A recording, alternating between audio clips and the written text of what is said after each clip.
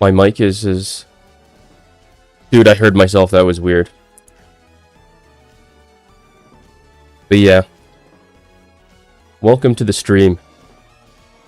Consistency is not an option. It's a non-negotiable thing that we have to dispense with. Hey, Astralaboditon, how's it going? How has your life been? I don't know how long it's been since my last stream. But I decided that I wanted to play some Pokemon today. Since I made a pretty good Banette build. I don't know if you guys play Pokemon Champions, but I've been having a lot of fun with it. Playing with the different Megas and stuff. Like, I got to Master Ball tier with Mega Dragalge. Let me see if I can... I don't know if you can get a summary of their Megas. It would be nice if you could, but... Yeah, I like this Banette build so much that I wanted to make a video about it. So I thought, okay, let me just kill two birds with one stone. Let me record here. Get some footage. Because I do have some... Wait, let me see if I can show the footage I already have. And also, there's something that my brain remembered that I should have been doing that I just forgot. What was I talking about just before? The airheadedness has actually increased tenfold. My airheadedness has increased tenfold since last we've met. Or what's the quote from Star Wars? My powers have doubled since last we met. I was gonna show you... Oh, I was gonna see if there was a way to Mega Evolve.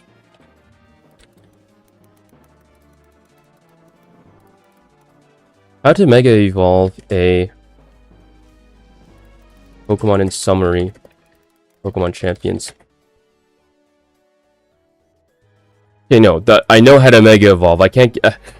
if I got to Master Ball tier without knowing how to Mega Evolve, that would be a feat in and of itself, but... Fortunately, or unfortunately for me, I don't have that claim to fame. The rank season ends in a day, so...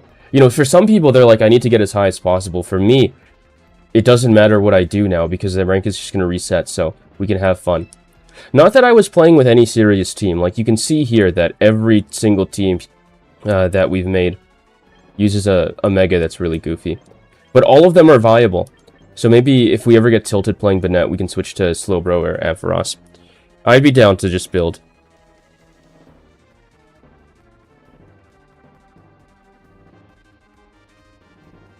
We live? Yeah, we're live.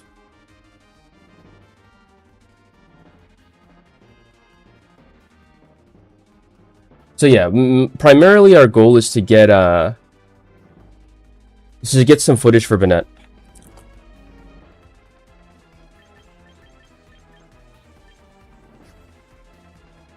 And it looks like we can't Mega Evolve in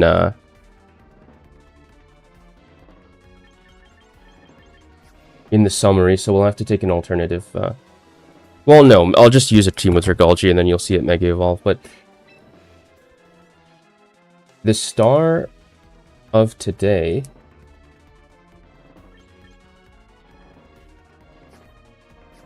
See if I can pull up the team. I should probably just make this a rental.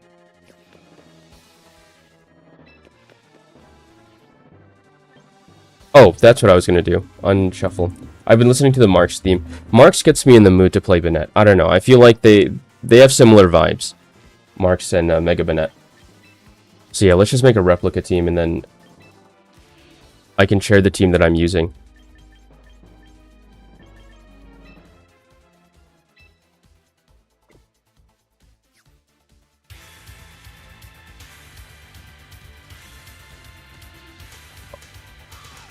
The helly?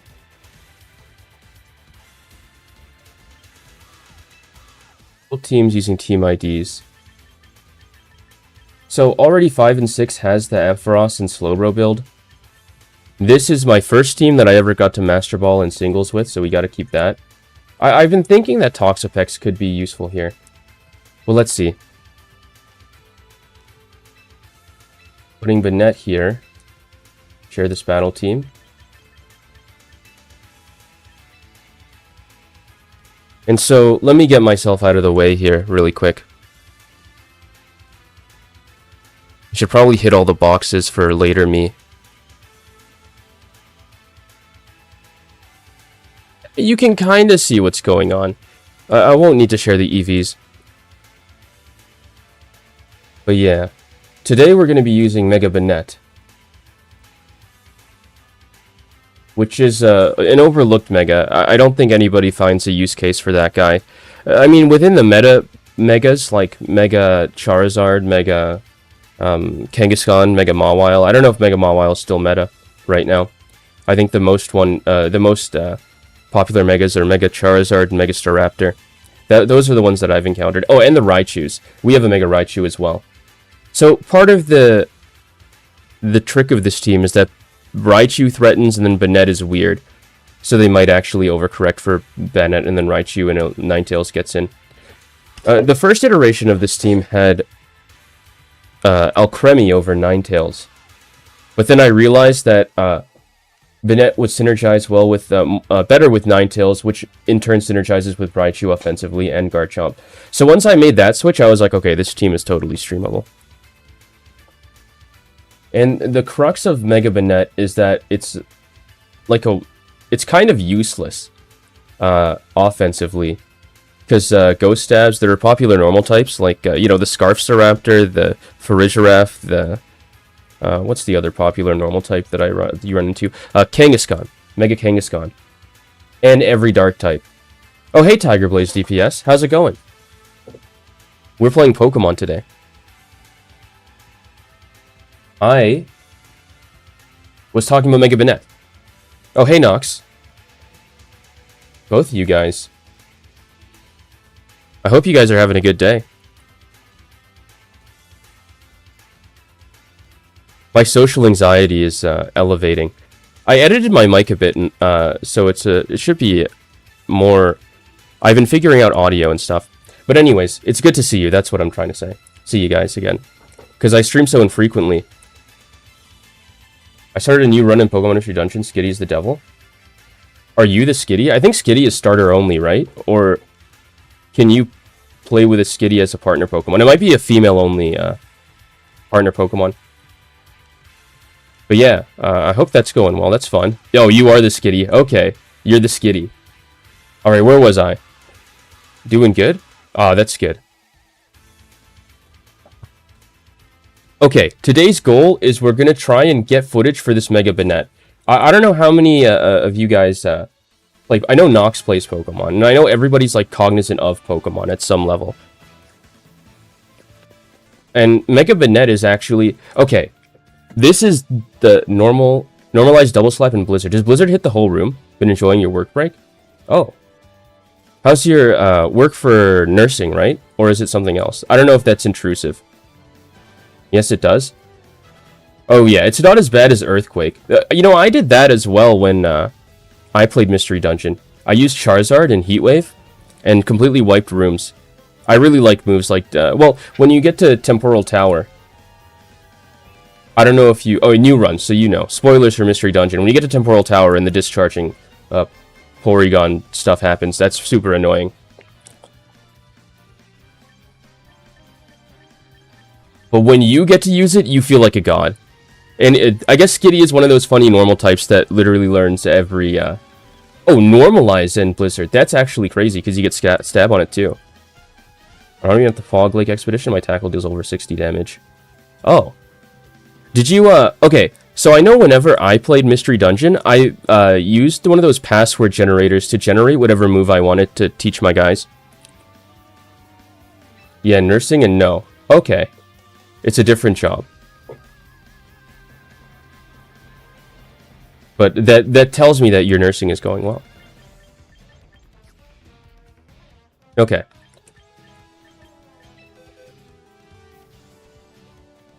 I know last time, I totally tilted the fuck out trying to get Mega Aggron to work. And I think I figured it out. So keep Mega Aggron in the back pocket. I haven't done that for the moves yet. I'm doing it for the gummies, though. Yeah, for the IQ skills. That's crucial.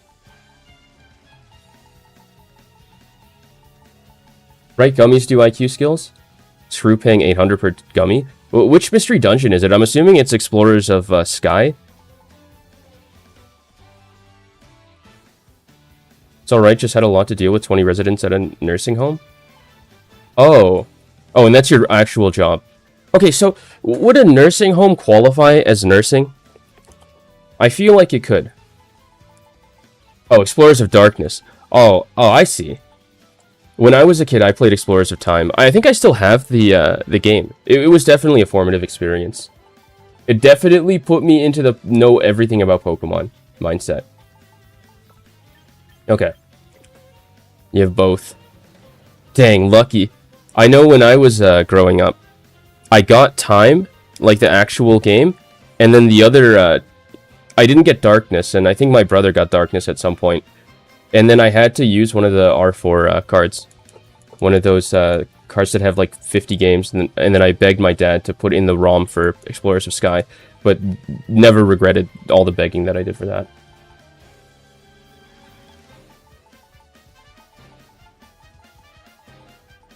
Okay. Mega Banette. Let me show you guys, actually, you in the future YouTube videos. You guys are going to be on YouTube, by the way. I'm definitely going to make a video out of this, because this Banette is so cool. I got Time, thought I lost it, and then my grandparents bought Darkest on the Whim, then I found Time again. Okay, so you are in a nursing job. Then Tiger Blaze. And, okay, so I have a few clips. And I've been just recording them. I've been playing games, and I'll be like, holy moly, I wish this was recorded. And then I realized that I can just stream and record. So here's a game with Mega Ampharos. I wonder if you guys can hear the game audio. Let's just mute it. Unless you guys really want it. No. If I'm recording this for a VOD... Hold up, we're gonna do some scuff. And I'll cycle through this while I figure this out. You found Time again. Okay, so you found it again. I lost my original Pokemon Fire Red, and that depresses me. I lost my 3DS in Pokemon Black 2 in Florida somewhere, and that also makes me sad. I just have a propensity for losing things. Even though my robotic functionality should allow me to keep everything in my brain at all times. Most of the time, it's just giving meds, and the other 20% is patching minor wounds from falls or putting on creams. Yeah, falls are super dangerous for the elderly, though, no? So, it's God's work, certainly. We're a robot to believe in, you know, such anthropomorphic ideations. I don't know if that's safe to say, but I'm just joking around. The C.R.O.C protocol has no opinion on the validity of theism.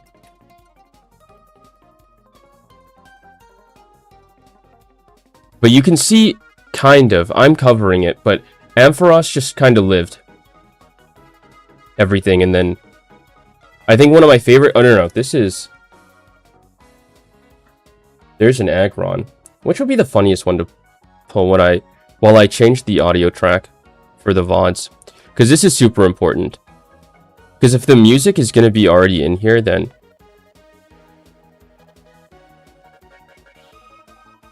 There's Banette.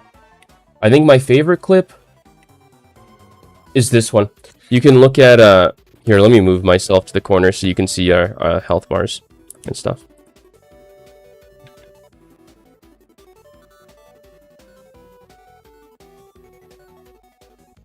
Yeah, it's dangerous because some falls can lead to death for the elderly. Yeah, and that's no bueno. That's not good. Yeah, so. And then additionally, the jump to in discussions is pretty goofy, but don't feel bad about it at all. It's good that you're still doing nursing stuff and you're enjoying it. You experienced that in person when your grandpa passed away 2 years ago. Oh, I'm sorry for your loss.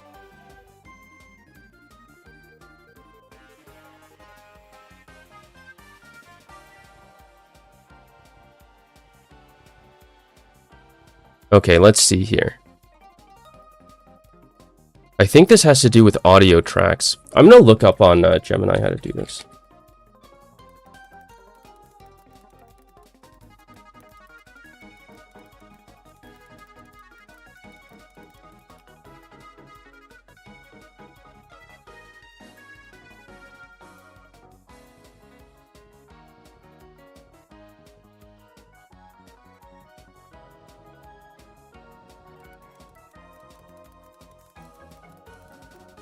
can't see the chat right now, but I'll try to look.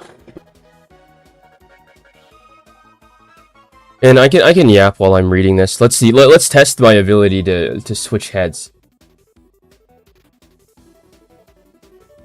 So I found a formula thing online that'll calculate EVs to give you optimal defensive spreads, and I've been using that and benchmarks from other Pokemon and numbers from there to build out really bulky guys that live things nonsensically. So this Ampharos is an example of that.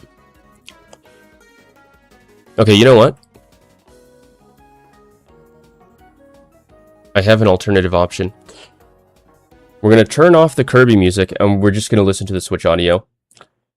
That is the most efficient way to do this. Let me know if it's too loud. Or, I guess I can hear it. Well, actually, I'm using nursing as a way to support my dream as an animator, so it really isn't my first choice. Oh, well, sorry about my keyboard. It's an old membrane keyboard. And we're waiting for you. I wish I had Pokemon Conquest. Oh, I have a copy of Pokemon Conquest. Do you ever use emulators or ROMs, Nox? Or are you playing, like, on actual things? Do you know how to... Is that something that you're morally okay with? Because... I don't know if you've already played it. So, owning a game is much better than playing the ROM. And yeah, don't worry about the weird brackets. I hope your dream as an animator goes well. I remember seeing some of your animations. They were pretty good.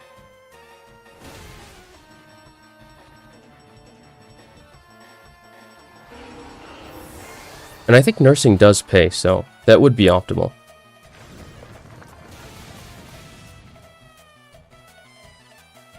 Okay, music is set up. Explaining what's going on here. So, Ampharos lives everything. Well, maybe I'll get a game. Best promotion, locked. Oh, a bot. Okay, I gotta not mention that the bots are messaging.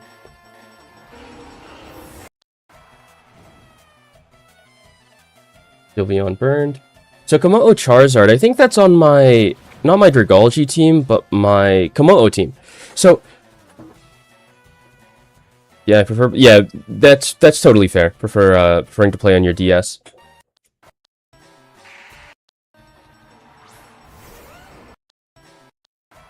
So we'll definitely get a game in with the Ampharos. Wait, where's my Komodo team? Hold up. I don't have it.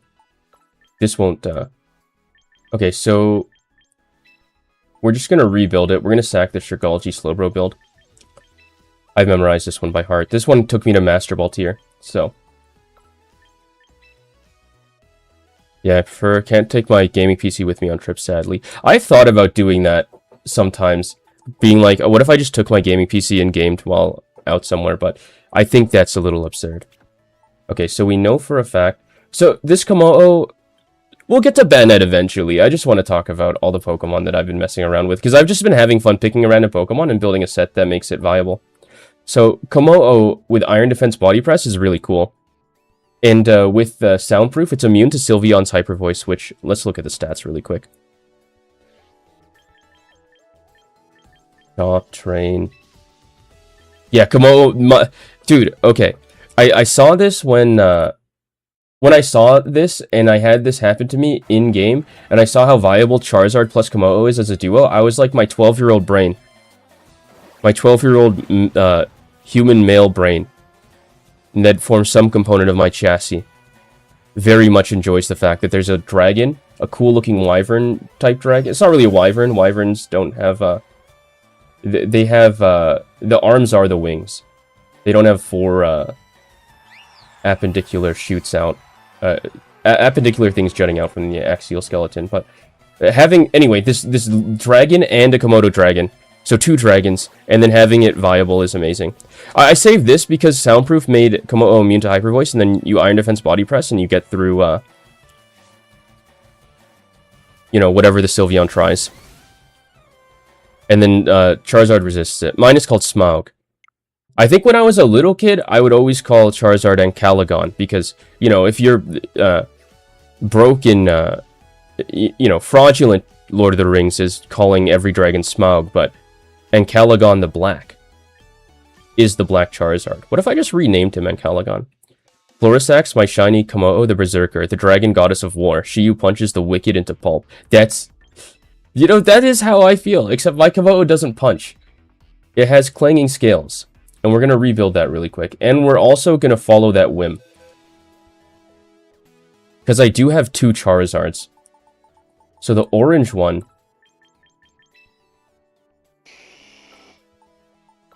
Change battle name. You are going to be Smaug. You gave her Belly Drum. Oh, Belly Drum Komodo. You can't do that in doubles, but Belly Drum on Autotomize is amazing for 6v6 singles. Dude, Komodo gets so much setup.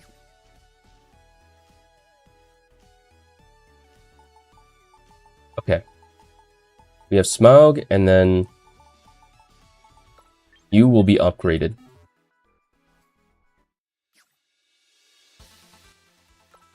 Autotomize halves the weight as well as doubles the speed. I'm keeping that in mind in case it becomes relevant for using, I don't know, maybe like Mega Aggron. Actually, maybe it is. Hold up. Because Payback is such a bad move.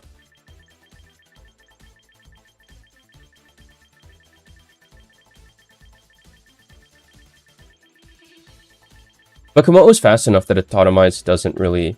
Do you get it? No, you don't even get Autotomize. Okay, I don't know if you Drain Punch and Alolan Muck to death. I see. I don't know if you've played Pokemon Sun and Moon. I'm guessing you have. But there was one Komodo in the battle tree that had Shell Smash. And that like kind of teased to everyone that Komodo might get Shell Smash. And can you imagine Shell Smash Komodo? How broken and fun that would be? I think it would make this guy like super valuable. But this Komodo... Our Komodo that we're working with is immune to Intimidate because it's Iron Defense Body Press, and then it has Clanging Scales, which hits like a wet noodle. So I don't know if Clanging Scales is correct, but it does do spread damage, it is stab, and we upped our defense, so it's okay to lose it a little bit. We don't get too super frail, and we stay a bit bulky. And so I like this Komodo. And what was on this team? If I remember...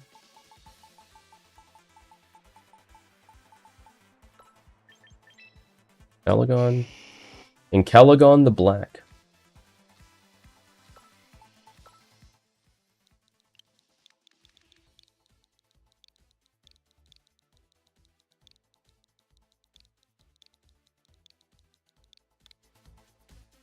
Is that how you spell it? Am I a fraud? We're gonna have to double check.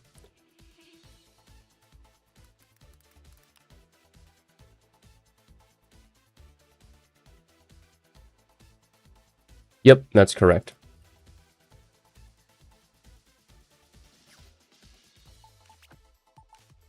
And all I'm going to do here is get this set up so that I have the team saved. Because the more time passes, the more likely it is that I'm going to forget the constituents of the team. I remember the main components. Garchomp, Whimsicott. Probably Sylveon as well, because Sylveon's just broken. Or maybe it was Mega Mawile.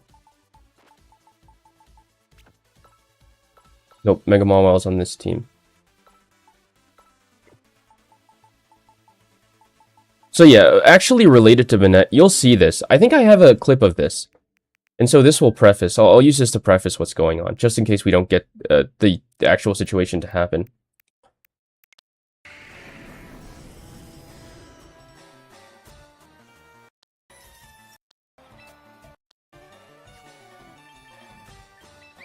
So Sylveon's entire shtick is it relies on, I swear when it blocked the first one to protect, the force field at cracks. Wait, are you talking about something you saw, or you're,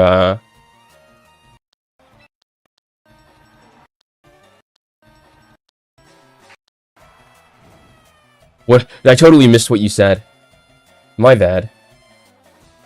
This one here? Who protected?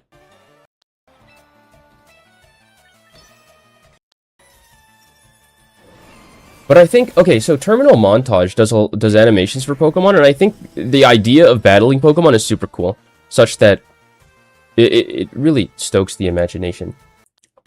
Where's silly Sylveon? Alright, Sylveon works by using Pixelate to turn all its normal moves into fairy moves, much like Nox's Delcatty here.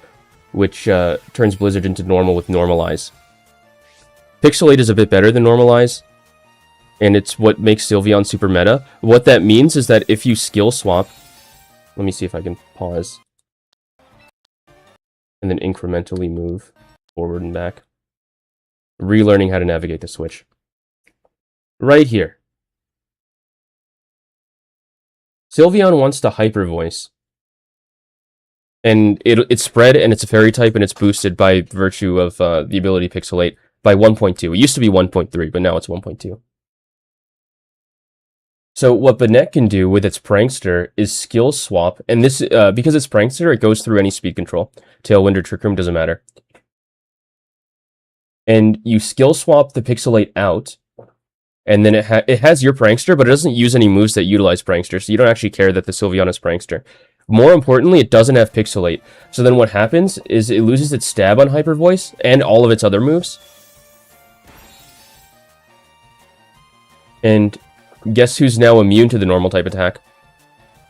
So I want to get more of this. I want to get this in situ, which is a word for in-game, so that I don't have to use this video explanation. But I've just been having situations like these and you know, been like, I need to record it so that I can show it. Because if I get high enough on the ladder with Banette and it becomes viable, I want to be there to say, yeah, I already knew. Here, you can check out my video on Banette. No, I used Floor Sax in Gym Battle, and then Noloma could block the first 6 boosted Drain Punch with Protect, and the shield had visible crash from the impact. I get it. A +6... Oh, a +6 Belly Drum Drain Punch. Dude, Belly Drum Komodo is legit. So much setup on this guy. What I was actually looking for as well is to see if somewhere in these recordings I have the whole team. Because it was totally a mistake to delete that. I gave her a Pecha Berry so I could set up from the muck. I knew they used Toxic Stall strats. Dude, Toxic Stall strats are the real way to play Pokemon. I know Wolfie, I saw in one of the tournaments that he found a way to use Toxapex Toxic Stall. So I totally stole that, Pex. We're going to be doing Toxic Stall at some point too. I love Toxic Stall. But if you know it's coming, then you just Pecha Berry or Lumberry and then you win. Why did you use Pecha Berry rather than Lum? A Chesto Berry, which is sleep specific, is used in conjunction with Rest. And Komodo can do a funny set like that. I can build it out really quick. Okay, it doesn't look like this has the team. So we'll just be going off memory. You use it out of spite? Oh, it's an aura thing. I get it. You know exactly what they're going to click. Oh, no, my muscle memory is telling me fight, but we need to do all the prerequisite work before we get into game.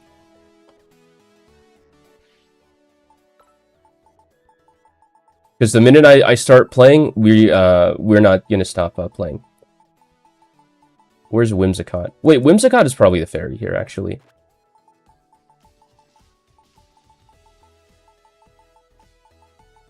He drops Sylveon.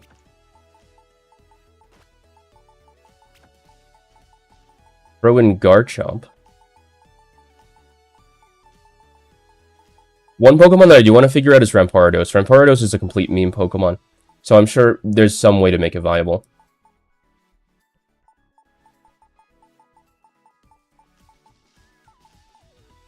Metron, Hydrapple, Sneeze. Oh, Incin for sure. And I think completing it is Garchomp. And these are literally the most viable Pokemon, but they're Pokemon I like, which is good. I don't like it when the viable Pokemon are not my favorite Pokemon, because then I lose to Pokemon I don't like. But when they are my favorite Pokemon, I don't use them because they're viable. And then I get sad, because I can only use my favorite Pokemon when they're not viable. So I've been actually not using Mega Charizard as much, because everybody else has been. Which is sad, because it is one of my favorite Megas. That's why I've been more partial to Ampharos right now. Now, where is Garchomp hiding?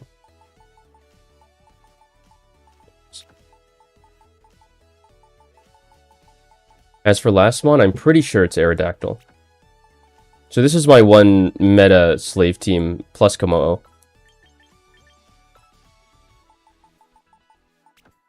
And I'm just doing this so I have this in my,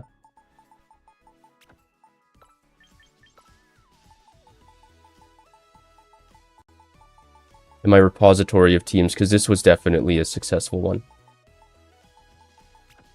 Citrus. Sash. Nope, it's not Aerodactyl. There's no point in having Aerodactyl Whimsicott. Was it Aegislash? Nope.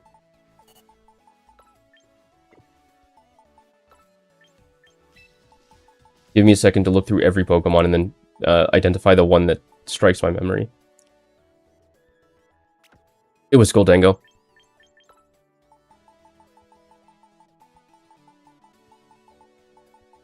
White Herb, Lumberry. Do I have Metal Coat? Nope, it was Life Orb. And then we reorganize this so that they can't discern our team structure. Just little optimizations like this will go with, a long way. Muck looked all smug after using Toxic. You see Florisax on her knees, shadows over her eyes as the poison makes its way through her body. That's when the silence was broken by the sound of a crunching noise. Muck's look changed to shock confusion as Florisax stood back up, crumbles of a Pecha Berry falling to the ground. Damn. That's some props. You can really envision it, huh?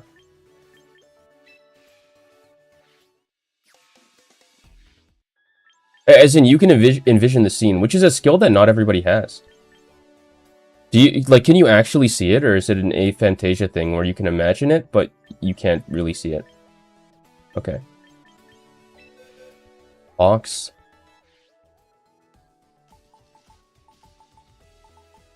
I need to turn this into a team. Not the shop. Some of this menuing is unintuitive, and then sometimes my brain just muscle memories clicks things. So it's a recipe for disaster when it comes to menuing this. Replica teams, share your battle teams. And then we insert this Komodo build into the empty slot.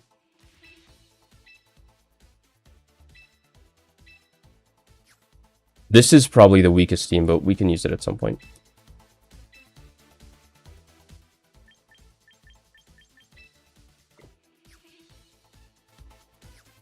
Okay, explanation for Banette. I could also do this in post, but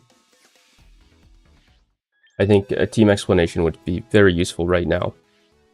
So you guys understand what's going on as we play, because this is... I'm trying to do both. Mega Raichu, I think, is super meta right now.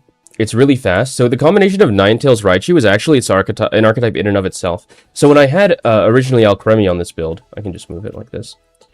It was an Alcremie with Leftovers and Decorate, Protect, Dazzling Gleam, and Helping Hand.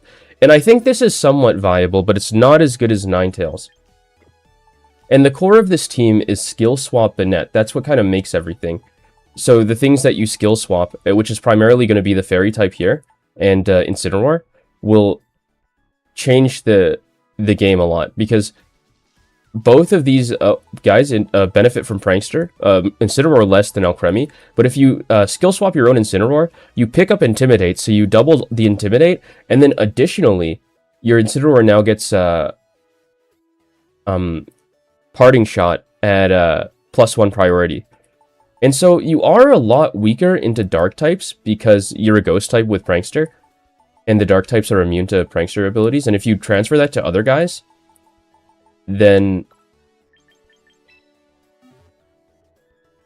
they will struggle as well, because I can no longer Parting Shot a Dark type, which is fine because you never want to Parting Shot a King Gambit, but also bad against, like, say, Tyranitar. So there are weaknesses, and I think Tyranitar is one of the biggest weaknesses to this team. But yeah, skill swap Incineroar, get the Intimidate down, which you would already have an Intimidate down by virtue of sending out Incineroar in the first place. So it's like double Intimidate. You get the Parting Shot with priority. With Alcremie, and I think, now that I'm here and talking about this,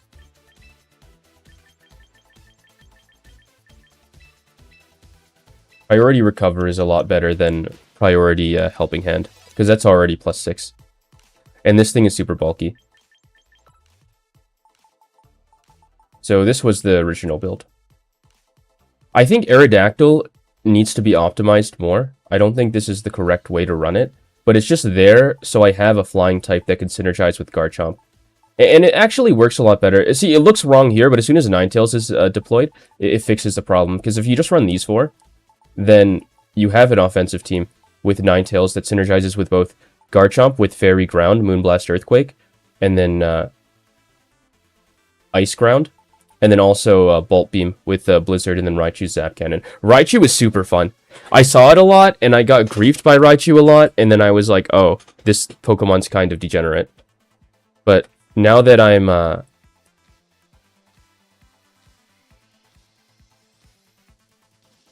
Holy shit, that's a lot.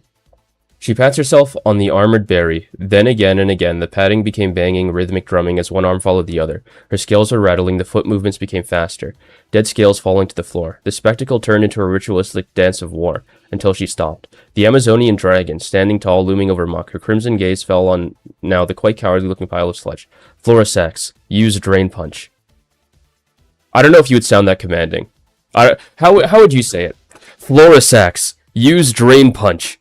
That's how I would do it. I like low-key robotic commands with a little bit of impetus inside of it, but I feel like you may say it with a lot more energy. If you write this down, a lot of you guys like to write or make stuff. I'll totally have a day where we'll look through them. So if you write this down, Nox, because I don't know if I can read this all while also trying to do Banette, which is not a mark against you, it's just I'm going to get distracted. If you write them down and keep them in a doc and you want me to read them, I can just do that for a reading stream. You'll just screenshot the chat.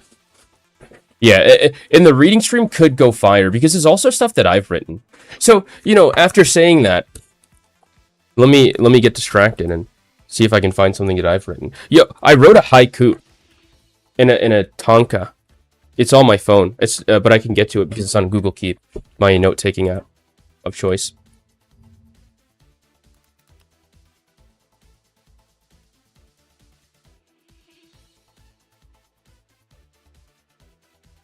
My personal account. I taught myself for some reason I taught myself how to use the 12-flick keyboard. I don't know, so I don't know any Japanese. I took no classes. I just used the AI to learn how to use the 12-flick keyboard, and then picked up words and tried to put them together in the 575 of the haiku, and then the I think it's 57577, or is it Okuma Ayumu is 5, Yu Gen Na Yuki is 7, Burei Shinu is 5, Mina is 3, Raifu is 4, so 7, and then okay, so it is 5-7. Tonkas are 5-7-5, 7-7, and haikus are 5-7-5. I think it's because Japanese is rhythmic, but my pronunciation is very bad for this, but I still wrote it anyways because I thought it was a fun exercise. So I can share it with you. The first one, Seimei ni youen sakura kage ga nai. That's the haiku. And then I looked up a haiku in the Poetry Foundation. We're totally getting derailed, but I'm just gonna let this derailment happen. I'll just screenshot. I could do some creative renditions of your favorite battles. Yeah, that would be super cool. And you could even draw them too. They don't have to be perfect, but you know, Nuzlocking originally came from a story thing on the internet where they just posted and drew. They made a little comic. I don't know if comic lends itself to your prose, but yeah, you can totally write it down, and I'll be totally happy to read it as well. Seimei ni youen sakura kage ga nai. And also, learning the 12-flick keyboard helps me understand the individual sounds in Japanese, right? So when you just read the anglicized version, you don't understand the different characters that go into it, right? So a word like youen, which is don't ever call a woman youen. That's very, that would be a faux pas. That would be improper. I can't draw for shit, that's what I prefer writing. It's a skill, you can always learn it if you try, but do what you enjoy. You paint a picture with words. That's excellent. That is imagery. That is a literary skill that people use. So if you can do that, then you can probably forego the painting. I mean, That's why we have novels that do that rather than, that's why they do it in novels and not comics. They still need to allow you to visualize. But yeah, never call a woman a yo-wen. I'm going to show this word to you. This will be your Japanese word of the day. You can look up what it means. But if you call, it would be very rude. Unless you're trying to be, just don't do this to random people. I didn't teach you that. If you ever do this to a random, say this to a random stranger, I never taught you it. That's what I'm trying to say. Let me, translate the characters.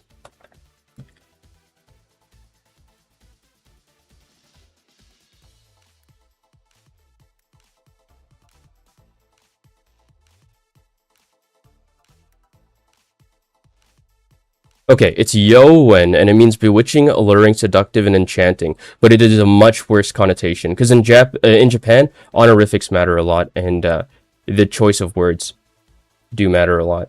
There's like different words for different like connotations of the same idea, which is in English as well. But you know, speaking casual English,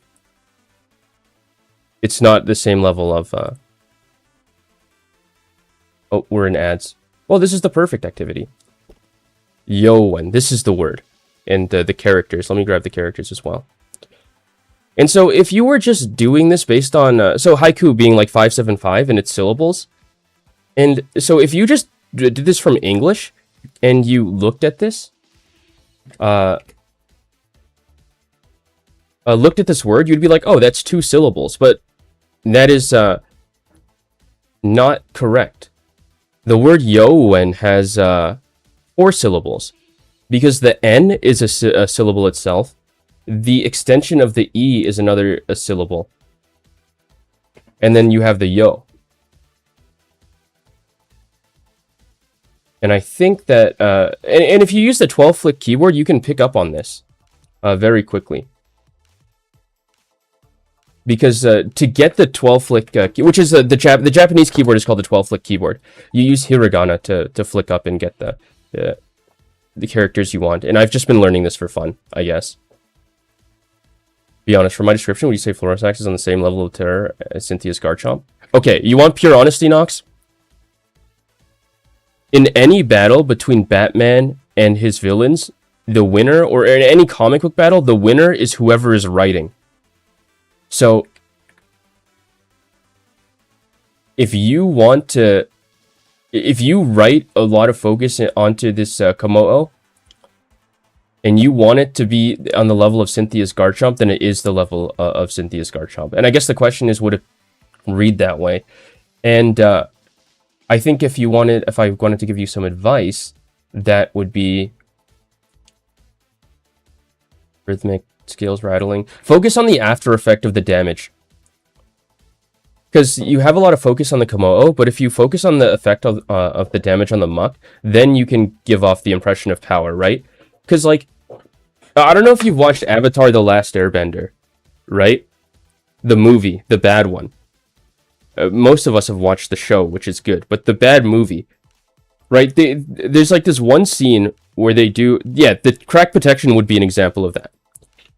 That would be right. I agree with you there. The crack protection, like being able to crack through protect means powerful. That's kind of exactly what I'm saying. So I must have forgotten. But you can add more focus to it. Now, what was I saying? Yeah. In Avatar, the movie, the guys do this huge funny dance with like 5 people just to move a single pebble, like a meter. And that can be funny if used with tempered control. But there has to be cause and effect to really give off the impression of what a thing is or isn't. But yeah, all of this to say, looking at haikus in English, like going to websites that do poetry, like the Poetry Foundation, and then looking at haikus, they are extremely disconnected from Japanese haikus. And it's kind of criminal that they allow that to happen. Because I thought you would think that poetry would be, you know, fully respecting and capturing the idiosyncrasies of each language as you write in it. But the haiku seems very memed in North America. So it was a fun exercise to write one using the Japanese characters themselves. I don't know. I don't even know if it's grammatically accurate because I don't know how to speak Japanese. I just taught myself how to write it for fun, and used Gemini, the AI, to correct me as my little teacher, so I don't have to pay a guy to teach me Japanese because I don't actually want to learn the language at this point, at this current juncture. I'm just testing out my robotic abilities to just learn things rapidly, limit testing, so to speak. But if you ever want to learn Japanese, I think that sample would show that one great tool would be to just start using the 12-flick keyboard because it gets you used to the way the language is structured. And so in combination with other methods of learning the language, it would be huge, actually.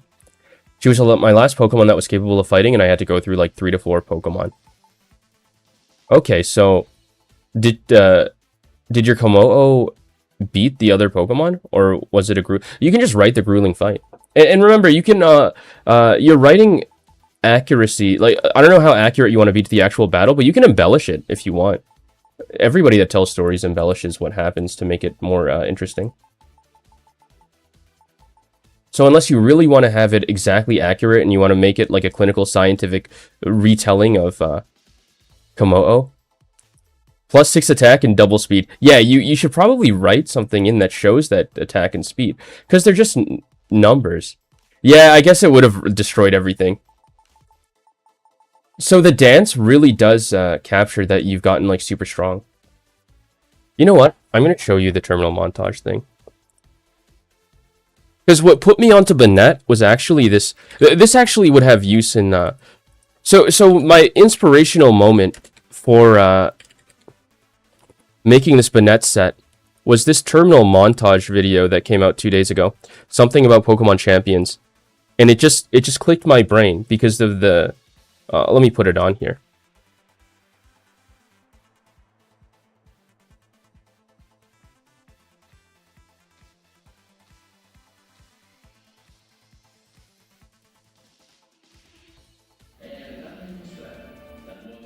We'll watch his ad. I'm an ad skipper because I'm lazy and I have stuff to do, but... Yes, it is true. I need it to be pitch black to sleep, though. I have just the thing. Wow. This is what inspired They have little indents in them, so they don't push on your eyeballs. the Banette tangent that we're on today. Too. Collect them all and get the sleep you deserve. Use the promo code TERMINAL to get It was a dark 10% gym. off yours today.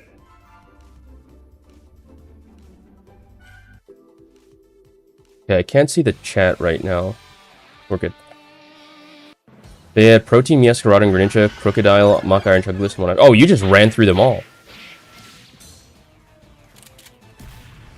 I kind of want to use a rock team. So, this is an example of what you're doing, Nox. Because this one was based on an actual team as well. The terminal montage put the team at the end, which I think is part of what makes this fun to watch.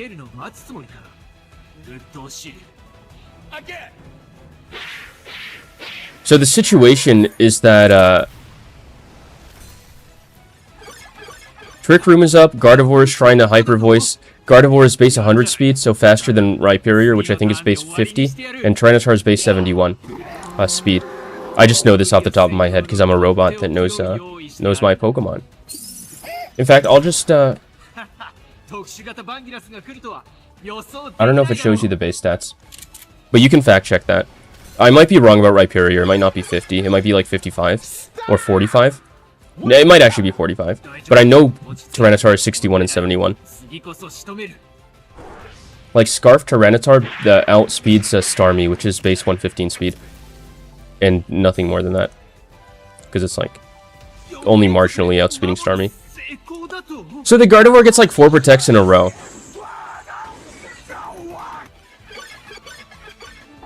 So this is super efficient. It gets the idea of like you can turn these different battles into just stories, and that's what makes it cool. And also, this is what inspired me to build Banette. So it's definitely a circular cycle of inspiration and Pokemon, which is a boon for Nintendo and the Game Freak that wants you to play this game.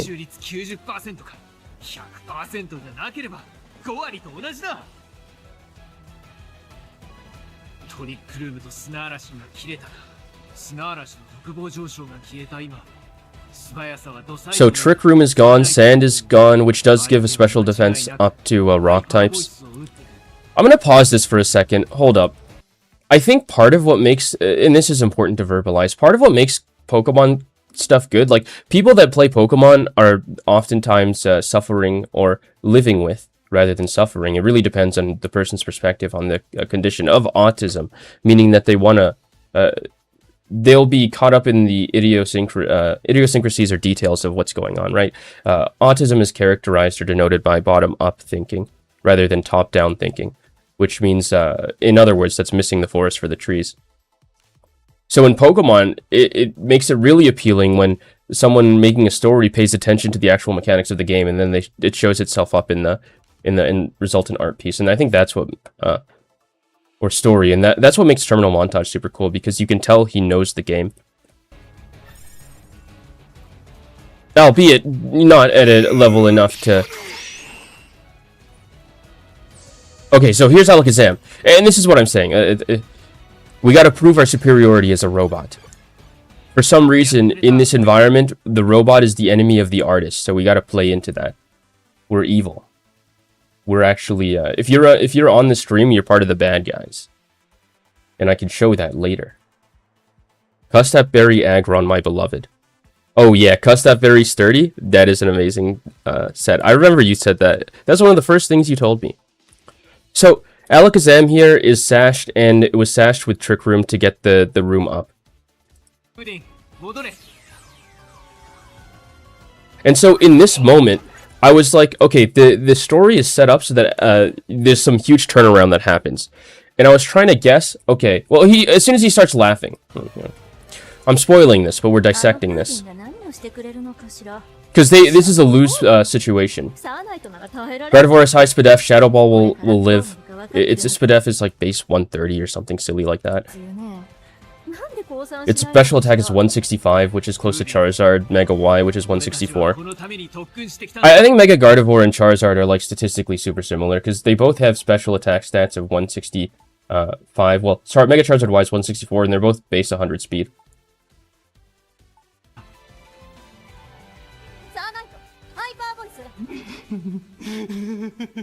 So, I was like, okay, why is he laughing? And I was trying to think about the situation, like, how could the battle mechanically change to justify this guy laughing like a maniac? Metal Burst, Endeavor, Body Press, Heavy Slam. Sash Endeavor or Sturdy Endeavor is always really good.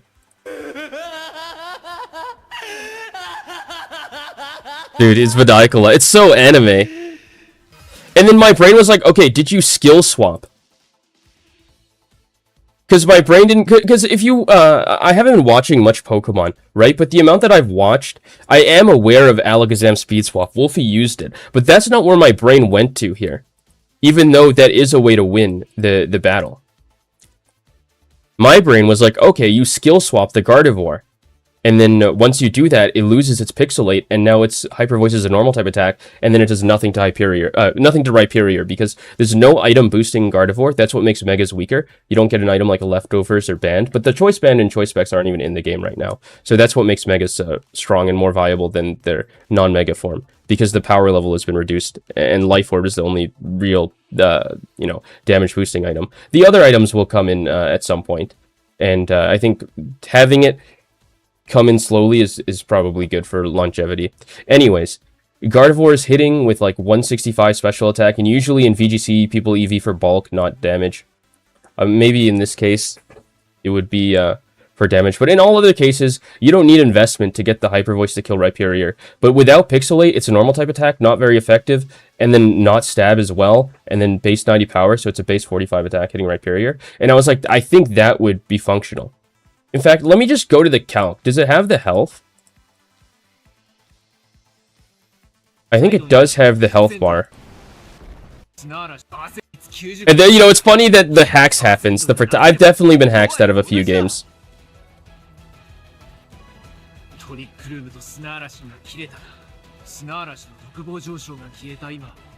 Gardevoir's a speed advantage, special defense. Wait, where's the damage?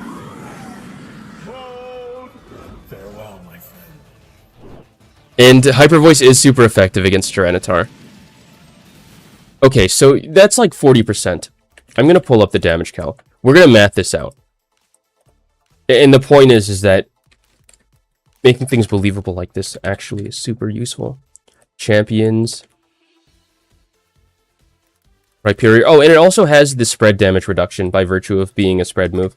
Oh yeah, that's what makes Gardevoir and Charizard similar as well. Hyper Voice is the spread move of choice, and then for Charizard it's Heat Wave. But they're both doing damage. I think if you could run Charizard with Mega Gardevoir, they would be a strong archetype. Mega Charizard Y and Mega Gardevoir, but that the limitation of one Mega slot keeps it balanced. Mega Gardevoir. Oh, you offensive support? No.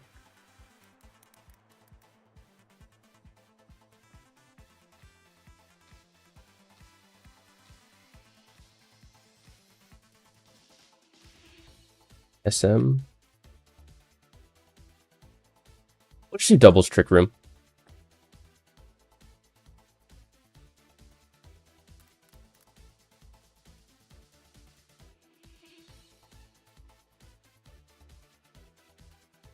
Why is Hyper Voice only doing that much?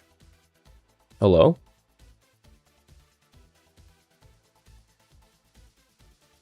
It should not be doing... Oh, it's Trace. It's not Mega Gardevoir, it's just Base Gardevoir.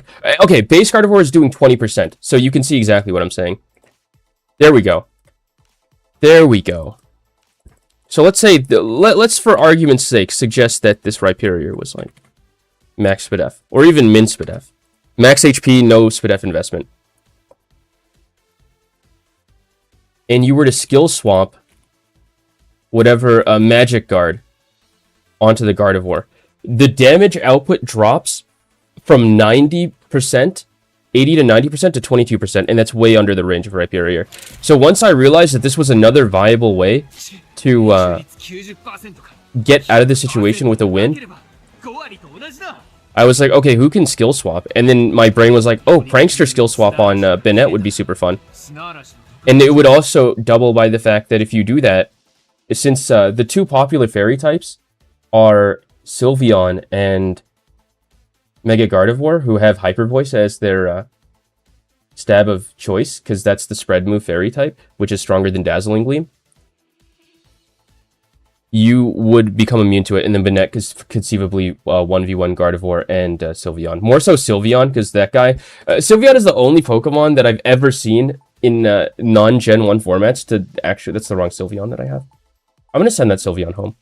But Sylveon using Hyper Beam, so its moveset is often Hyper Voice, Hyper Beam, Quick Attack, Protect, or Detect, depending on the Sylveon. What if you use Ditto to... Oh, dude, using Ditto to copy a Mega Charizard would... Sorry, I didn't see that. But yeah, it would totally work. It would definitely... Well, okay. That is assuming Ditto Imposter's the right one. Because I think it's a 50-50 coin flip which Pokemon Ditto Imposters. Which is really silly. I think there should be a way to control it. But yes, if you Ditto'd a Mega Charizard, or if you used... You would have to have a Ditto that didn't have Imposter, so you could directly transform. But if they let in like a Pokemon like Mew transforming into Mega Charizard would be fire. What was I looking at? Yeah, your team ideas make for the best anime plots. Yeah, that's why the anime is so disconnected from the games. That would be such a fire thing. And then it would have basis in the game as being good. But what was I swear to God I was talking about something. Oh, I was sending home Sylveon, and let's finish this terminal montage video. So skill swap is one way, but I was wrong. And it was the bog standard speed swap Alakazam meme.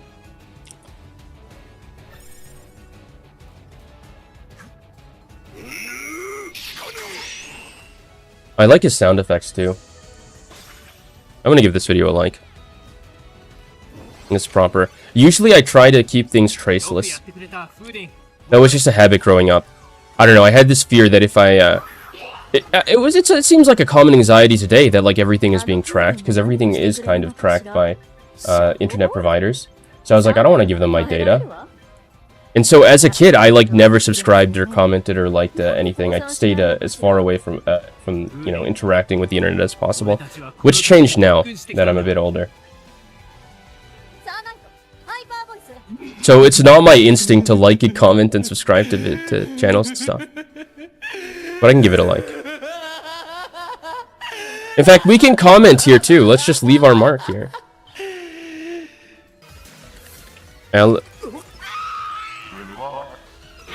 It is equally reasonable to expect that skill swap Alakazam would also create a winning condition. Comfortably favorable winning condition against this Mega Gardevoir. Speed swap is more applicable, however. And now, we're good.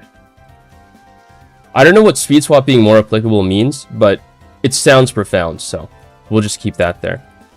So this video is what inspired Banette today. In fact, I only built this team today.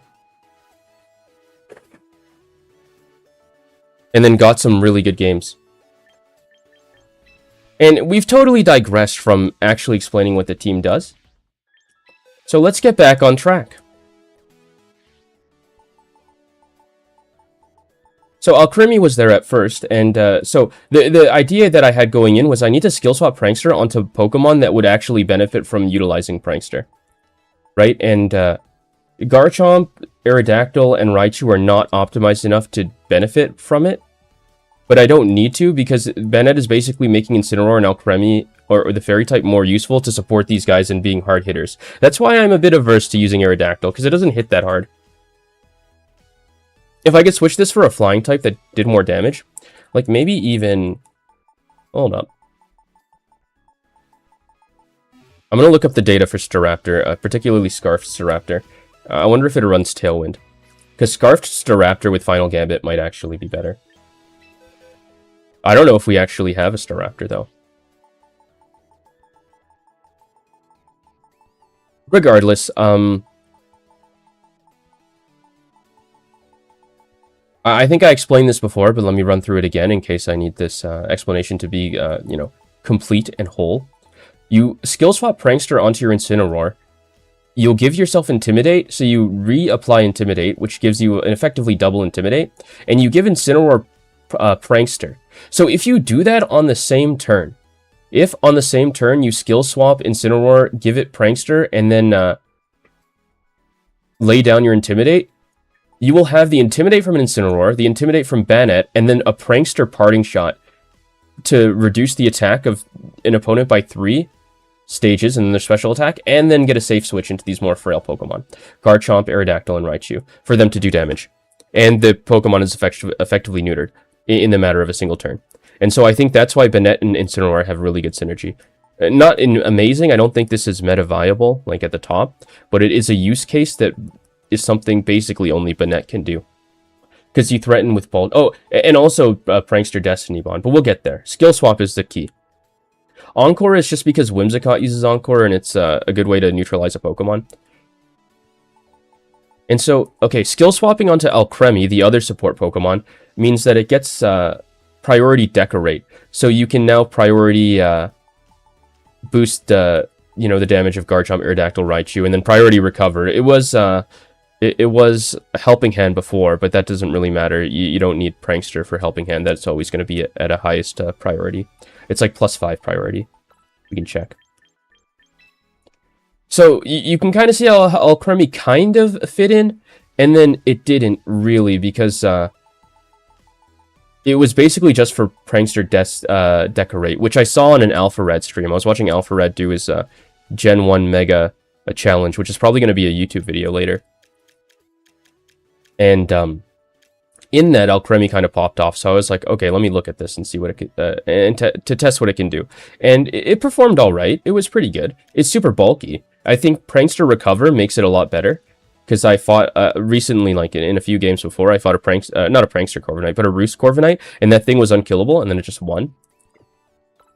So maybe even if I wanted this to be super viable, because Decorate doesn't really...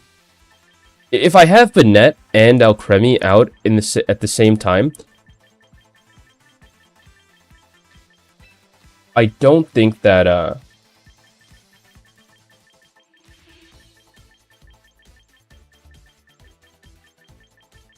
I ever want to be clicking Decorate and then also Skill Swap, because that's just, I do nothing that turn, I just set up, which is a little gimmicky. And there are some teams that do work like that. Entrainment was an interesting option that I thought about, because you could Skill Swap Prankster onto Alcremie, then entrain it back, but that's so much time spent setting up that you just lose too much tempo.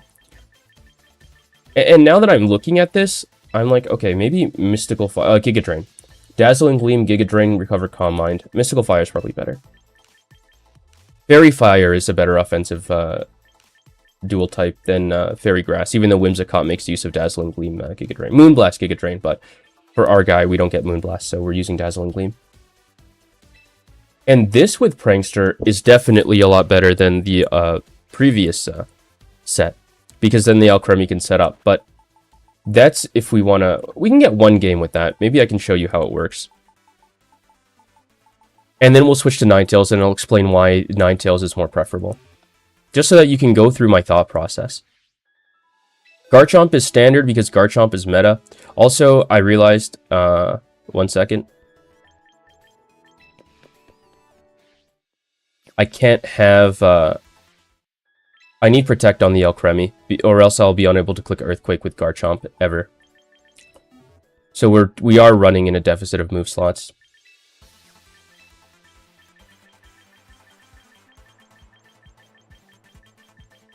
So I think we'll just go the way of Sylveon.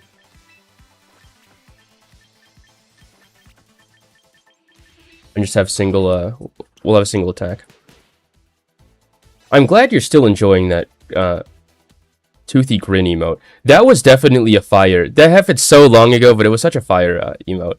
And it does synergize with the hands and fire. It's always nice to see. Okay.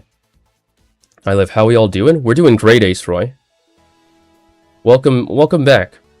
I don't know how long it's been since I've last been live, but we are testing out Mega Banette. How's your life been going? We're gonna get into a battle right now. I've been enjoying Pokemon Champions. I don't think I'll ever... Maybe there's a world where I do participate in VGC, but I do like to, you know... Yeah, the Croc with fire. Dude, I love seeing it. Raichu is there because Raichu is very viable with Zap Cannon Focus Blast. I thought maybe I could skill swap No Guard off of Raichu onto the... onto Sir Banette. However, I do not think that would be good, because then we have a No Guardless Raichu. But they might think that it's viable. Okay. Let's just do this.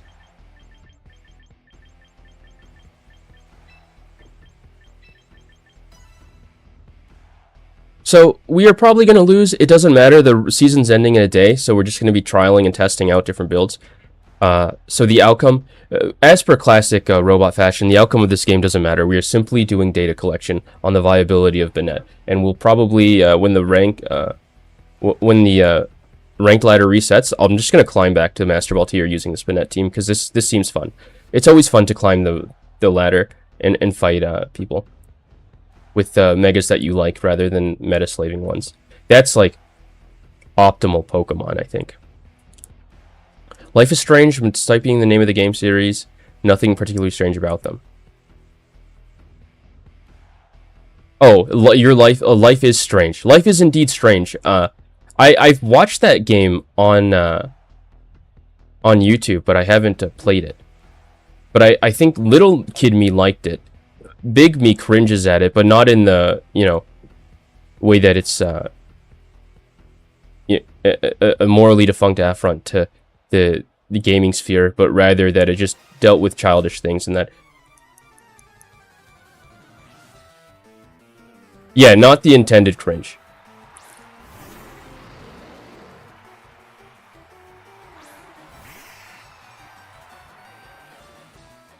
It was more of a growth kind of cringe that I kind of learned how to... Okay, we're going to Mega Evolve. Okay, one thing. We're on a timer. Life is Strange. Child me loved it. So it holds a place in my chassis as... in the databanks of my...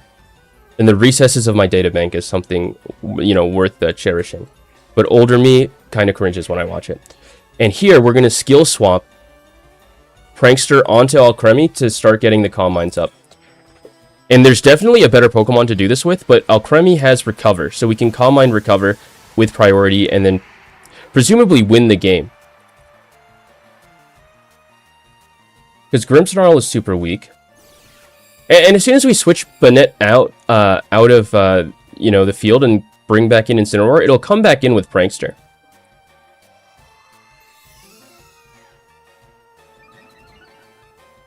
So, you know, the outcome... The only thing that I intend to do with this game is to...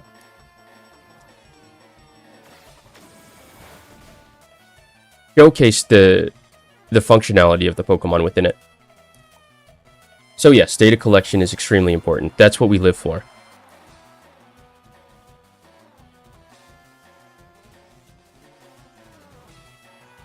Archaladon.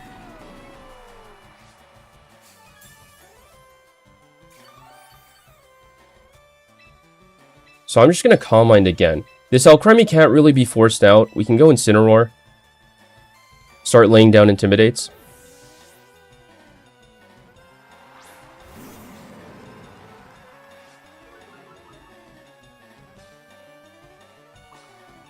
And now we're at +2, which means ×2 special attack. And so Alcremie is weaker than the other fairies, right? I don't know if its special attack stat exceeds 100. Sylveon's is 110, Gardevoir's is 165.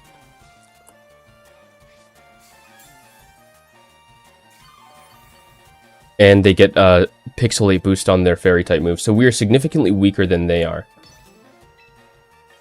However, we do have Bulk and Recover, which gives us a niche, especially with Prankster. I'm glad I streamed this, because as soon as I put this on stream, I instantly figured out how to make this extremely devastating for the opponent. Yeah, they did use Flash Cannon on a ×2 special defense.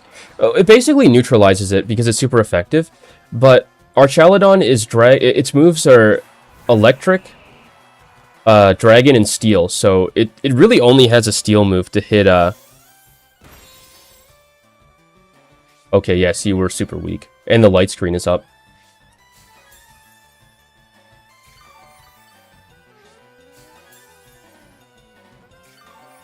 We want to be laying down Intimidates. We're going to Protect.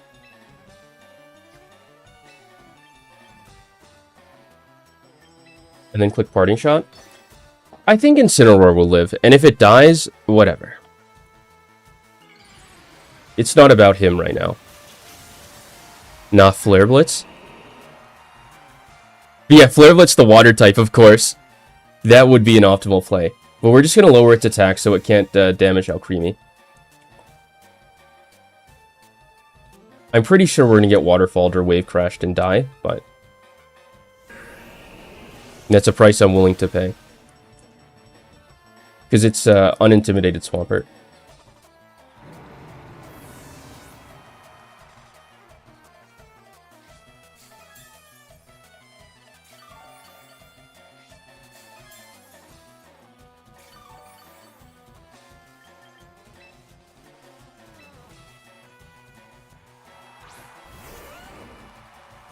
So I think Life Orb Dragon Claw will kill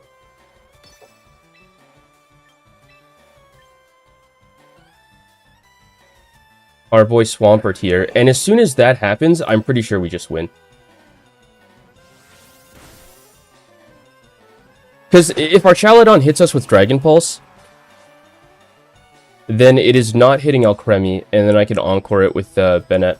Yeah, so we win. We win here. We totally win. Because the remaining Pokemon are Grimmsnarl and Hydra.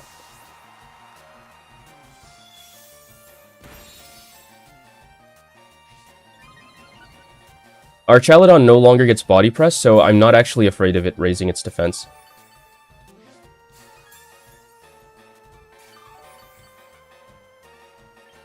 This is absurd. Why didn't I do this to begin with? You can see how efficient this Alcremie is at dismantling this team.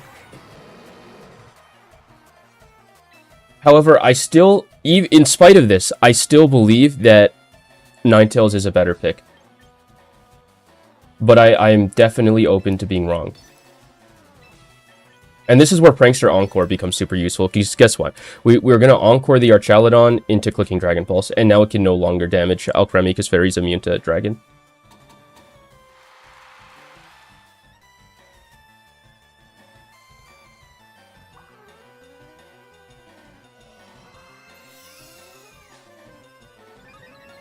Neither are really better than the other, they have different type advantages. Yeah, they have different niches, exactly.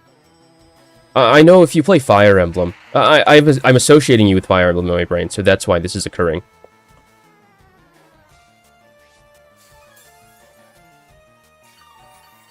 But, okay, what was I saying?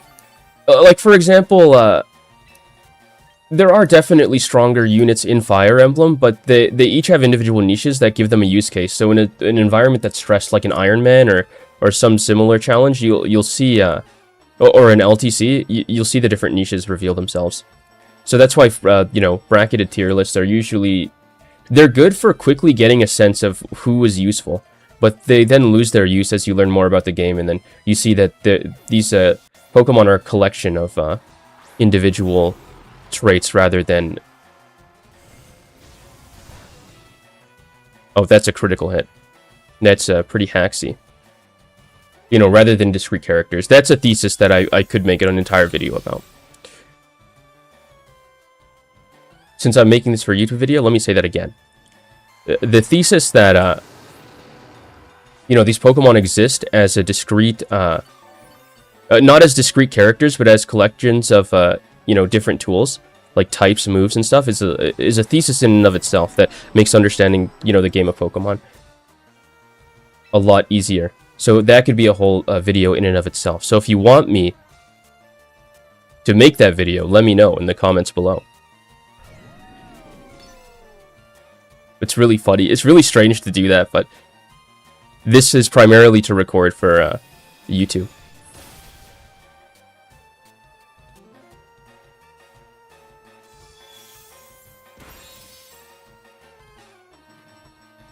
Yeah, so if we get crit, we are going to lose and faint. So this is, but we, you know, based on a flawed understanding of statistics and probability, the fact that we got crit before means that we won't get crit now. The light screen wore off. Actually, we just live, so I'm just gonna click Dazzling Gleam. And there you have it. Barring no crit, Alcremie just soloed an entire team with Prankster. Given to it by Mega Banette. And so this should showcase and show to you that Prankster is a really broken ability when you can just give it to people. And, you know, Meowstic. A lot of Pokemon do have Prankster Skill Swap. But none of them can, in addition to Prankster Skill Swap, also have the Prankster Destiny Bond. And so we just won. You know. And so Destiny Bond makes Banette super interesting, because, and that's why I don't have Protect on this Banette, because I want it to be targeted. Usually they ignore it because it doesn't seem like it's useful, but as soon as they hit, as soon as I know they hit Banette, and I know I'm not going to need to Protect, then I'm going to, you know, use a move that'll allow me to live. But if I know I'm going to die, I can just click Destiny Bond. And what's interesting about Banette's Prankster Destiny Bond, in addition to it being slow, is that you Destiny Bond really fast, and then you attack the turn after slow. So both the opponent Pokemon, when they attack, they're going to be hitting into that Banette with the condition of Destiny Bond, because it only disappears as soon as you use another move. So the turn that you click Destiny Bond, you do it with Prankster at high priority, and, you know, if they hit you and kill you, or feint you, then you faint. and they faint as well because of Destiny Bond doing the soul tethering, so to speak, for lack of a technical term. And then the next turn, if you do something slow, like click Poltergeist, if they faint you then, they still faint because Destiny Bond is still up. So they have to play with that in mind, and if they don't, then you just get a free Pokemon. And then trading Banette 1-for-1 is oftentimes super useful if there's an offensive threat out, like a Charizard, per se. Which I think I have a clip of that specifically happening.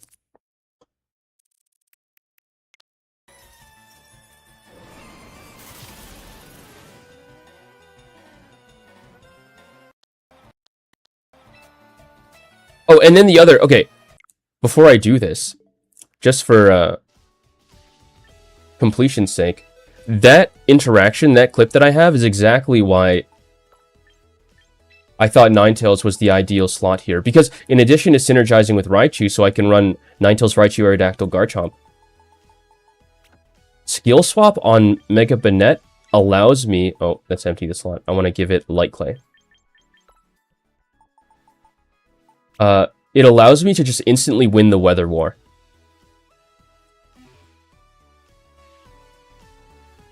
Because whenever you skill swap, all turn start abilities, they reapply.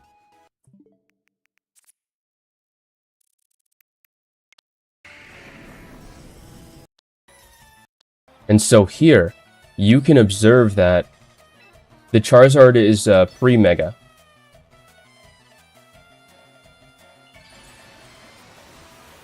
And then a Mega Evolves. Let me hide the overlay.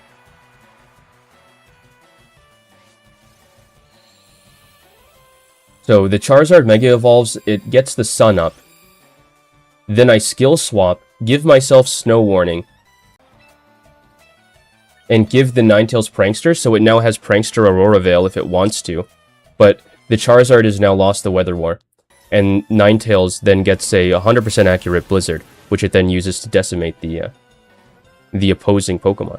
It's surprising that Garchomp lived that, got frozen and then thawed. But this is the turn after where I click Destiny Bond, I'm pretty sure. Or maybe not. Okay, Banette lives by virtue... the Garchomp faints from Life Orb. This might be the same interaction. Yeah, this is the same game. There's the same Mega Charizard Y. So I now click Destiny Bond, and then what this does is Charizard clicks the Heat Wave, and now the Charizard is fainted as a result of defeating Banette. And this is a lot of efficiency to pack into one slot, which is the hallmark of a useful Pokemon. So that's why I need to collect more data on how far this goes. And remember, I can always combine Raichu and Ninetales, Aerodactyl, and Garchomp for its own team. My inner circuitry is like telling me that this could be, with enough tinkering, it could be a viable team. So let's get into a game to sort of test that out. I want to get good games on video.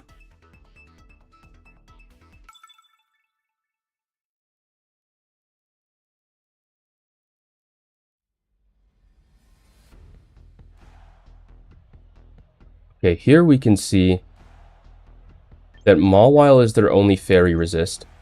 Of course, Ninetales doesn't have Dazzling Gleam, which is a knock against it. But I think it's still useful regardless. Looking at this, I feel like the Mega that we want... Raichu or Banette. This is about Banette, but I think Raichu might be the better pick here.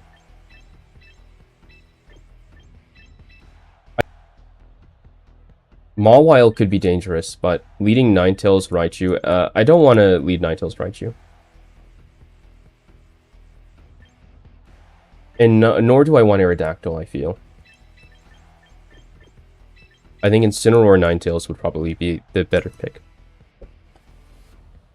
That way, if there's a Pokemon that's fast enough, I can switch in and then remove the rain. And if the our Chaladon is foolish enough to attempt to electro-shot us, it will be caught in our snow.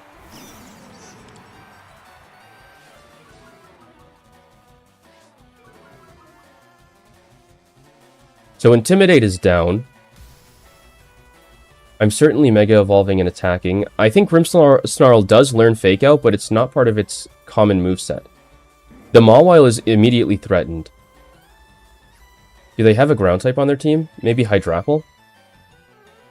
Were I in their position, I think I'd switch Mawile to Hydrapple. But getting a paralysis on it would still be extremely useful.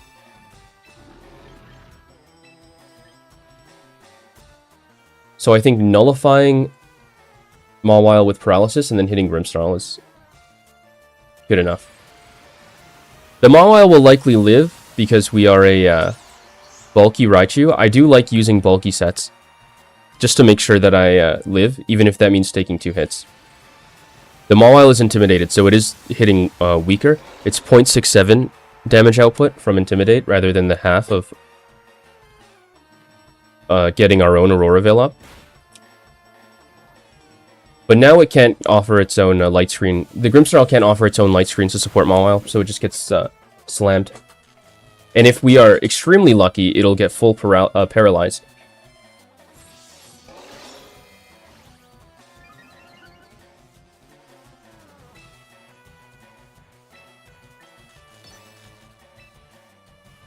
So I don't think the Swords Dance matters here, because it's only +1.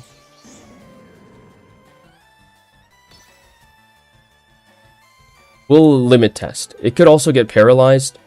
It would be super unfortunate if Raichu just faints here. But I can make certain that Mawile faints from Flare Blitz. Okay, so yeah, it does faint. That's unfortunate.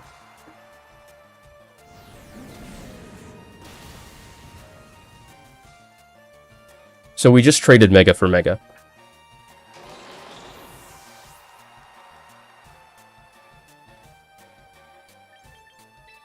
But we now have Ninetales, and if it's extremely necessary to stay bulky, we can set up Aurora Veil.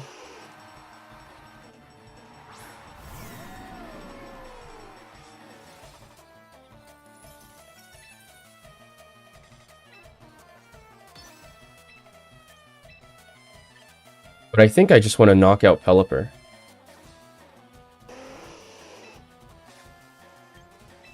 I'm going to hit with Flare Blitz just in case Grimmsnarl shows up, because it just makes sense for the Pelipper to switch out to get the rain up.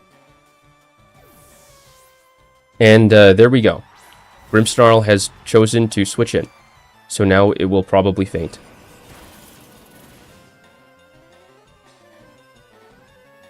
That was a critical hit.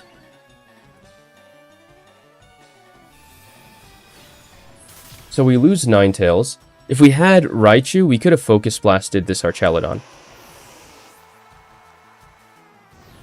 So our play is definitely inefficient, and we could still lose. Quite easily, in fact.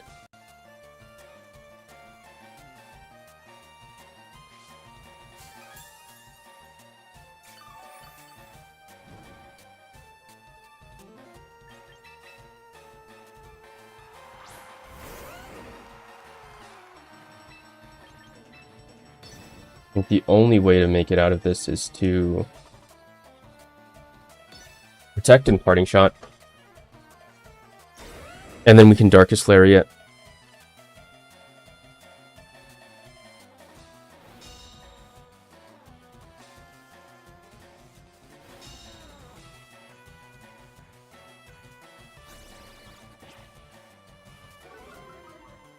We need to double protect?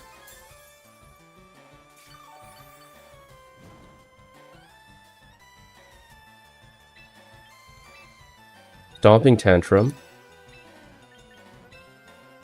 and Darkest Lariat, and then hope that it's enough damage. Darkest Lariat does go through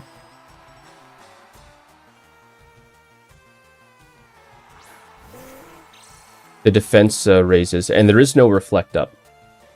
So this game, the outcome is probably a loss. Just looking at the situation.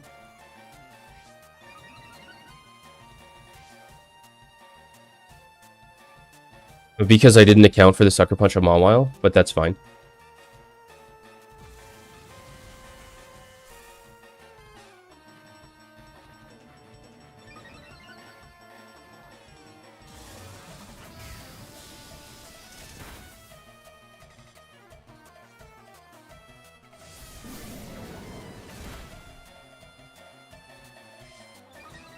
That did no types of damage.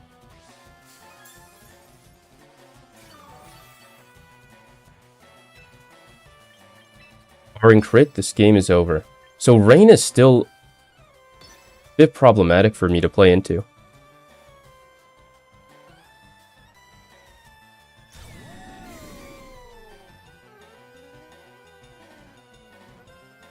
Even though this loss is guaranteed, we're going to play this out to see if we can gain any, useful information.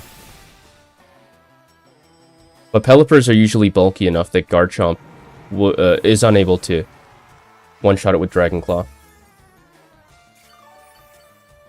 I guess just something that does make this a struggle is that Garchomp, while being meta, not Mega Garchomp is unviable. Garchomp, while being meta, is still kind of a weak Pokemon. I'm used to stronger... Okay, we're clicking buttons now. Dragon Claw was not optimal. I should have high horsepowered for a crit. But this game is cooked.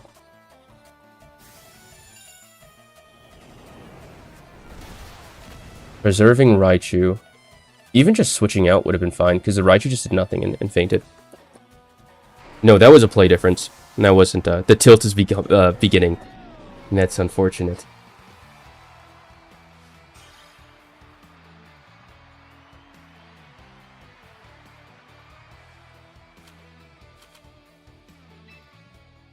But we're not in a bad spot rank-wise. All we need is one good game.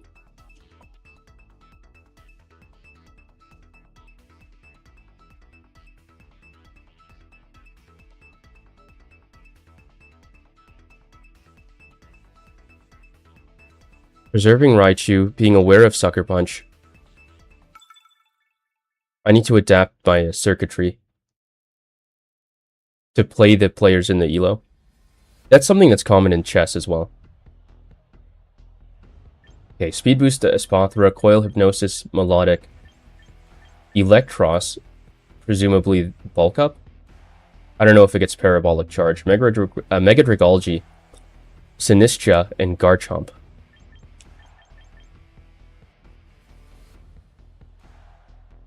I think Banette would be better than Raichu here, because Raichu into Sinistcha, Dragology, Garchomp, and Electros is extremely silly. But Banette as a lead, even on its own, is amazing. I do want Blizzard. Blizzard looks really good here. Banette, Ninetales could be what we're looking for. I think Garchomp is also viable. And do I want Intimidates? Electros can go mixed. Garchomp is the only Pokemon here that is a physical attacker. But I think I still want Fake Out support.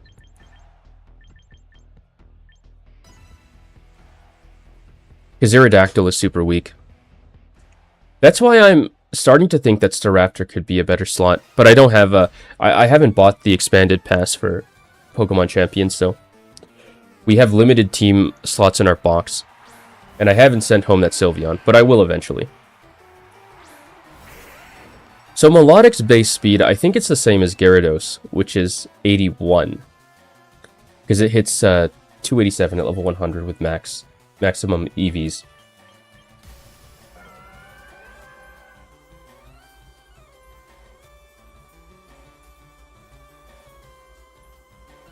Marble Scale. Banette without Mega has Insomnia. I think we just attack. What's their Pokemon? How much time do I have? 14 seconds? Yeah, there's no fairy type. I'm just going to attack Dragalge. The probability that it lives is quite high. So maybe double attacking into it would have been the best choice, because Melodic is usually pretty weak. But I'm not sure the damage calc. Or rather, I'm not sure of the damage calc. So, data collection inbound. Nope, Dragalge just faints. It does have much higher special defense than physical defense, which I learned by playing Dragalge. So I can't really be fooled by someone else using Dragalge. I've already mastered the art. Coil.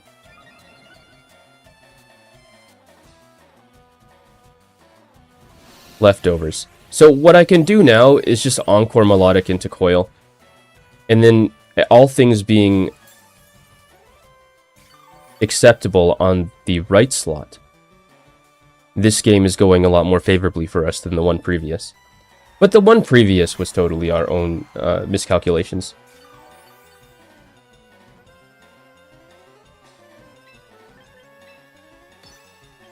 And so while it would definitely be best to... Like the Poltergeist is super inviting on Sinistra, I think it would be more efficient to make sure the Melodic is out of play by spamming Coil.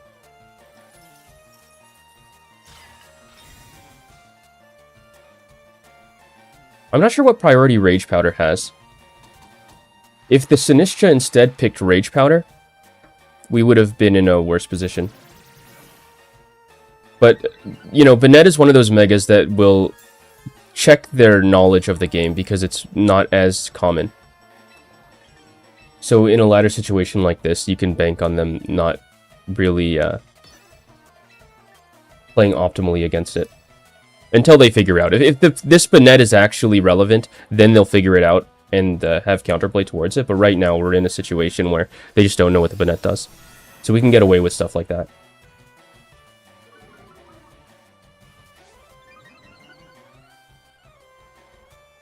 And so, even though Melodic here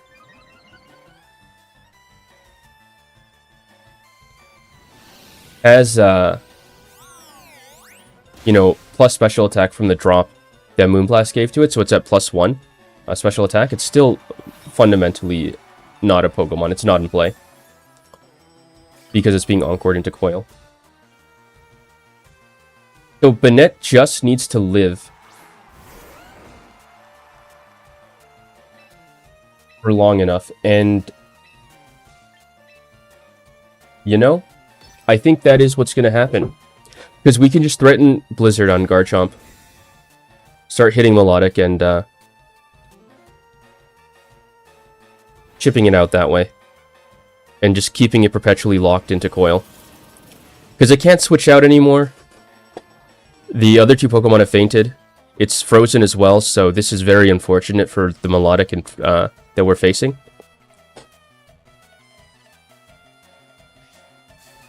But it did dodge Poltergeist, which wouldn't have done any serious damage anyways.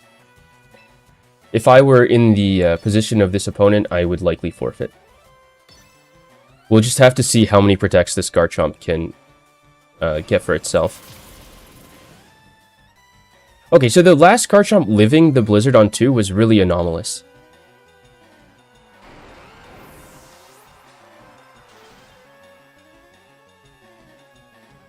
And we also misplayed by not clicking Encore. That still does a lot for being full of coils. But the opponent should really just forfeit, because now I just click Encore. And then start hurling Moonblasts at the opposing Serpentine Melodic until it faints.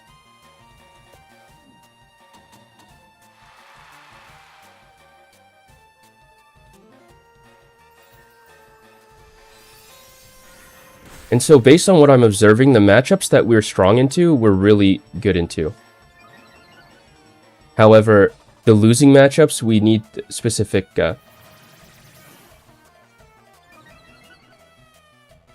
hyper-specific counterplay to win them. So this might be where we would EV to particularly live a certain attack, like maybe our Chaladon. An EV spread that answers the Chaladon matchup better, because I'm just consistently losing again when fighting it. So maybe that does justify Alcremie, because we saw Alcremie did actually beat our Chaladon with the Calm Mines. But I think just running Raichu, or even Destiny Bond Banette played properly. I think it's easier to do it with Raichu than it is Destiny Bond Banette, because that is dependent on the opponent hitting Banette, when you could just not, and Banette doesn't do any damage. But the minute one Pokemon protects, then you just Encore and the game is essentially finito.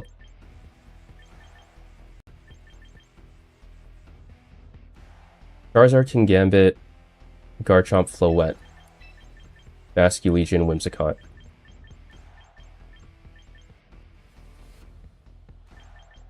So I want Mega Banette here. I think I want Aurora Veil. I think we're going to do this configuration. Ninetales will cover Garchomp and Whimsicott, and Raichu will cover the rest, and then Incineroar and Garchomp should be able to handle Kingambit. If I'm the opponent, I would likely bring Floette, Kingambit, Garchomp, and maybe Basculegion, or slot in Whimsicott there.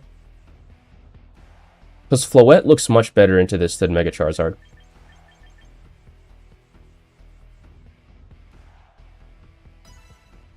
So we'll roll with this.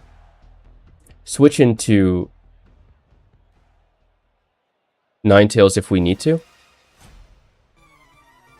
We won't be able to... We'll be playing under Sun, which is rather scary, but I think we are in a better matchup overall.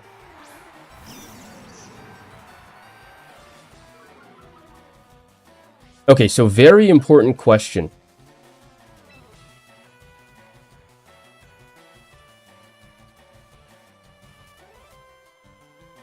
And we don't have to answer it if we just fake out Kingambit. I think the safest play would be to Zap Cannon the Tilapia and then fake out Queen Gambit here. That is the moniker, because it's female. So that way we don't worry about Sucker Punch, and then we threaten this Pokemon immediately. And if it has Sash, then we just lose Raichu, which is definitely not what we want.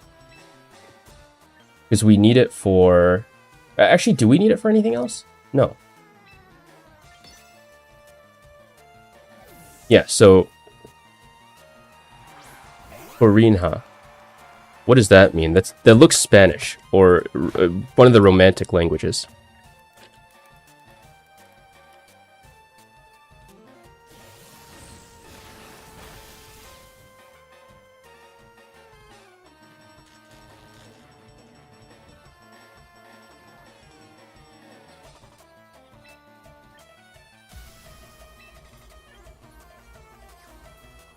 Okay, what I'm gonna do now is switch into Ninetales with Raichu, and then hit the King Gambit with, or Queen Gambit rather, with Flare Blitz. Just to respect that Sucker Punch play that happened before. And so we get the Paralysis, which is lucky on our part, and there's the Sucker Punch. We learned from the Mawile. We're learning our matchups.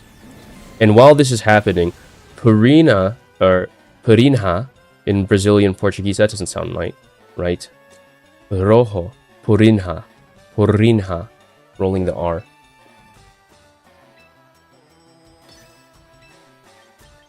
Anyways, that's what it's a traditional pub game, and that is the name of the Whimsicott.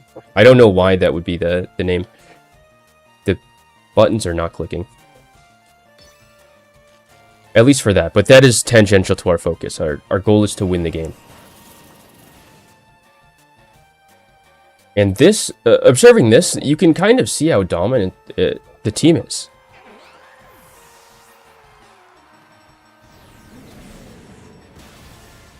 My intuition was correct.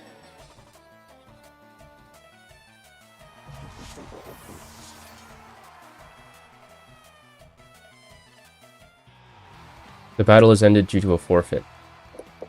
So we'll see how high we can climb then.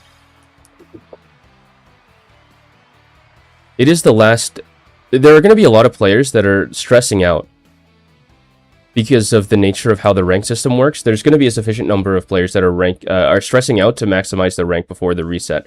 And we can probably take advantage of this, because their play will be significantly reduced due to the fact that they're suffering from stress. And we are just data collecting, unless somehow that stress rubs off on us. And I am no stranger to being tilted, so... It's definitely within the realm of possibility.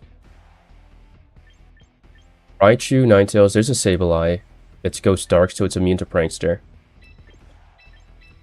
I think Ninetales Raichu lead is probably correct. Aegislash is super dangerous, but Incineroar will cover that. If I'm them, I go... Archaludon for sure, because Archaludon's matchup into this is amazing. Sableye to get whatever field effects I want. Venusaur for the Raichu. Archaludon, Sableye, Venusaur, and then either Aegislash or Sableye. And in both cases, Garchomp is good.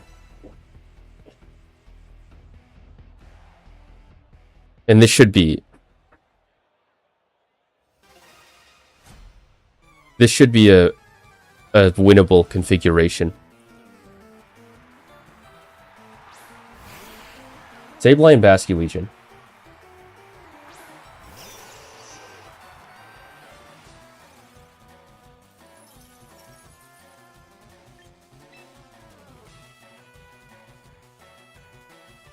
Yeah, that's what I predicted, I think. Venusaur, Basculegion, and then one of Aegislash or Sableye. So I think the two in the back are Aegislash, or Venusaur and Archaludon, but it could be Aegislash. I wouldn't keep Basculegion here unless the Sableye is Fake Out, which it does learn. So I'm going to call that out and get up in Aurora Veil. Or no, I'm going to Moonblast, because Sableye could also have Taunt.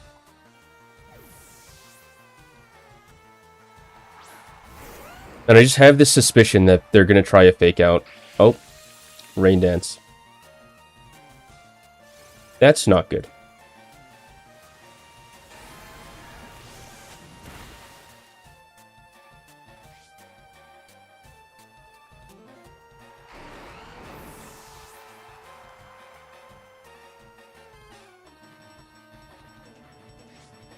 Blast, Roselli Berry on the Sableye, so we're on the back foot.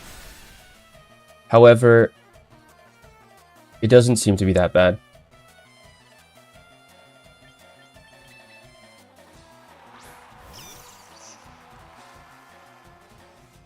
Who is the Basculegion targeting? Probably the Ninetales slot. It can only target one, so we're going to have to read who they're targeting. And I think that it is going to be Ninetales, because Ninetales wants to switch out to get the rain up. So because Ninetales wants to switch out, they might overcorrect for it. We're in a ladder where they overcorrect for things.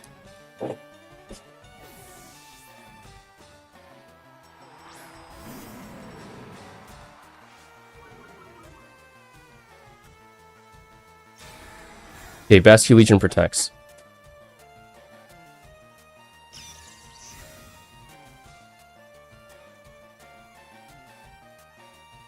Light screen.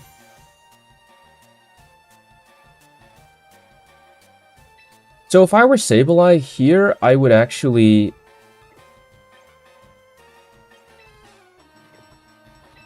click Rain Dance again, because of the fact that Ninetales could show up. And I want Ninetales, I don't want Raichu. So I'm going to double attack Basculegion.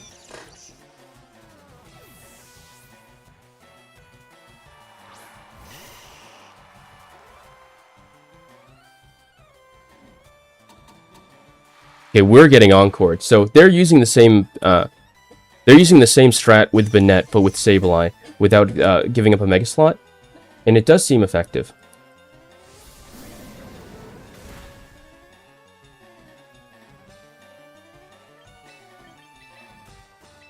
And our only play really is to just... No,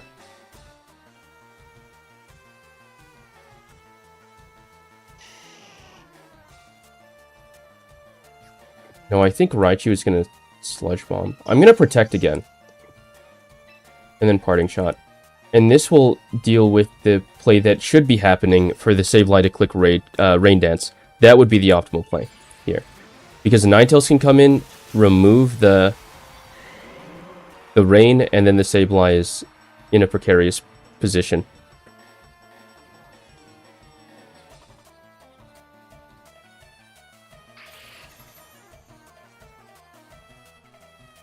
Hope it got up Reflect. Okay, so Venusaur is still a little weak. And the Sableye's moveset is Rain Dance, Reflect, Light Screen.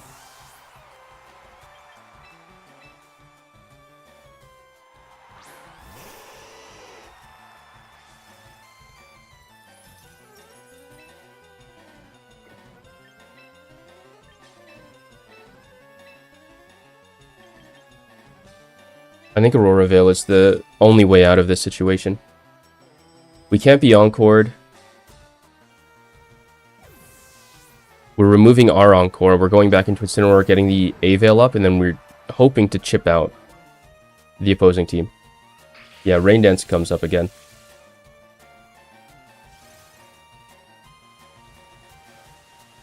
Wait, no, Rain means no A-Veil.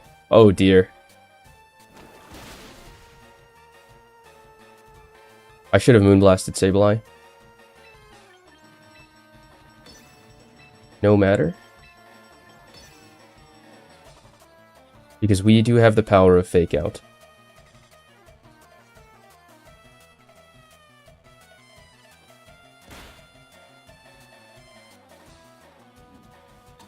And then we get Encored. Okay, we're getting circles run around on us now. But all this does suggest to me is that it works for Raichu as well as Ninetales. Or not Raichu, Banette as well as Ninetales. Sorry, my brain is starting to figure out how to get out of this situation with a victory. And then the speech faculties are degrading as a result. We can still win this though, I believe.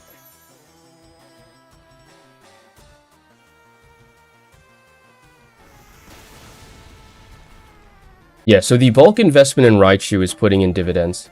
Or the dividends are appearing.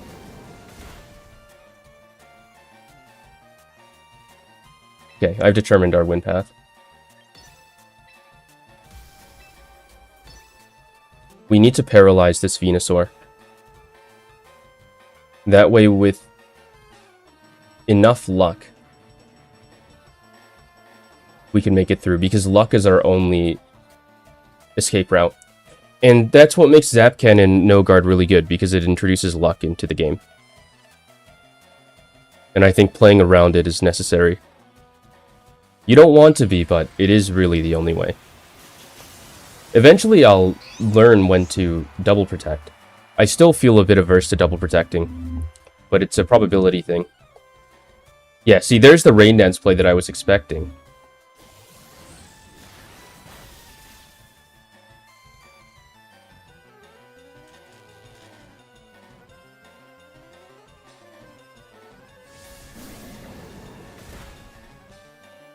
And so now, the snow is permanent.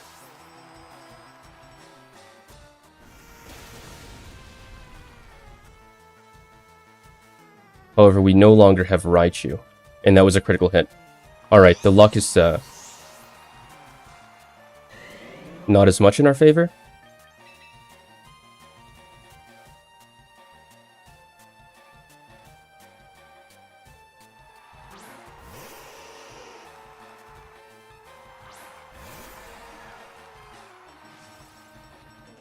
So we need to get a paralysis on the Venusaur to win.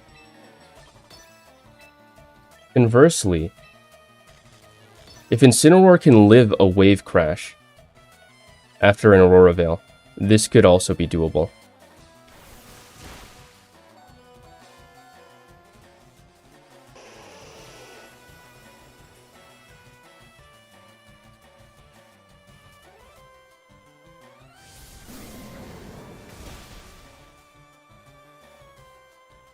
This is a lot closer than I thought it would be. If you Aqua Jet, you expect to defeat Ninetales? No? Okay.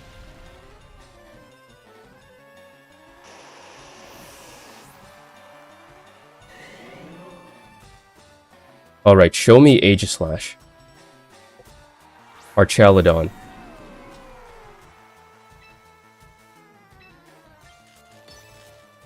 So now we limit test Incineroar. It needs Fortunate Paralysis to really win. And it entirely depends on how much damage Darkest Lariat does. Okay, we're definitely not winning.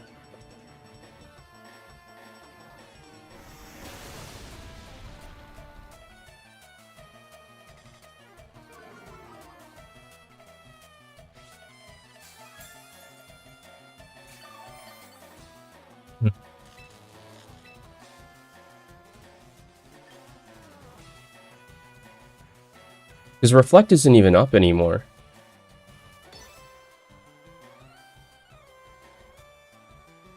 I'm trying to think about how you would configure the Pokemon such that this Archaludon matchup isn't so one-sided. Is it Snarl Incineroar? What's its base special attack? And what moves does it usually use? Let's look at the data. Does it even get Snarl? Parting Shot, Throat Chop, Darkest Lariat, Helping Hand, Will-O-Wisp, Close Combat, Taunt. I don't think it gets Snarl, but it is base 80, so if it does, that is the correct choice, because then you start getting, you weaken all the involved Pokemon, and then you lower its special attack, so we'll experiment with that.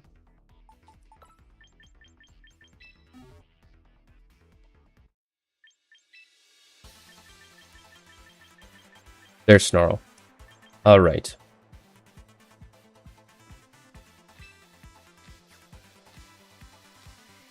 And do we want speed?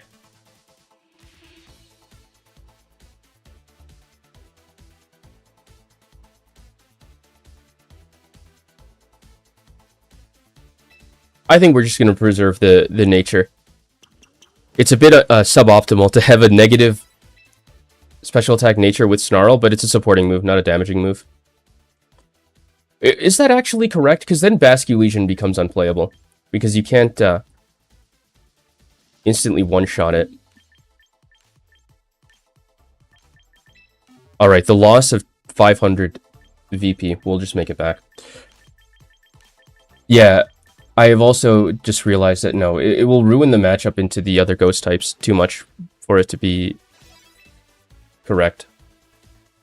If this was Hydreigon, maybe. If this Aerodactyl was a Hydreigon.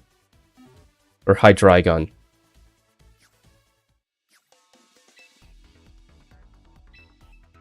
Well, let's continue the battle.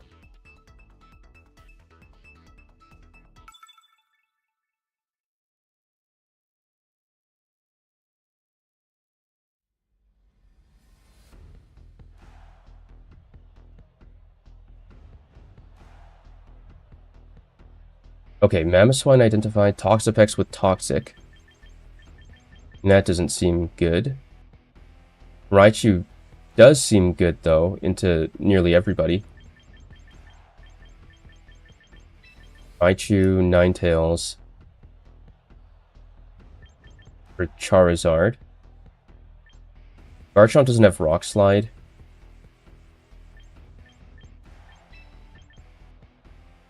However, Aerodactyl without dual Wing Beat is bad into Sneasler. Maybe it's dual Wing Beat over Ice Fang. Yeah, I'm going to switch Ice Fang for dual Wing Beat when we get back into the game. And then that will ease up the Sneasler matchup in situations where I can't run Banette because Raichu is better.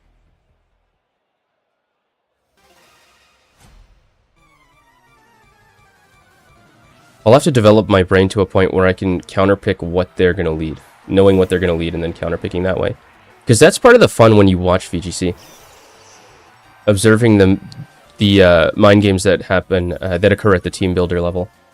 Or not team builder, but preview. There's team builder, there's team preview, and then there's in-game.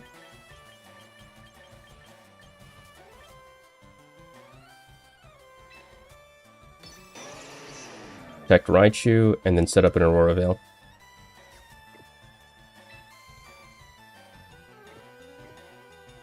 That looks to be the safest play. Because the Mamoswine is either going to Earthquake, and the Incineroar is like definitely going to click Fake Out. It could be on Ninetales. And if it is on Ninetales, I want to see how much damage Focus Blast does to Mamoswine. Because if it's not Ninetales, then we get the A-Veil up and we'll probably live. Another better option would have been to Fake Out Incineroar and then live the Earthquake because of our bulk, and then set up Aurora Veil. And the Aurora Veil allows us to live.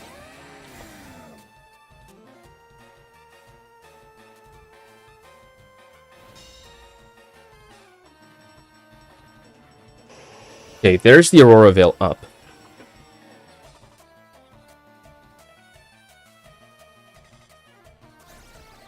And I believe you're going to go into Charizard here. Or Garchomp? I don't think Garchomp is correct, because you're just going to get Blizzarded.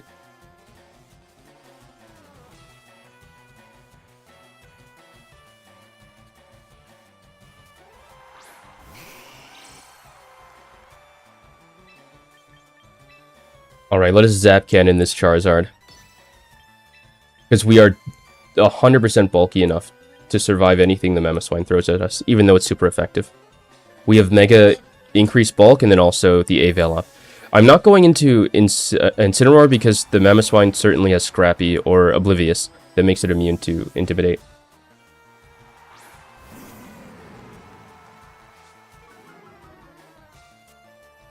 Alright, we have a game here.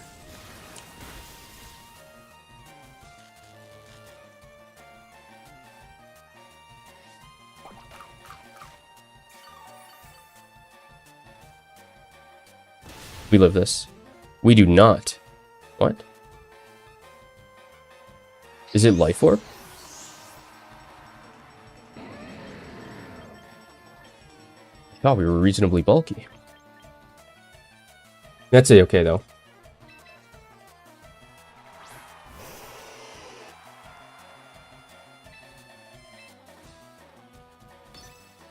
I didn't check for Scrappy, but it doesn't have thick fat. So I think Blizzarding, protecting against the Ice move, and then hitting with an Earthquake after with Protect will be good.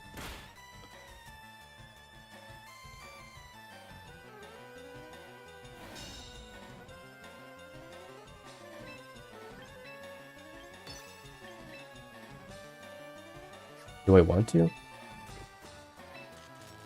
Moonblast is 95. Blizzard is going to take a 0.75 hit. And Earthquake is just going to kill Incineroar anyways. No, it's not.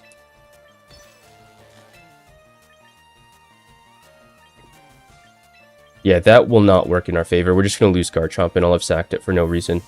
So even though this is this Intimidate is not going to go through because of Oblivious, we still want to be hitting it. Toxapex.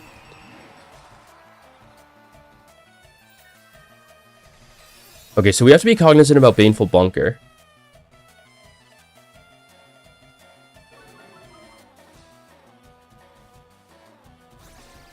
Ring shot in the opposing Incineroar. Mamoswine is coming back in. We can fake it out. And ultimately ignore Toxapex in favor of getting this Mamoswine down.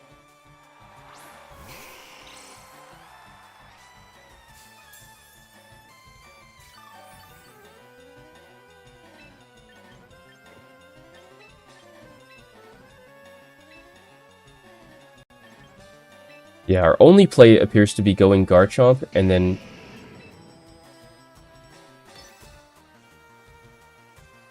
faking out the Charizard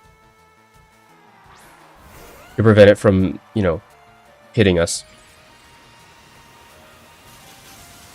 so that we can then hit it with impunity later.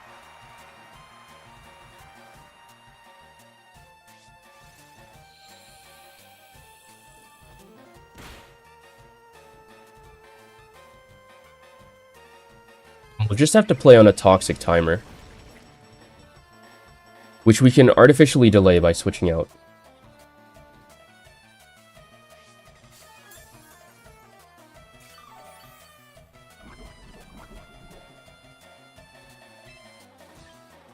Dragonclaw.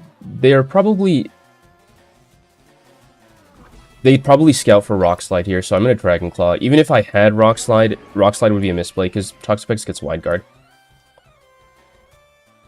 So I think double attacking Charizard is the correct play.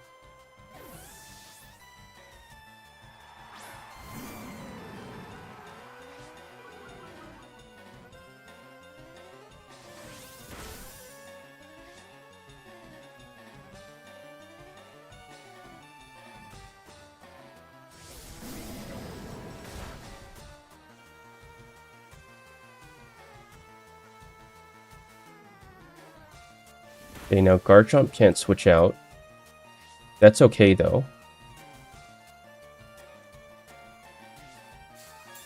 How much health does Ninetales have? We do have Avil on our side, so that does half any damage. Which would hit Ninetales, plus the defense raise. And we're at full, so I think we can hit with Immediate Earthquake. And then Hard Switch into Ninetales, reducing the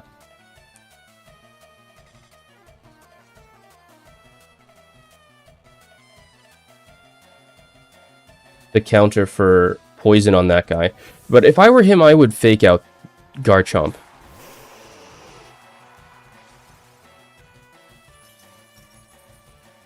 Nope.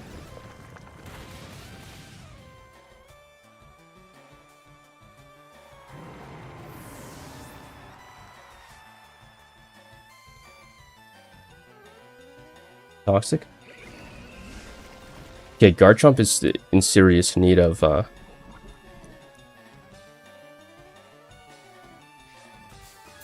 assistance. I'm pretty sure Incineroar can 1v1 Charizard. And so if that Pokemon comes out, we don't need to worry. If Mamoswine comes out, we're poised to be a little worried.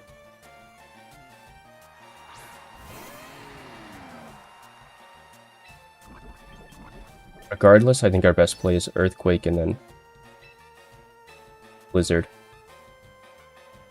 Actually, a Baneful Bunker is going to show up.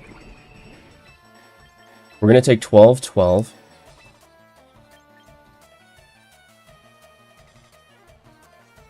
We want to get our chip down.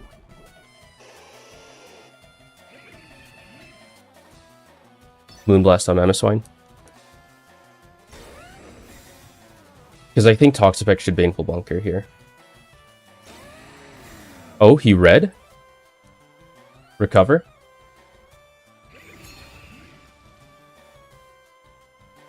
Nope, just a double protect. Stalling out turns.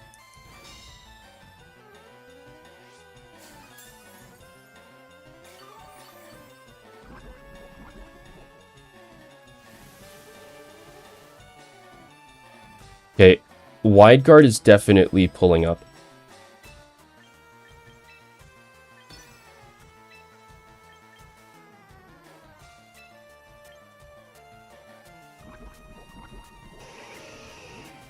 So I think double attacking Toxapex is the correct move.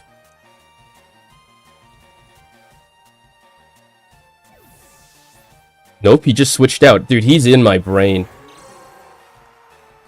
We are getting thoroughly red here.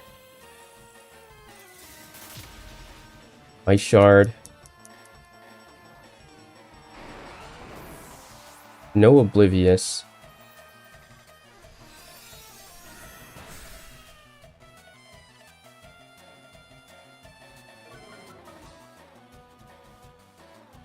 Drop the special attack.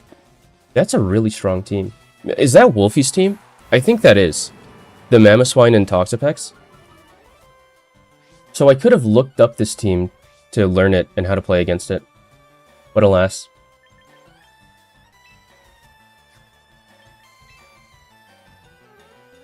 Badly poisoned. Protect.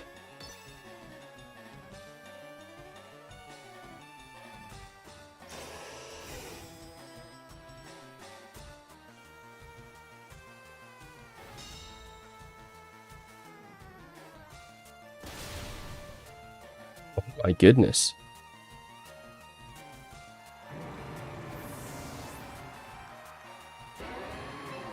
Alright, we're running. And getting thoroughly trounced.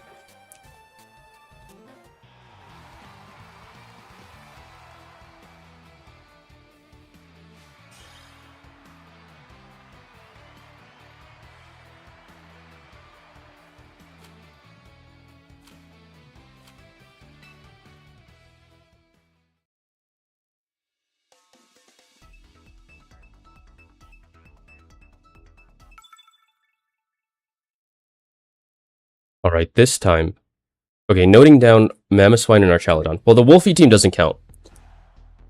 That one is probably strong enough that it can just win. That's my cope. I think that has to be Final Gambit Scarfster. Banette can extremely troll the Houndstone Tyranitar duo. You might be better off with Empour plus Ninetales, just a better type tank Pokemon. Emboar in place of who, Ace Roy? I'm down to look at it. I think I do have an Emboar. Incineroar? I think losing the Intimidate would be pretty bad.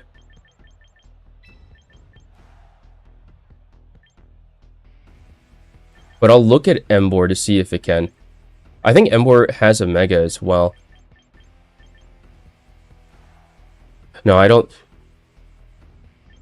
I think Incineroar is sufficiently bulky. My words aren't working. It's because my brain is rerouting to just play the game. Okay. I'll give a look to Emboar, but I don't think Emboar is better than Incineroar. We're going to trounce this guy, I've decided. I'm just going to read him. I'm going to read his life. Aerodactyl Incineroar. He's an Incineroar master. Because Incineroar gets Reckless and Blaze. It's slow. Maybe with a Trick Room. If I had Trick Room Banette. What I think you're right about, though, is that... Oh, hold on.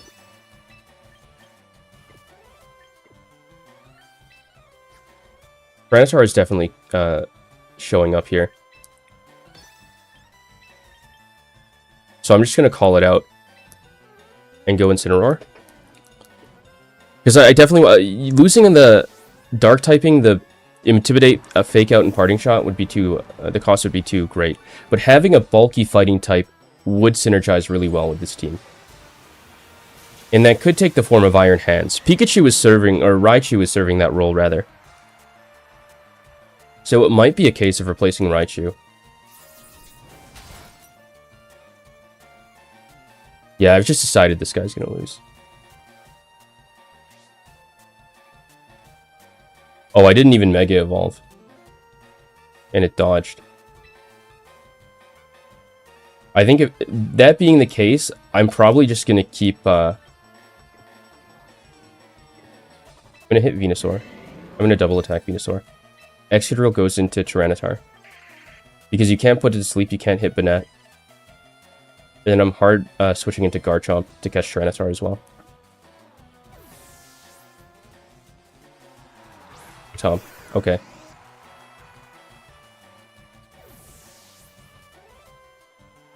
Garchomp is likely going to fall asleep.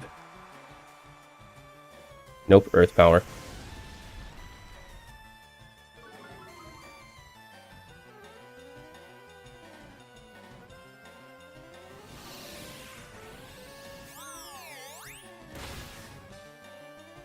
Okay, that's a good chunk of damage. Now we're going to skill swap Rotom, take away its Levitate, and then hit with an Earthquake. We're going to hit our own Banette, but that's fine. Banette can take it. But that's pretty big. And as soon as levitate is removed from skill swap, did I click skill swap, or did I say the wrong thing?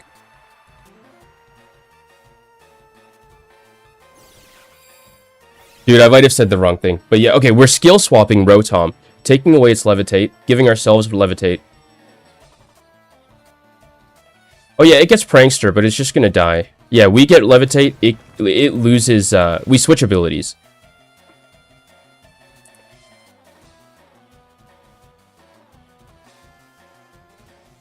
Oh wait, you're right, Banette gets levitate. It won't hit. Oh, I didn't even realize. Okay, clearly my vocal modulator is not keeping pace with my subconscious brain. That's crazy. I didn't even realize, but yes, we took the levitate so that we're immune to the earthquake that we then hit.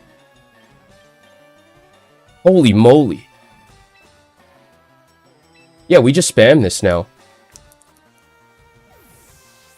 And he's switching out to get his levitate back. Yeah, we just earthquake sweep them.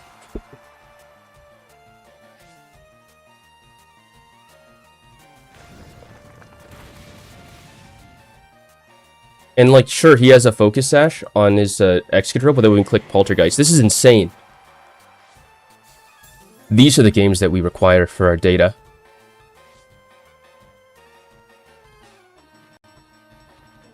What I'm also observing here... Oh, okay, no sash, so the attack failed. That's fine. Tyranitar.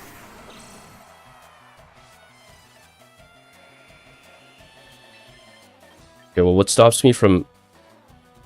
We don't need Ninetales anymore. If we click Earthquake here, we don't need... Okay, these are outliers more than anything. That's true, but we're fishing for the outliers. Just keep Earthquaking? Yeah. We'll hit Ninetales. I don't need it alive. I just need the sand gone. Oh, it's Scarfed Ice Punch. Interesting. And then do you Iron Head the Rock Slide? Yeah, it's Scarf Tyranitar. That's actually super useful to know. Because now Tyranitar has to switch out with Scarf. I think Scarf Tyranitar is not viable. Because, yeah, you get the Scarf Ice Punch on the Garchomp, and then you catch it by surprise, but then what happens when, you know, now knowing that I get a free parting shot.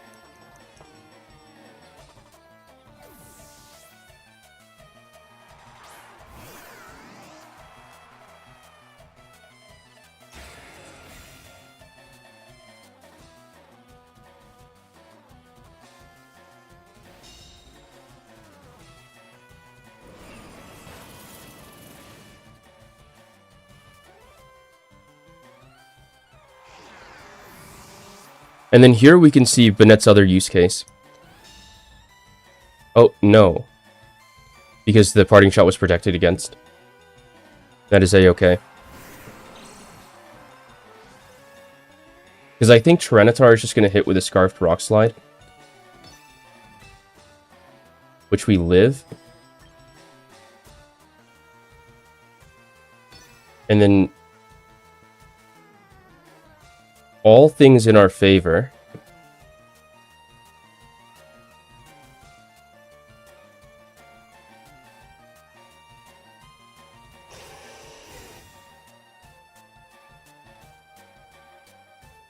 It might know Earthquake, Protect. Yeah, but if it clicks Earthquake, then Incineroar is dead. Or not... Incineroar is not dead. Excadrill is dead instead. Because it hits everybody. So Incineroar just needs to live this. And then not flinch, which is highly unlikely because it just got hit with 2 in a row. But if it doesn't flinch... Okay, it did flinch.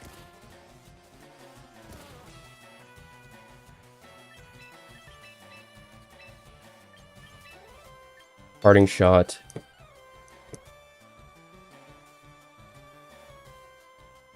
Maybe the hard switch was better.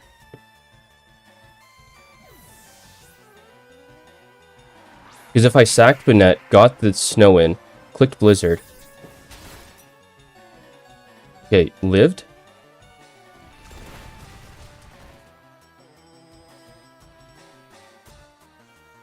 Alright, win condition detected. Freeze the Tyranitar with Blizzard.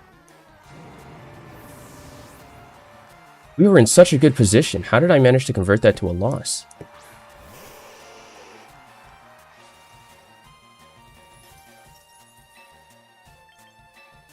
Well, it's not a loss yet. We can just freeze Tyranitar. Protect? Nah. Buff it. Snow doesn't do... if it was hail, then it would do chip damage. But...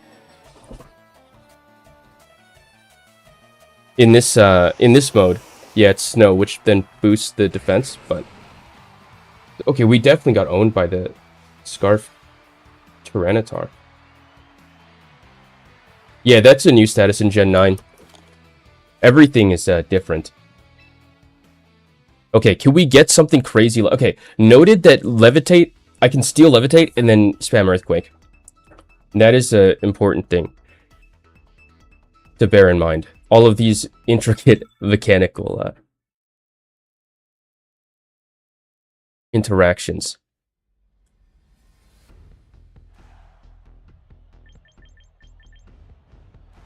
Okay, another one. Is this the same guy? This might actually be the same guy. Okay, well, I'll just take my points back. I don't mind. Banette, Ninetales, Incineroar, Garchomp. I don't think Raichu or Aerodactyl would have changed the outcome of that game. Maybe with Tailwind.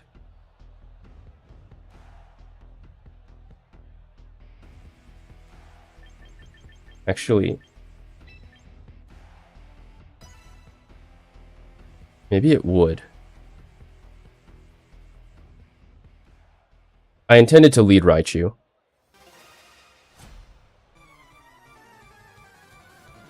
Firefighting, Master Ball rank. Okay, this time you brought Hydra. So we're still up on the lead.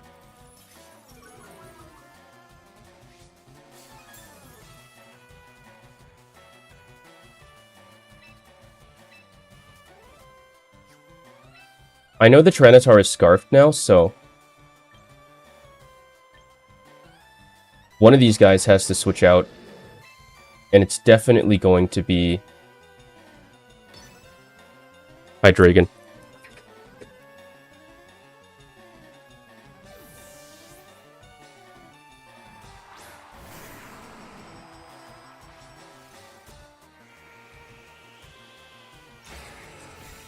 Protect. We don't have any sashes that we need to worry about.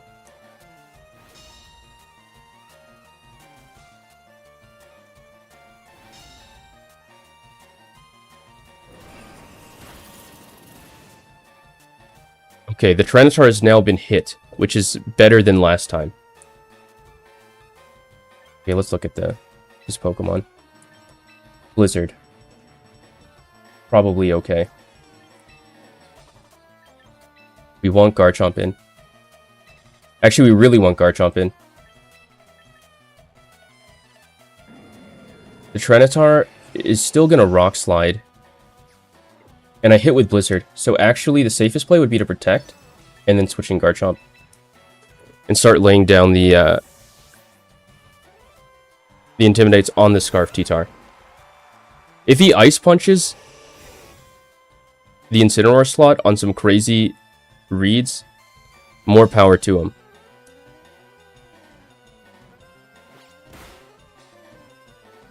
Oh, he just takes my Life Orb.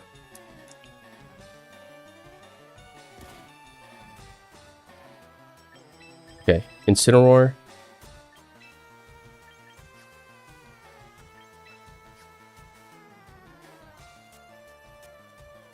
Excadrill is going to switch out. Does he have Intimidate on him? No. Dragon Clawing Excadrill. Because Knockoff is not going to kill Garchomp now. Especially with Intimidate. Okay, I picked who was switching out wrong.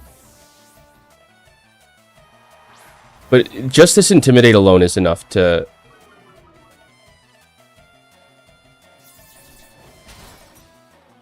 put us in a better position. I know that Hydreigon is white herb, and I know that the T-Tar is scarfed.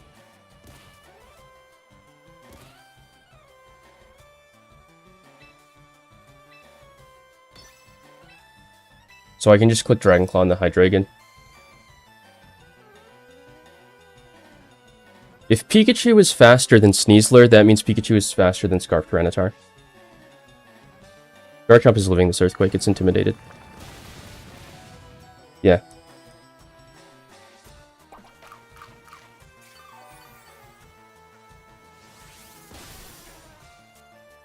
Hydreigon is down, Excadrill is about to faint as well.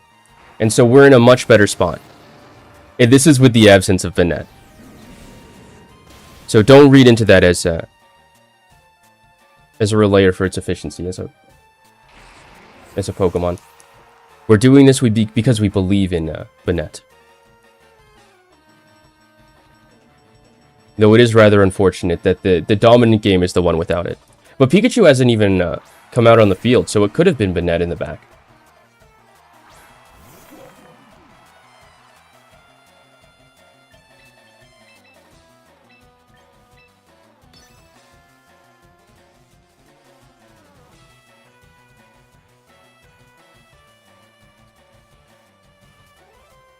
Laying down Intimidate should assure that we win.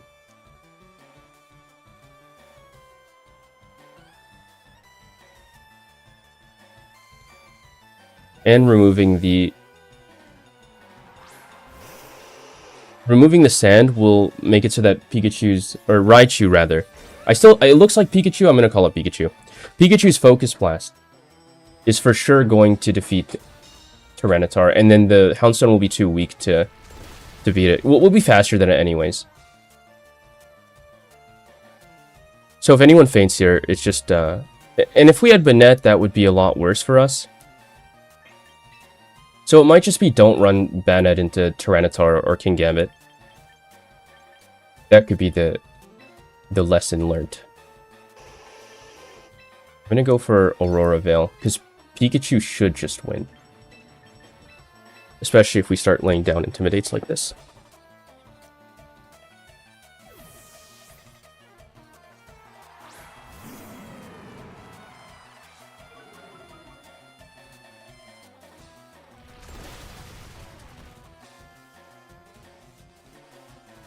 Because all we need to do is survive last respects.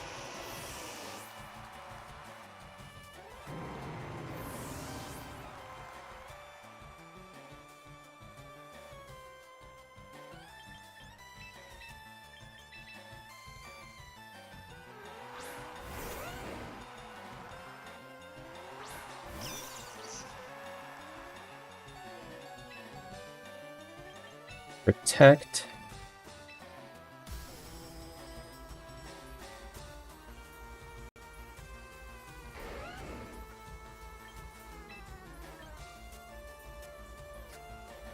I think I want a Zap Cannon Houndstone.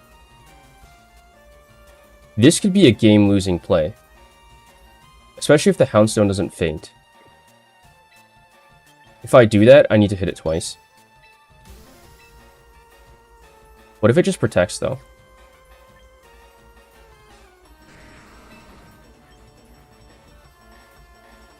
You wouldn't.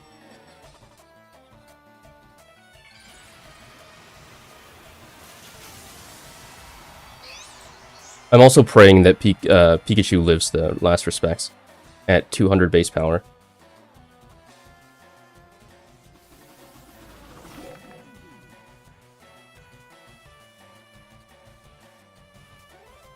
Alright, that's not good.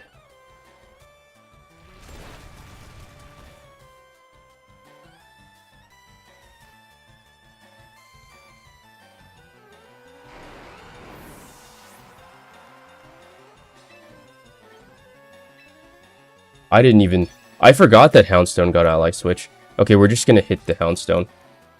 We're gonna hit it, we're gonna critical hit it, and then it's gonna faint, and then we're gonna win.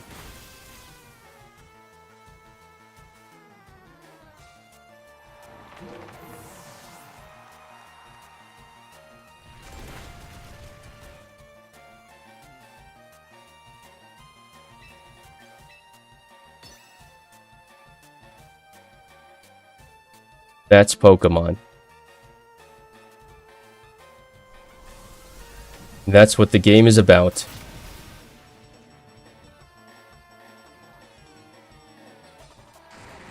Bailed out by good fortune.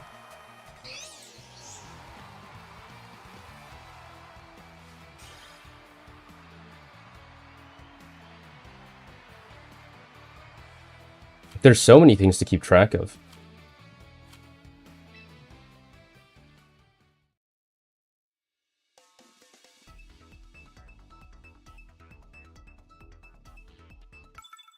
Because Houndstone doesn't really have that many moves it can make a good set with. Ally Switch is kind of necessary, because your only move really is Last Respects and Will-O-Wisp. Okay, so this is another Rain build with our Chaladon.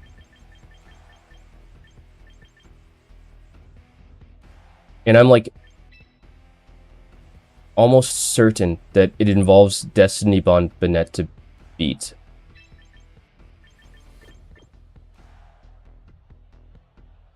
If I were them, I would be bringing in Archaludon for sure, because of its strength in the matchup. Venusaur. Grimmsnarl and Pelipper, if not Aerodactyl. Which makes Ninetales really strong as a lead. Pikachu less so.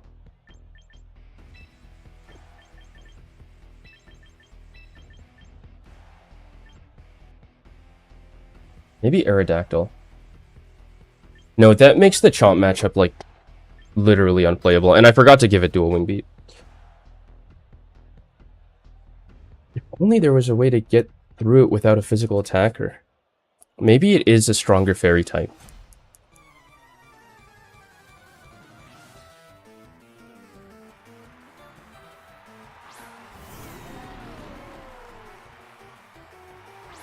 Ninetales and Raichu.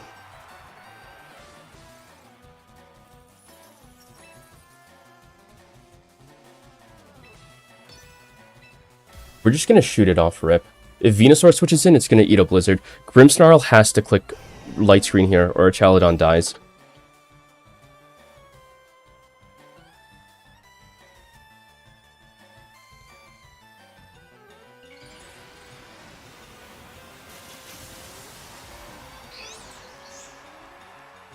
And if Pelipper switches in, that doesn't prevent our Chaladon from eating the Focus Blast.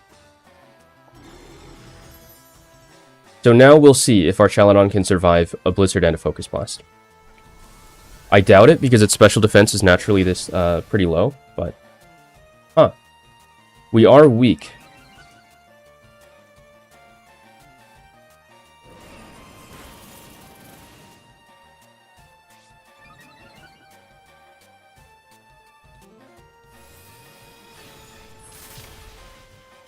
Though, I'm pretty sure trading Ninetales, that is our Weather Setter. So it makes the Pelipper matchup a bit scarier.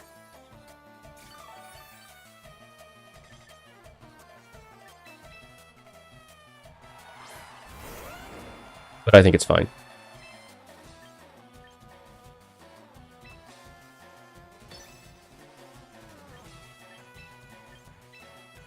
We're gonna protect with Raichu.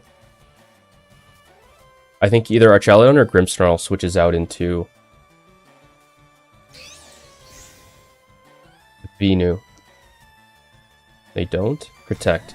Okay.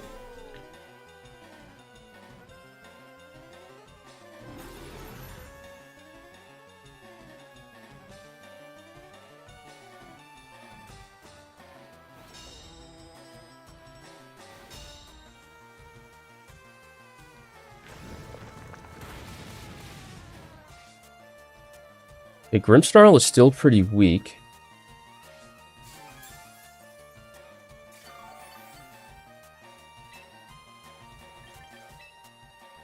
I'm gonna Stomping Tantrum and then Zap Cannon the Archaludon slot. And if it lives this, then it's a monstrosity. It's an abomination of nature. And the entire team gets scrapped. I just am assuming that Pelipper is coming in.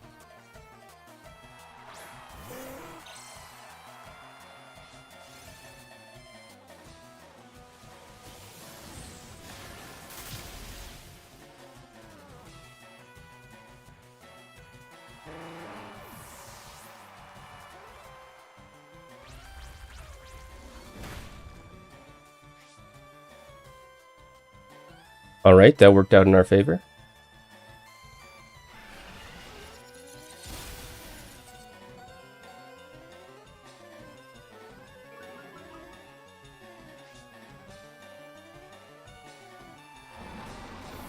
I think we just won that, actually. In a very weird way.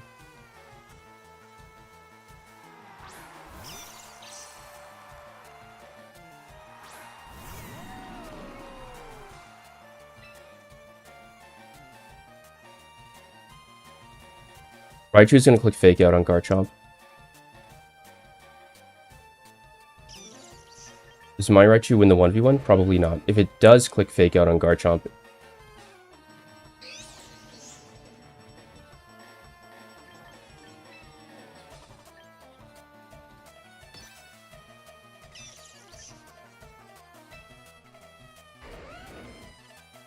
and Garchomp dies...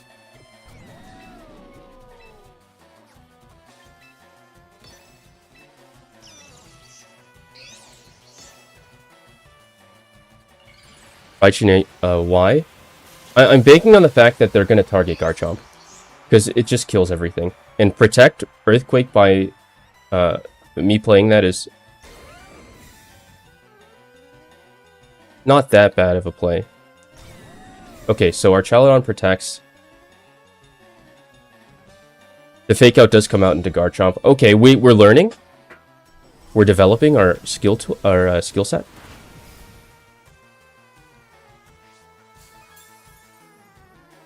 That did nothing. I think I'm going to go for the double protect. And then slap our Archaludon with a Focus Blast.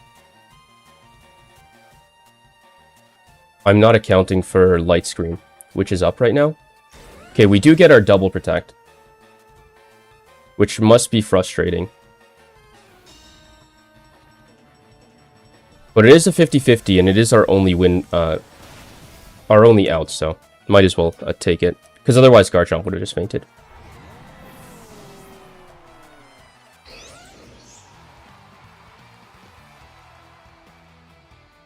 Alright, we're taking that to the bank. Our first victory against our Archaludon. And one with a Grimmsnarl, no less. And that was on the back of a Raichu. And so that tells me that Raichu is correct into Archaludon. Not Banette.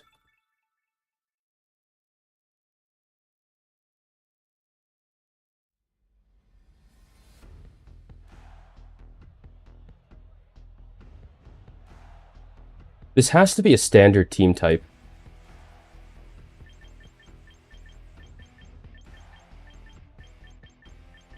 Well, once I learn how to beat it, if everybody's going to copy the same team, then it won't be that difficult. We're going to go Banette.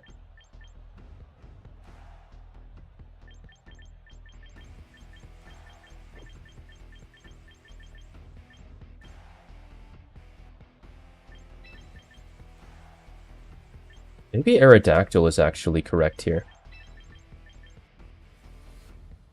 Because I can get up a Tailwind and then offensively check all of the scary Pokemon. Banette's speed when it Mega Evolves is 75.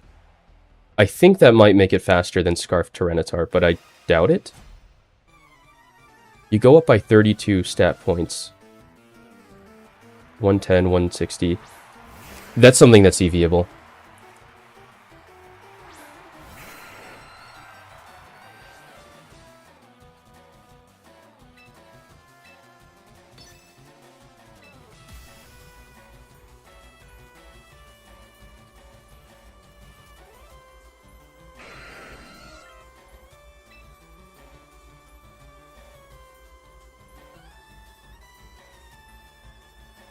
And then we break the sash as well.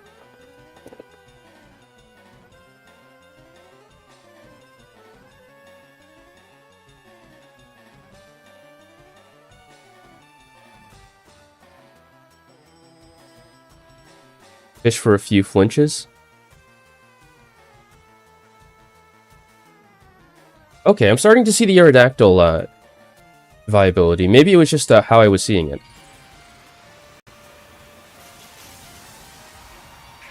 Because by skill swapping Levitate off of Rotom, I'll be basically immune to Earthquake. If I'm lucky, I get a Rock Slide flinch off.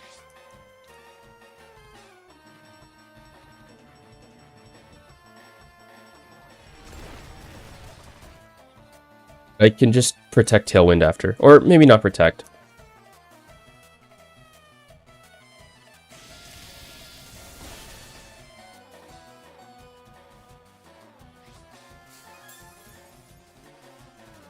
Yeah, there's like nothing you can do about this now. As I Tailwind with my Levitate, Rotom has to switch out. Excadrill doesn't need to.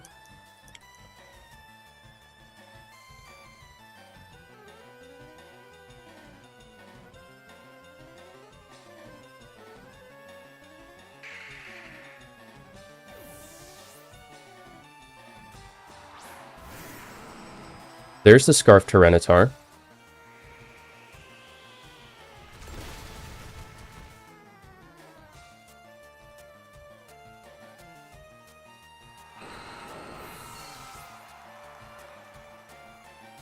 There's a flinch.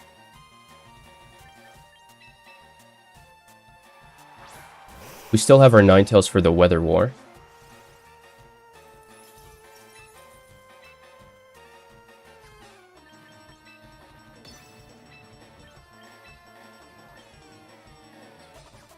So last Pokemon Garchomp or Incineroar? It's Garchomp.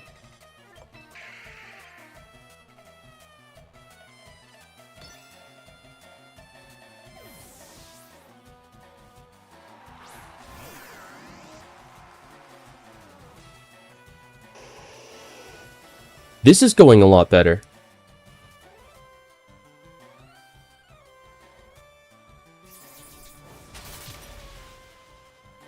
Like, I don't think it matters if Ninetales faints here, because we got our Aurora Veil up.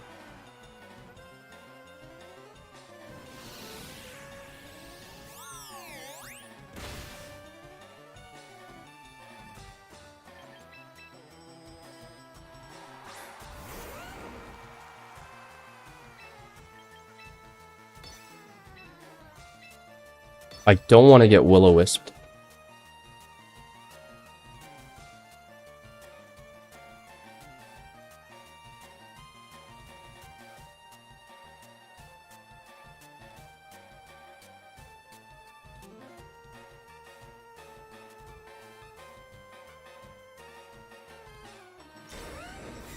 I want to retain as much health as possible so that when the inevitable Ice Punch hits, we'll be able to live it.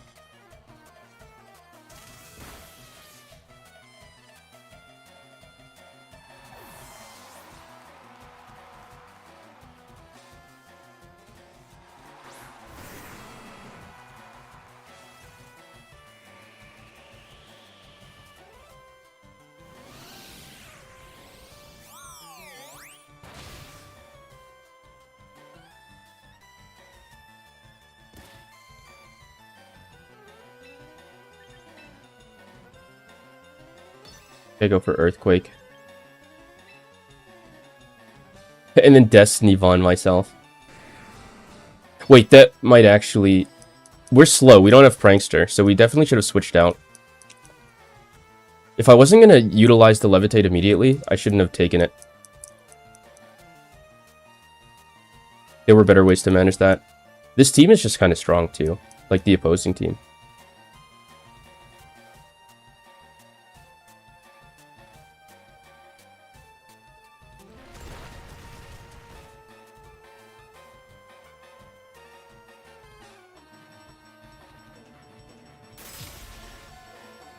Yep, we lived.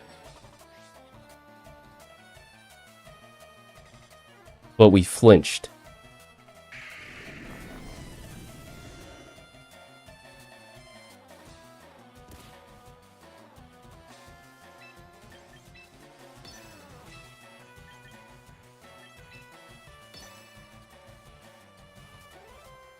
Though I'm not sure if Garchomp could have soloed whoever was left. Because it was just Rotom and Excadrill. And between them, they won.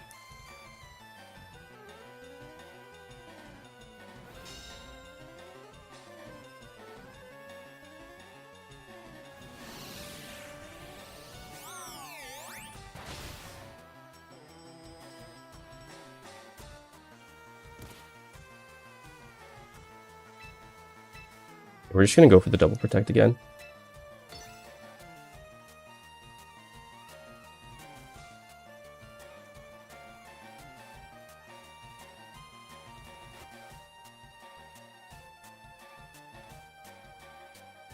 Maybe Shadow Sneak needs to fit on here somewhere, because if I could just Shadow Sneak the Excadrill and then neutralize it that way.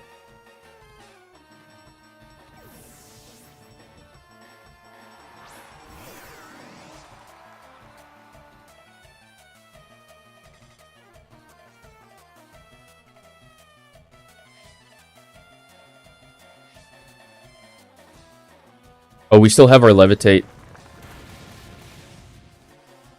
Garchomp dies, though.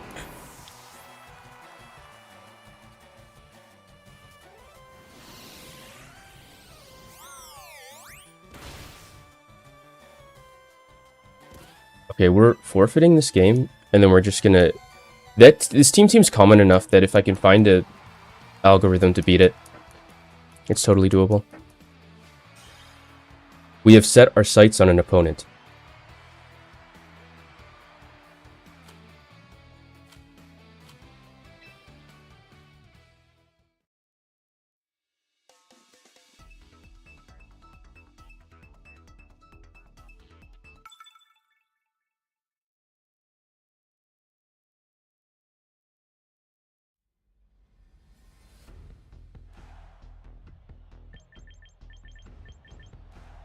Amoazu.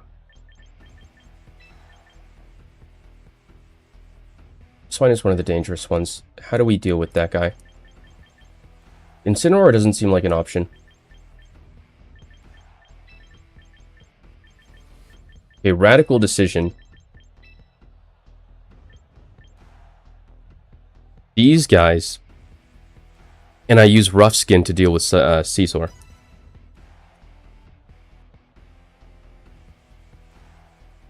With its Bullet Punch.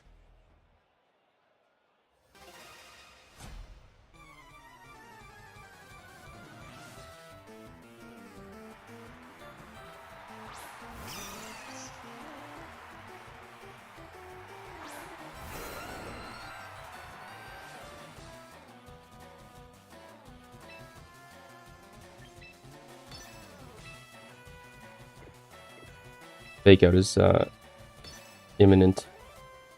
But on who?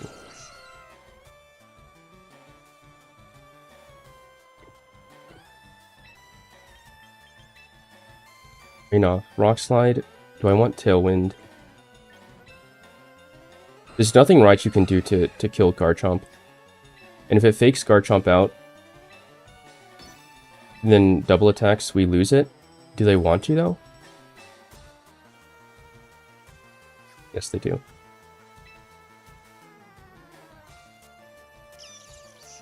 Because they probably don't care about Tailwind. Oh.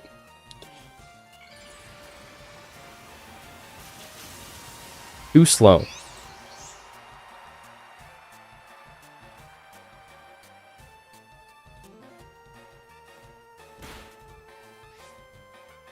There's no way that happens the way I...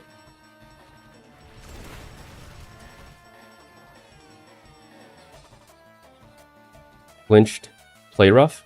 Okay, Rock Slide, flinch, bailed us out. And now we get to do our Earthquake shenanigans.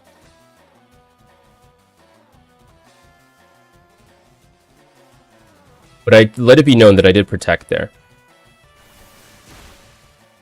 Focus Blast doesn't kill Garchomp, unfortunately. And the Raichu is slower, so it just faints. Alright. I think you're earning a spot, Aerodactyl. I'm so used to this thing being extremely weak outside of Mega, so I usually don't appreciate its offensive benefits, but with the lower power level of the metagame, I guess that makes sense.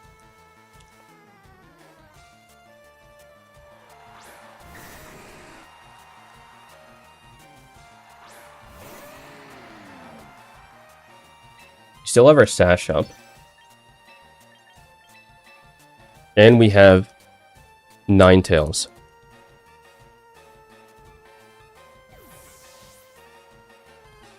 And I'm pretty sure Ninetales wins against these two. Like, single-handedly so. This game is over. Who dodged it? Mamoswine? That's fine.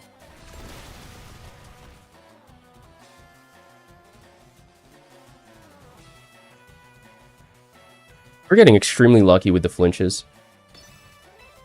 But now it's just a matter of clicking Blizzard and Rock Slide until the game's over.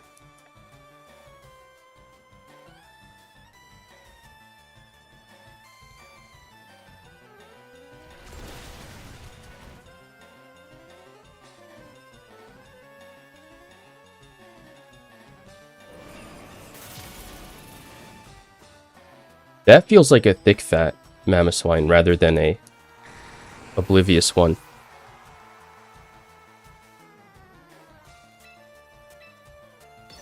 We can test this by clicking Moonblast against it.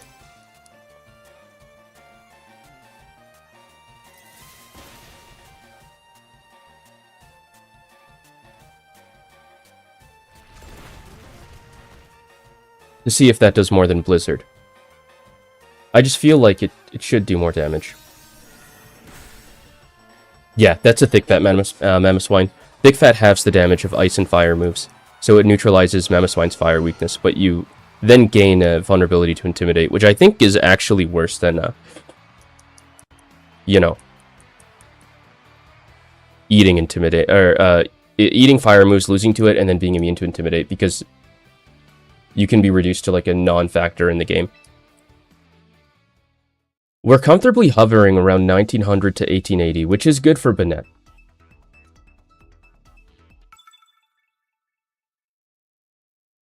Especially when you consider that I made this team this morning.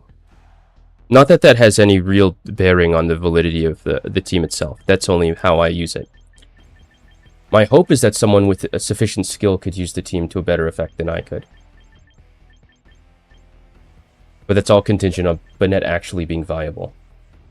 And this could be a Banette game. This actually really looks like a Banettable game.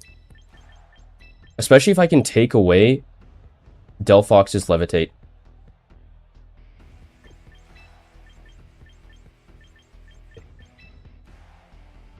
Dual Wing Beat.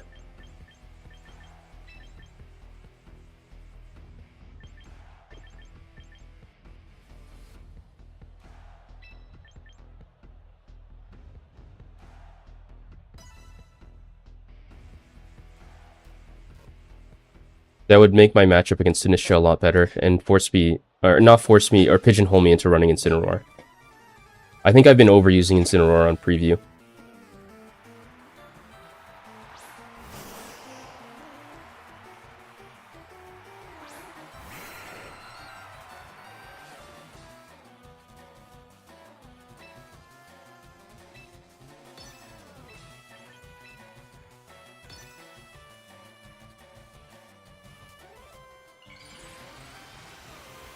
So my plan, I just made my plan quickly without saying anything, but the plan is simple.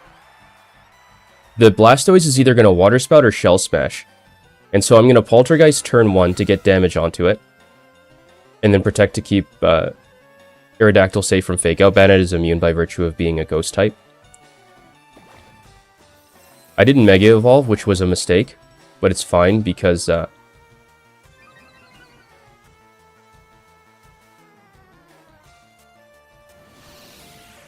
unless this... I'm pretty sure Blastoise would live no matter what.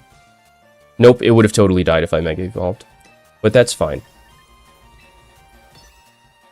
Let's look at the rest of his Pokemon.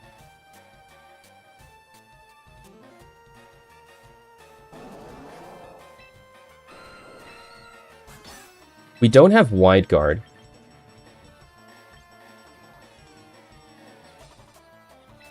We can set up a Tailwind.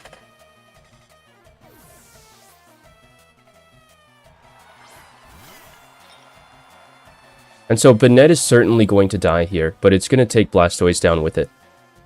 Which... What? Am I forgetting to Mega Evolve? Alright, well, Banette lived anyways, so...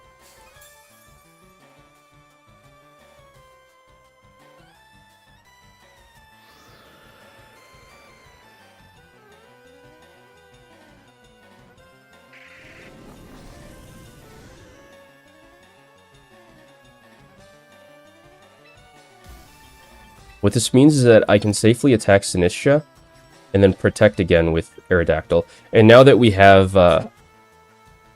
Tailwind up, we're a lot safer into this build.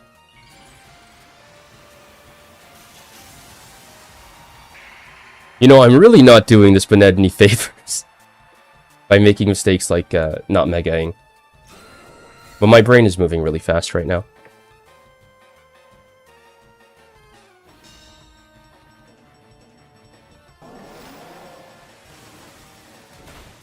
And so I'm perfectly okay with this trade, because we just lose Mega Banette. They lose their Shell Smash Breaker.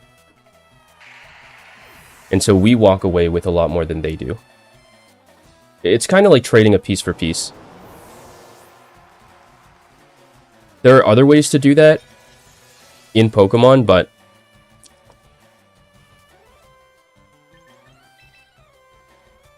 Okay, Trick Room is up. Do you have some... maybe King Gambit would be bad to see here. Sneasler.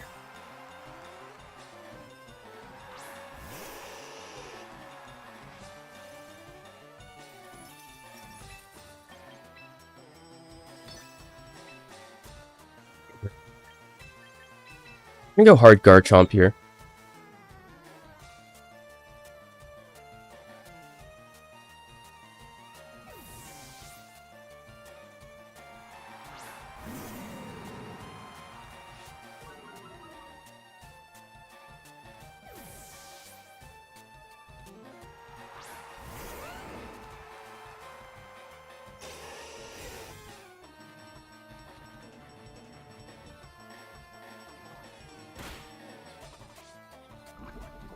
Poison Touch rather than Unburden. That makes sense with Trick Room. But there's no more Sash.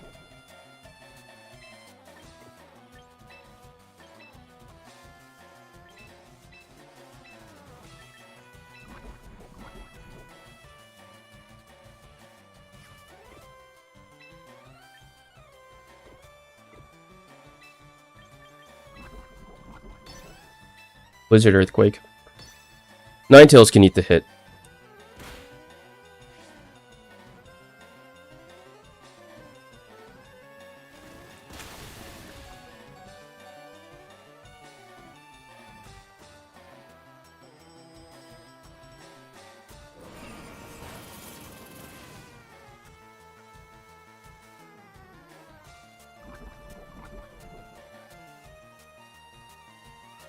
Tailwind petered out. I think that tells me that... Okay, well, Trick Room is still up.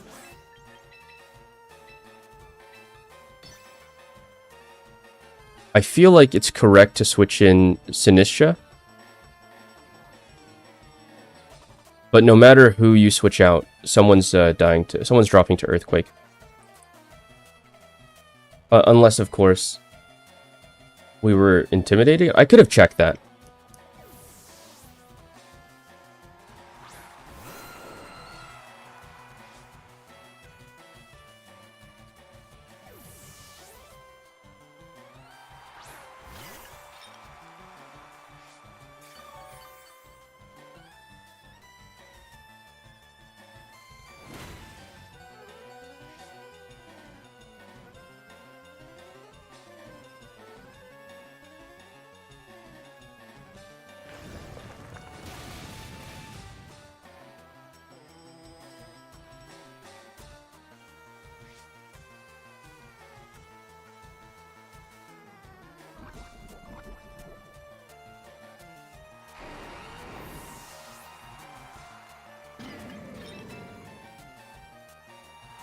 Okay, is Trick Room ended now?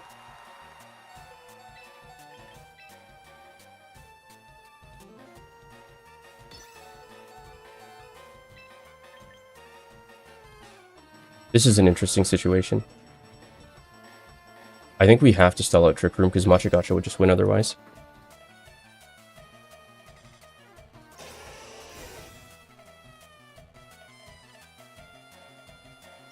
Yeah, they should have switched into Sneasler here and gotten the fake out.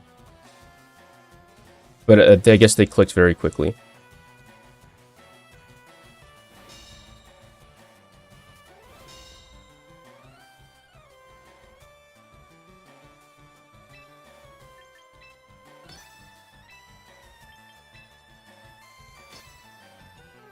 Because there's no wide guard, there's only protect.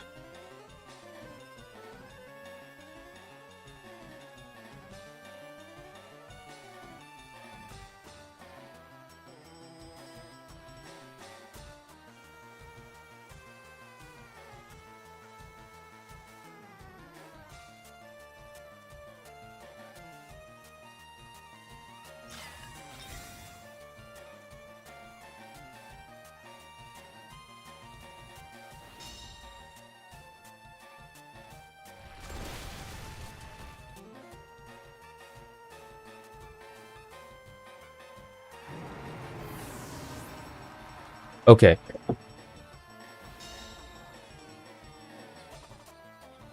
Snow stopped. Do we need a flinch on...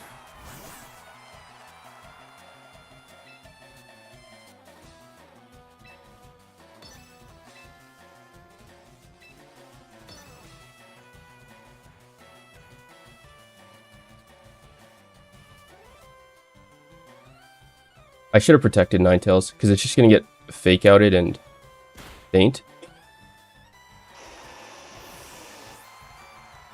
And so even if I get my flinch on Sinistcha now, it shouldn't matter.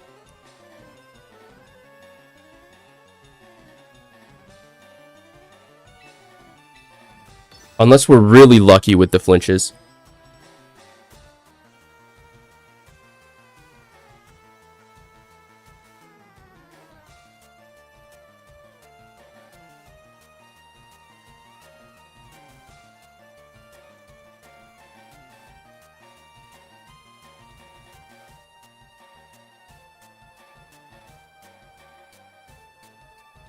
I think not megaing on Mega Banette meant that I couldn't trade... Oh, wait, hold up.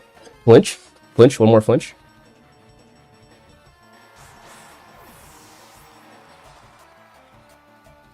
Nope.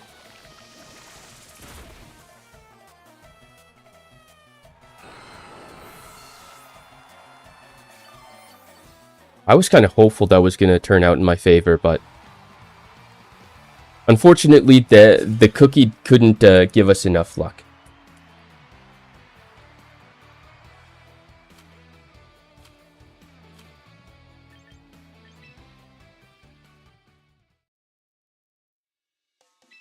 But since my play is staying consistent, and we're fluctuating naturally between 18 and 19, this could be a function of either my play or my team, and most of the time it is the team. I've still been having fun with this, so...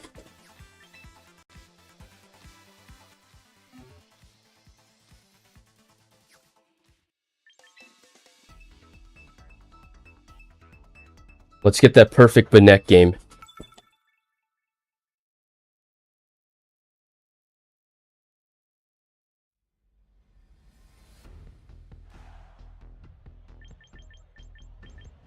Mega Metagross. Probably Scarfs to Raptor. It could be Mega as well, like 2 Megas.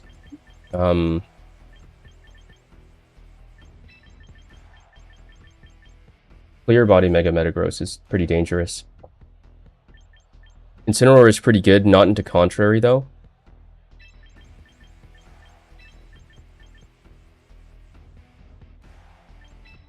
Incineroar, Garchomp. I think I'm going to rely on Banette to do this. Because now that we have dual wing beat on Aerodactyl, it's actually an offensive piece. I mean, it always was with Rock Slide. And so it's a bit silly to think of it as a defensive mod.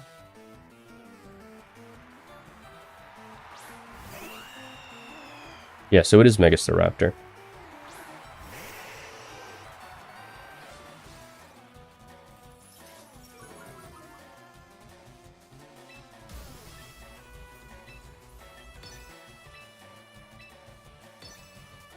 And so we are going to take its contrary away.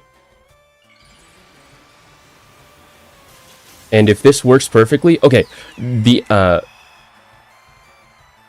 output result that I'm foreseeing is that the charm that goes into Staraptor will reduce its attack.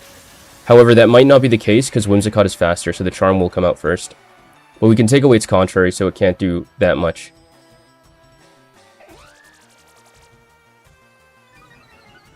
Fake Tears, Spadef rose sharply. We're okay with that. We're removing your ability to utilize contrary. We're going to take that for ourselves.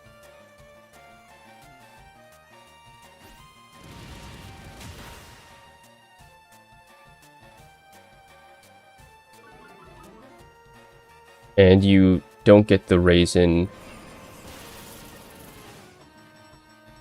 That's good. That's actually great for us.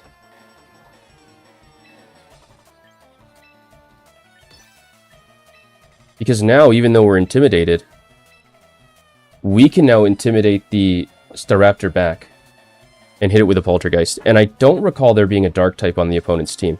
Whimsicott is never destroying a Banette from this position. I made it too bulky to do that. And the defense drop from Staraptor should be enough for Poltergeist to kill, even through Intimidate.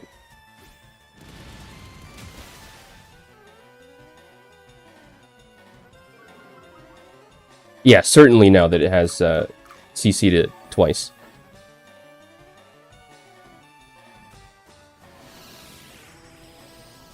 Let's go, Banette. That's a great result.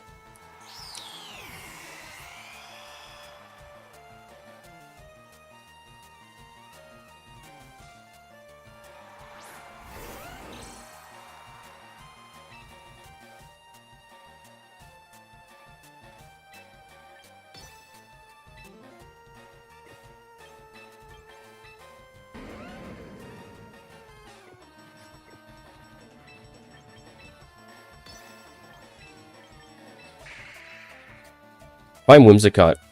Okay, switching out is fair.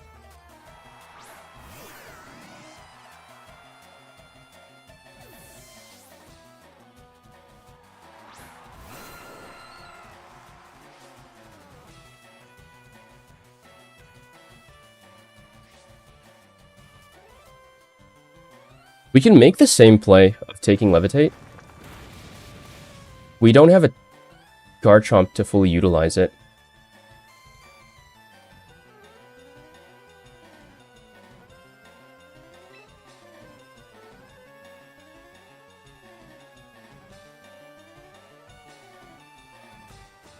I think Destiny Bond is superior.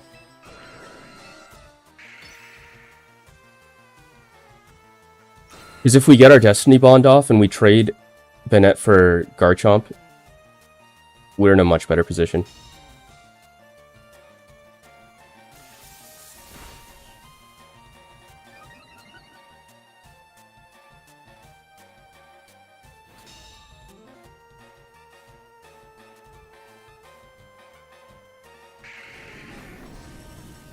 Oh, I already traded away... What did I skill swap with? What? Oh, I took away Staraptor, so we don't even have Prankster, so we just got lucky. I think we would have lived the thing anyways.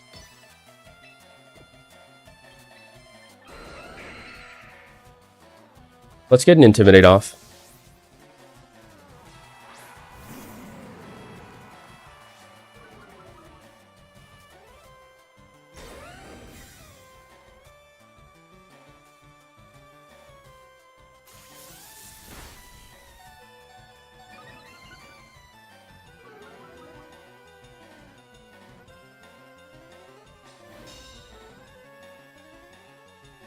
Snow stopped. The Tailwind petered out. So the Tailwind petered out. We're at +2 speed.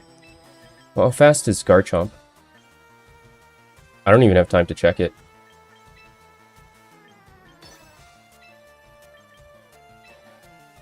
So we're just going to fake it out.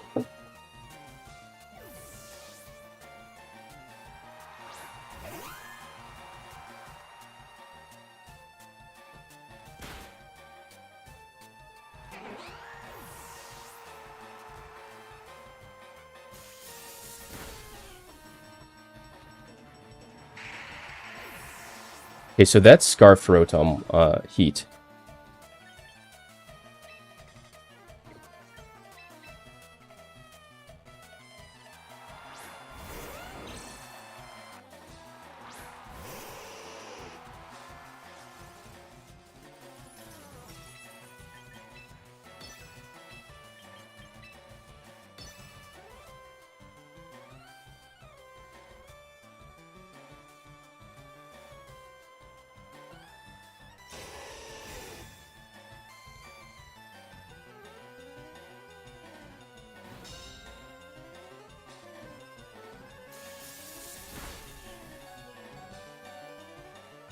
Right, does Garchomp kill me here?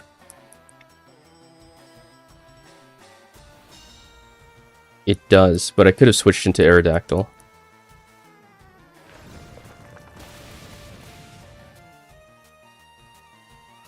Okay, -1 times 2 Ninetales.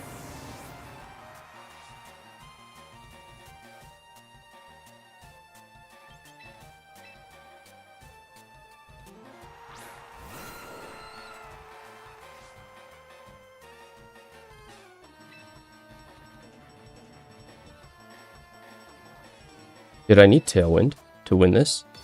I think I'm going to go for the double. And then Tailwind. This is one of those, it's the only option.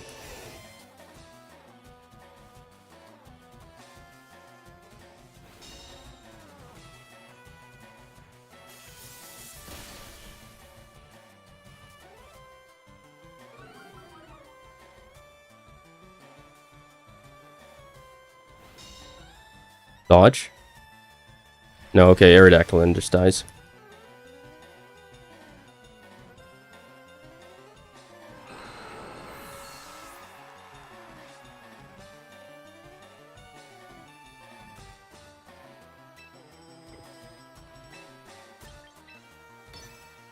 Yeah, I need to switch out Banette to get Prankster back. That was my misplay. I'm laser focusing on getting this thing to solo 1v1 like Alcremie did. But it's a support Pokemon, it's not a sweep everything Pokemon, so I need to play it as such. It needs to enable the other Pokemon better.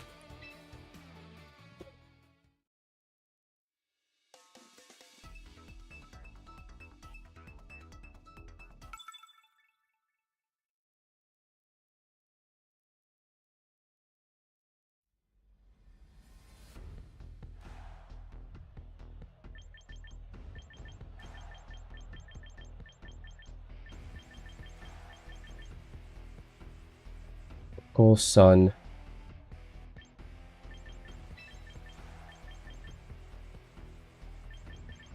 Sylveon for sure warrants this Banette. Cineroar, Garchomp, Aerodactyl, Ninetales.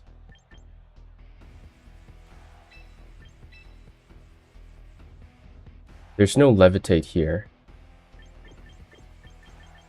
I think this is correct.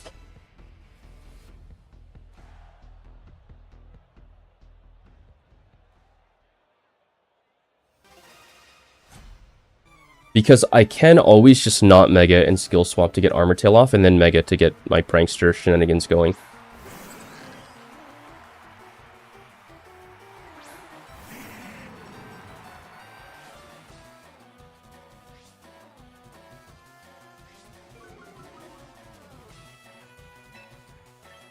So for example, here, I'm gonna not Mega to make sure Armor Tail To ensure that Armor Tail doesn't stop me from getting the skill swap to take a waste at Armor Tail. And I do lose Prankster, but that's fine. We're already rather slow. And then we'll just Darkest Lariat for Rizharaf.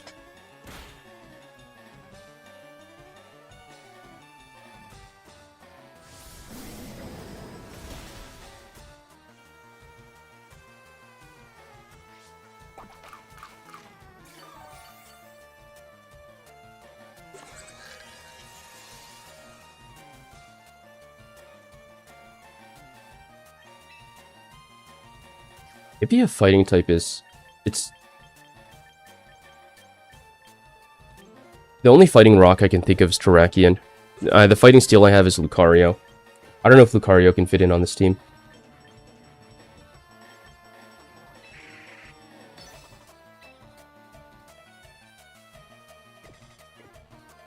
Just gonna switch out Banette.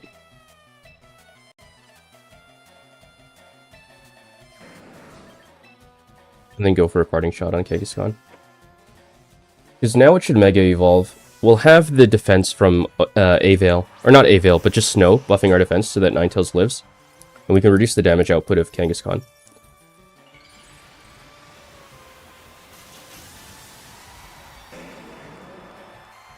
And hopefully try to sneak in an Aurora Veil.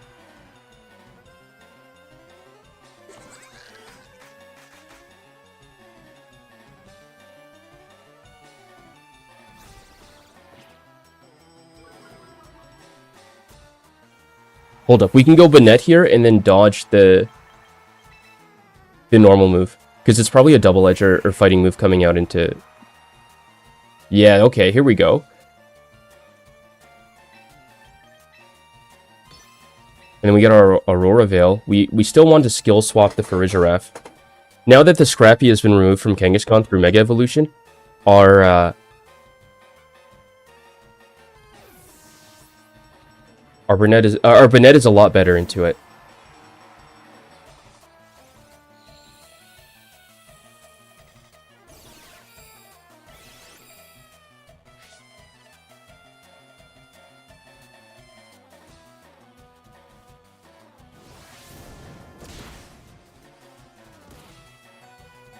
Okay, didn't think that one through. I still really want that Aurora Veil, and we can get it up.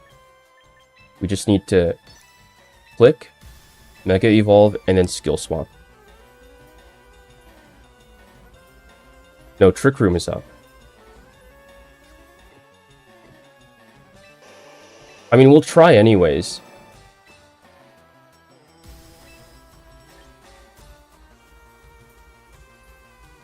But we don't have to.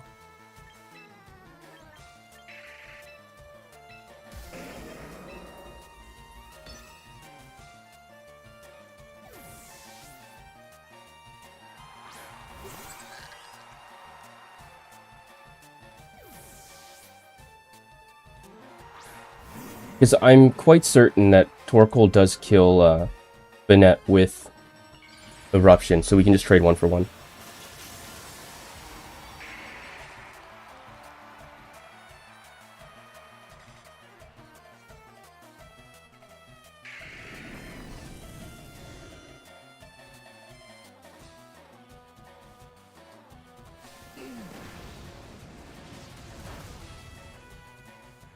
Yep. Just as I anticipated.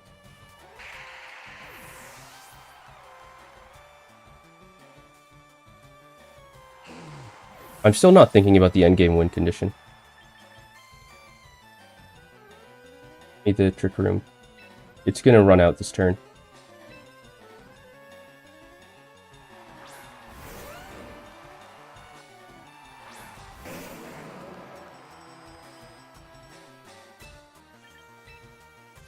I do not click Fake Out.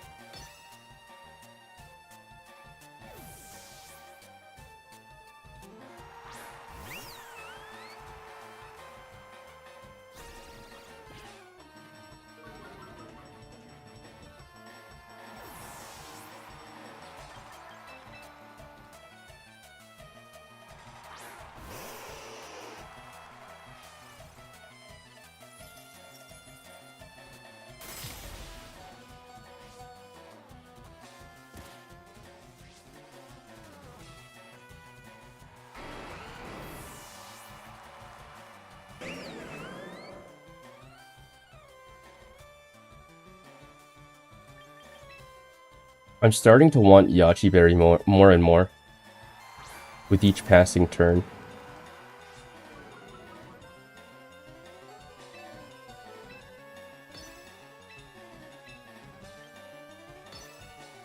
I think we're fine though.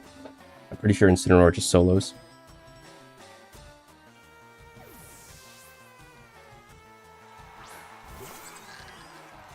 No, it does not. Breeze on the Sylveon would probably win this game though.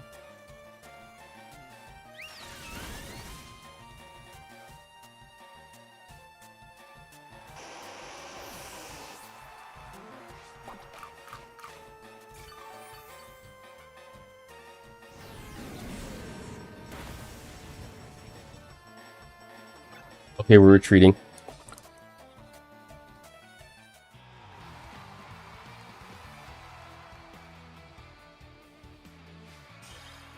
We're gonna make this work. I'm determined.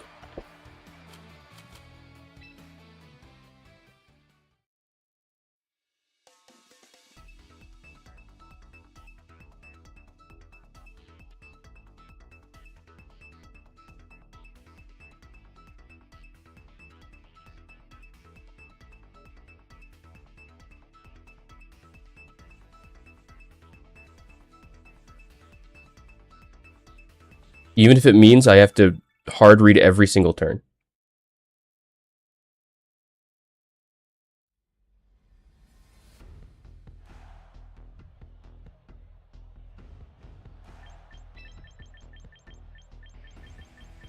We're leading Banette as an act of defiance against the system.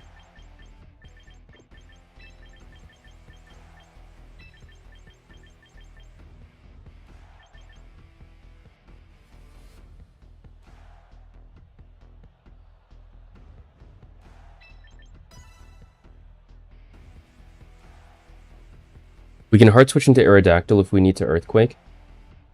But I think for the most part, this lead is good.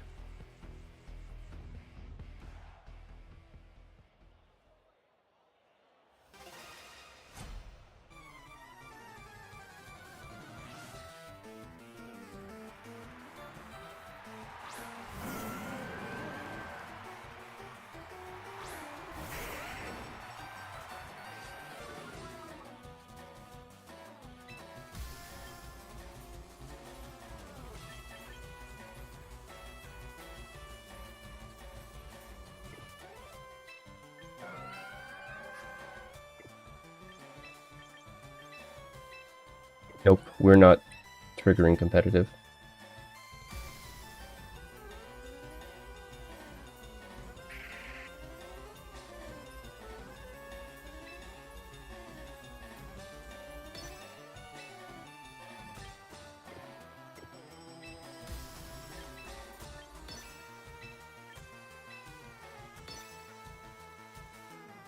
We're gonna chip Banette down to range so that it can die to some stray hit from Destiny Bond.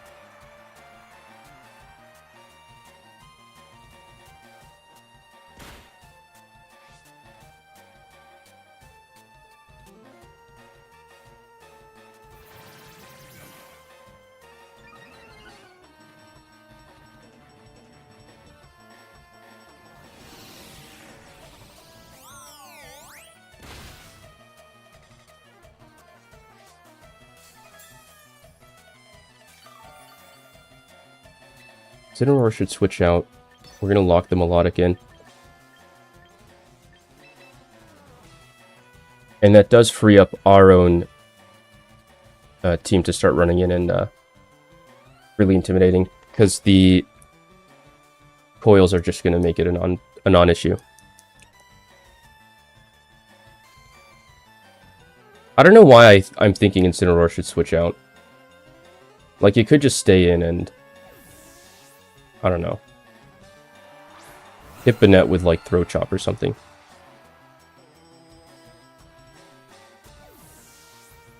Or it could switch out.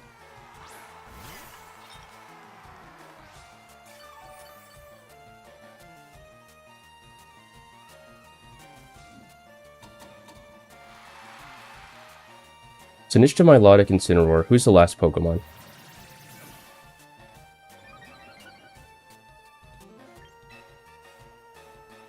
The Mawile.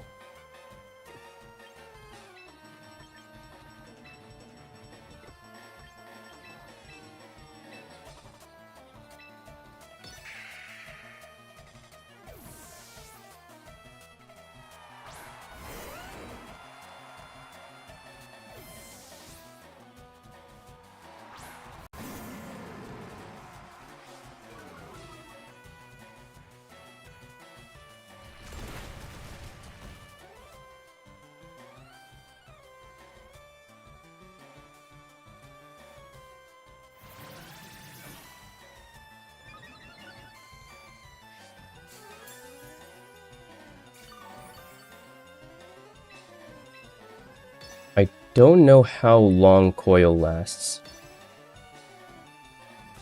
Or Encore lasts. I think it's 3 turns. It might be free from Encore this turn. And so switching Banette would be, like, kind of necessary. And if I knew that Banette was necessary, and I know that Incineroar is going to fake out, then... Oh, I should have switched into Banette. That's what I was going to conclude.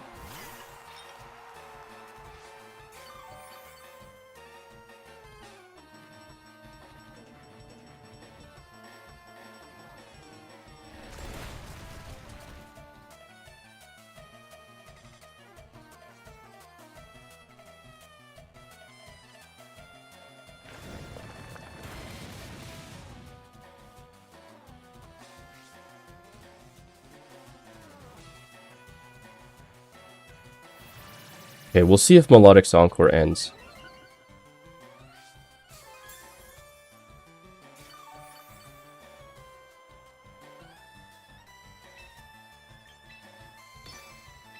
So I think Rage Powder is going to be the next move.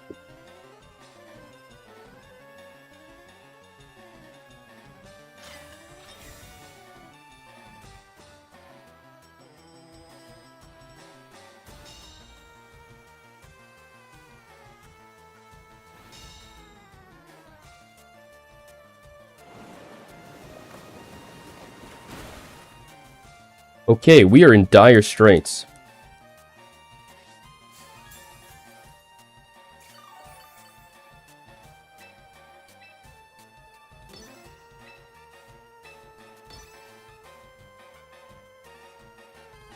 Maybe Rock Slide Declaw is better. Because, yeah, Incineroar is coming out now.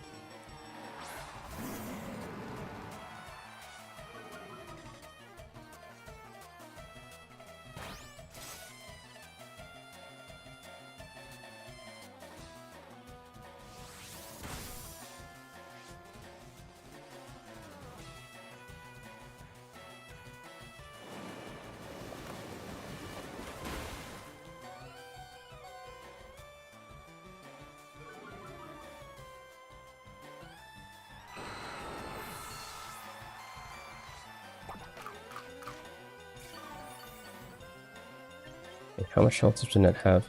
Full health.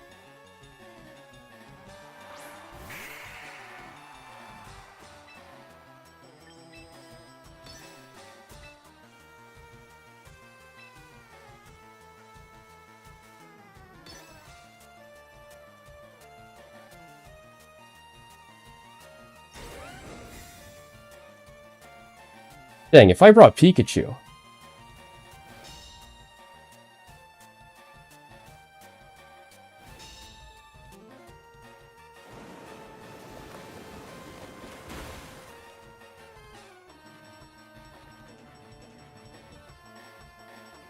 Oh, we can't even Poltergeist. I didn't even realize. Okay.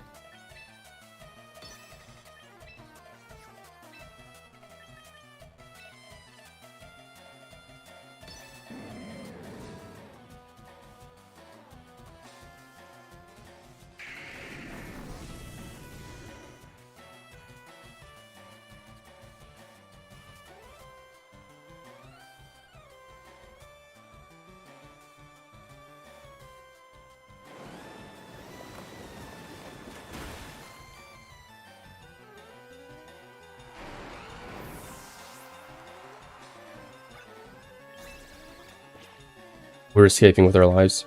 And we're gonna use Pikachu.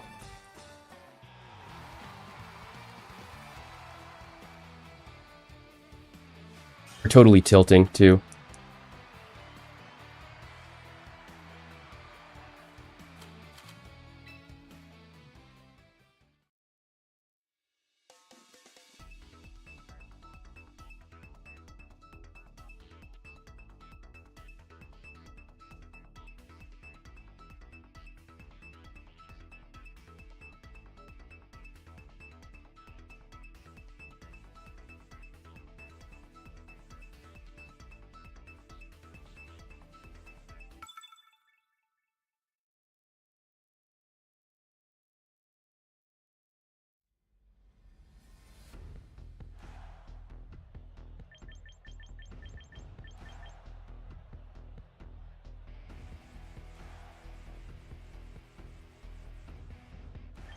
Definitely want Raichu.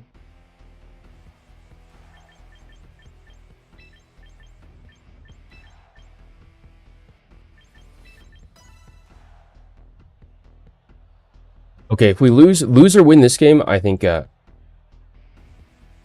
we'll table this and try this again tomorrow or something else. Some other time. Because I can foresee that if I pursue this path, it's going to be miserable. I think Banette is a secret top tier. I firmly believe it. It's just a high skill ceiling mega.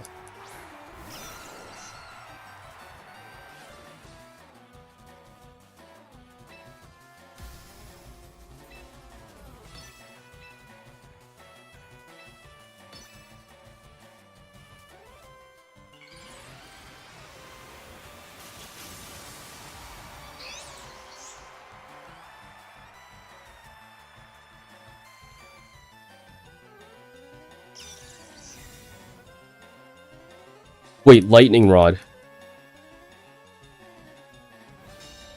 Wait, that is kind of smart.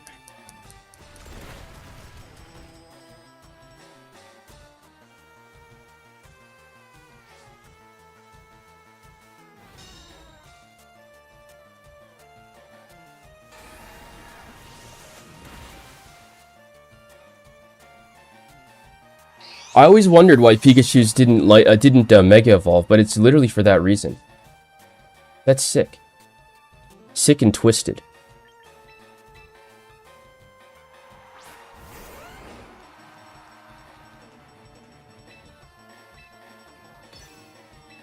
Fortunately for me, I can just click Tailwind and Earthquake, and then whatever they did was just irrelevant.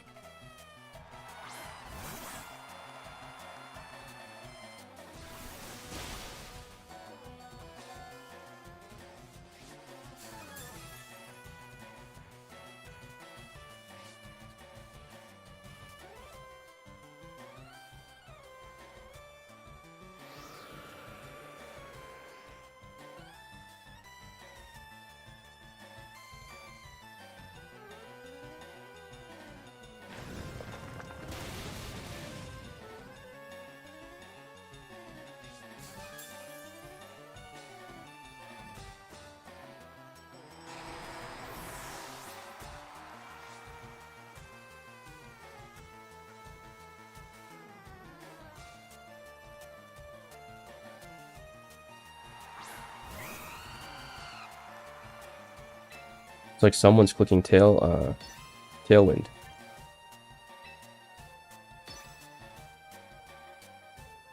Fortunately for me, I have rough skin.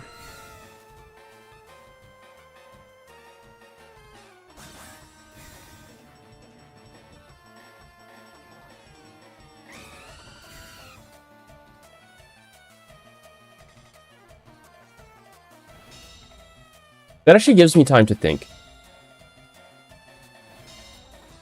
Because Talonflame should just click Brave Bird.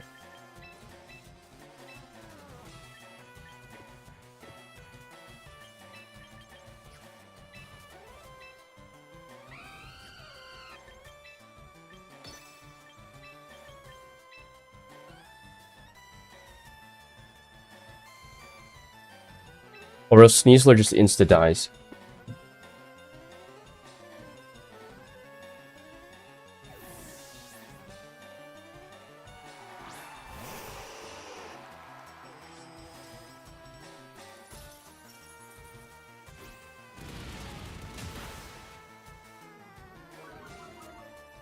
Did I Dragon Claw it?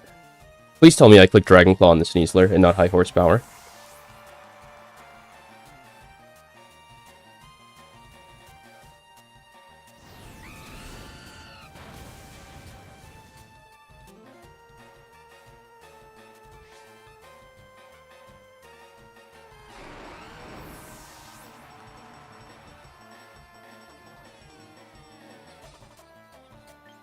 Okay, it's just Aerodactyl and Ninetales versus Pikachu and... How many turns left of Tailwind?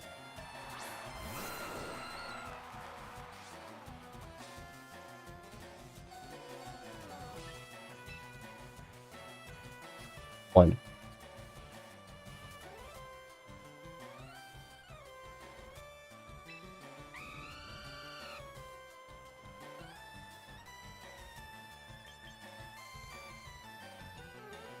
So Talonflame should Tailwind, Raichu fakes out Aerodactyl, then we lose. Unless...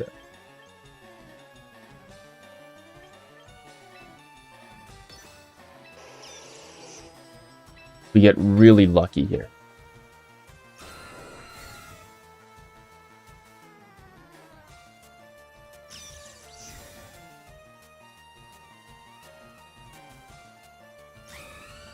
And that is the luck that we needed, actually. Because now... the... Is that Scarf Talonflame?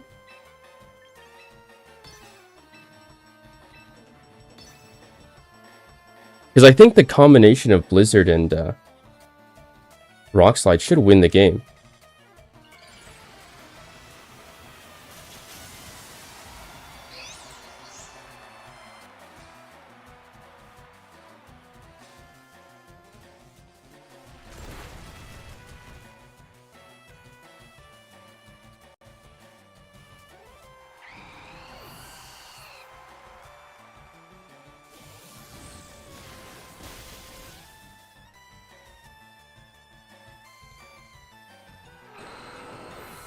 Because now Blizzard hits, and then I can Moonblast, I guess, for fun if I want to. But no, okay, we turned it around.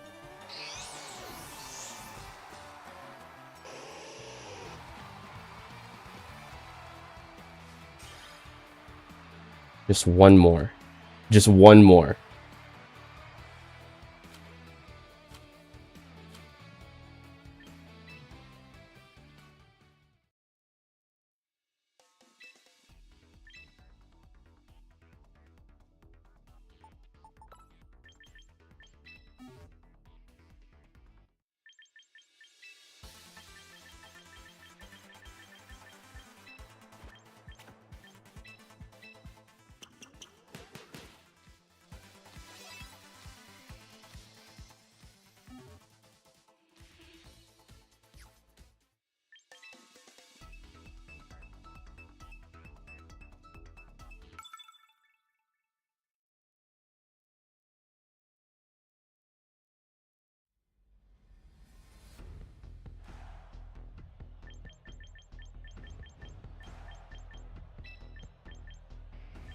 Rafty.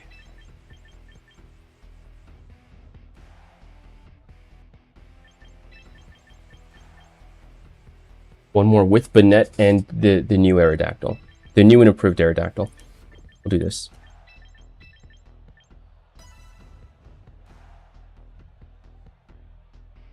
I don't believe Incineroar is real. Even though it looks really good into Sinistra and Farigiraf, I don't think it's real.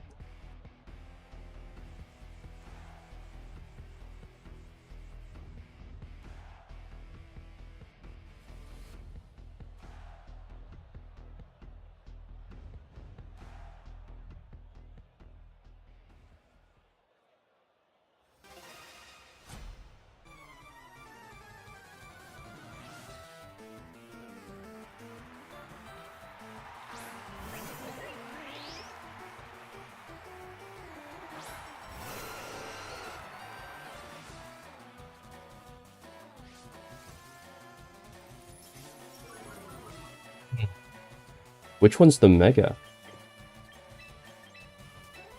In either case, going Garchomp is safe.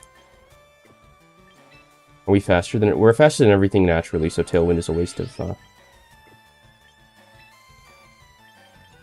a move slot. We're just gonna double switch.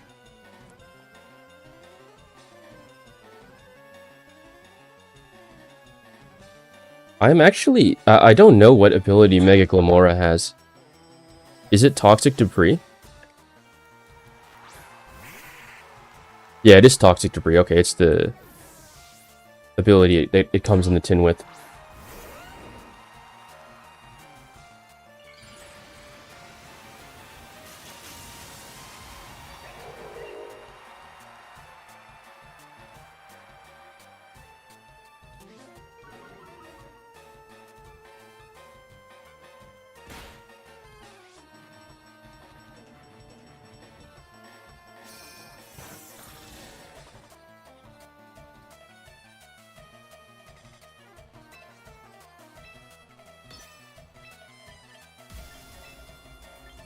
I feel like taking Toxic Debris. I don't know, I don't want to have T-Spikes on my side, so I'm just going to take it and then have Banette eat the Earthquake.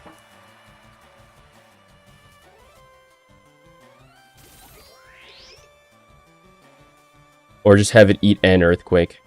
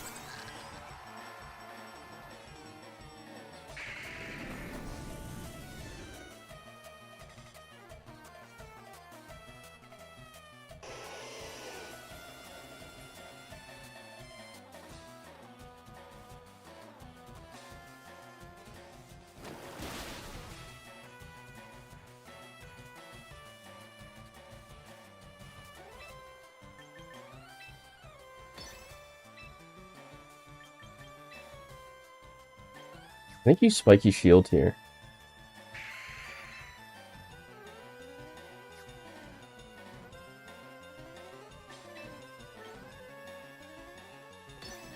But if you don't...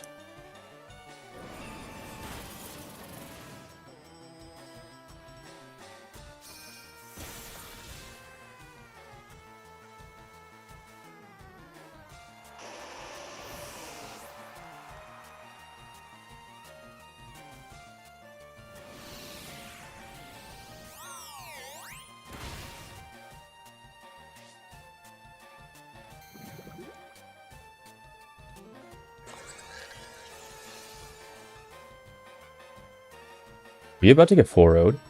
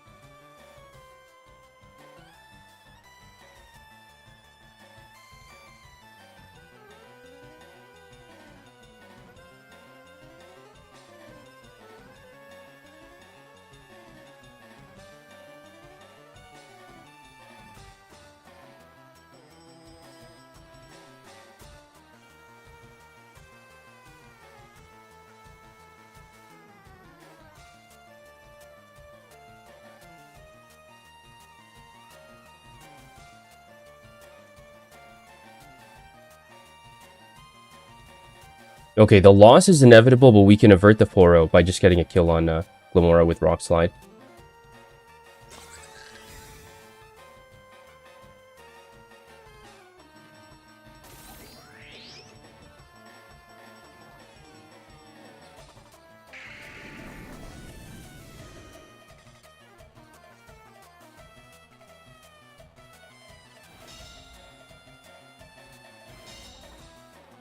He doesn't know that,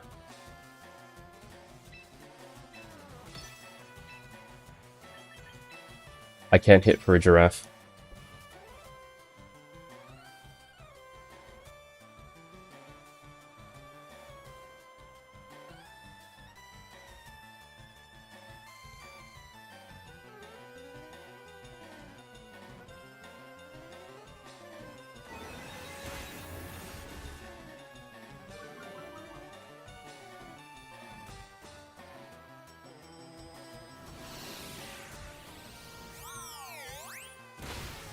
What's our moveset? Destiny Bond, Poltergeist. Maybe we drop Destiny Bond for a different move?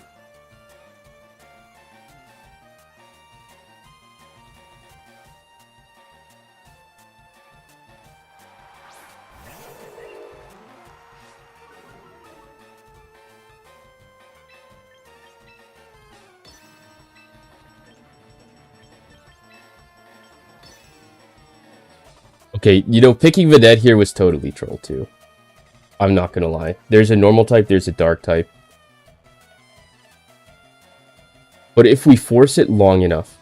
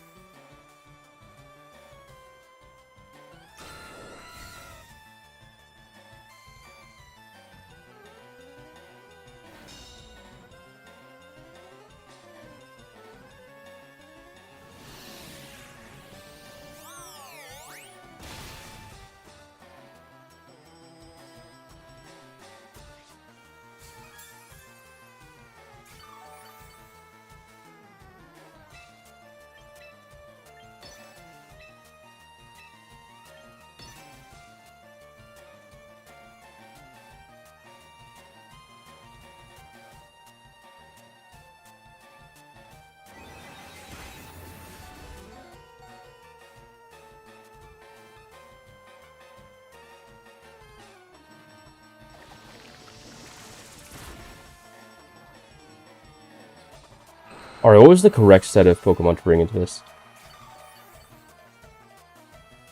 Ninetales, Raichu.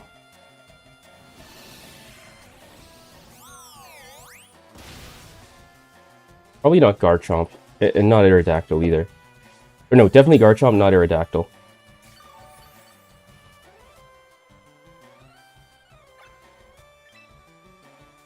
Take our loss. But I'm kind of getting into the rhythm of playing over and over again, so we'll just continue doing it until I get actually tired. Tired or drop out of... end up in the 1700s, because...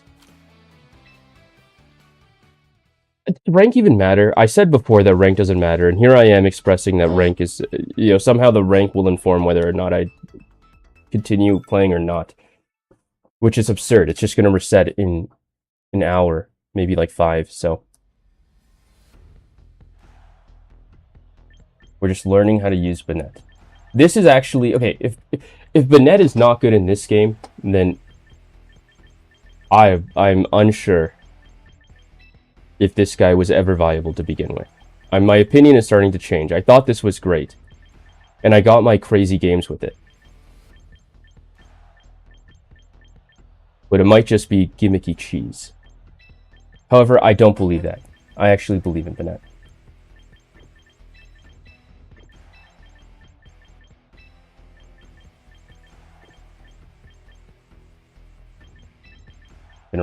As soon as the Metagross Megas, it's in for a walloping.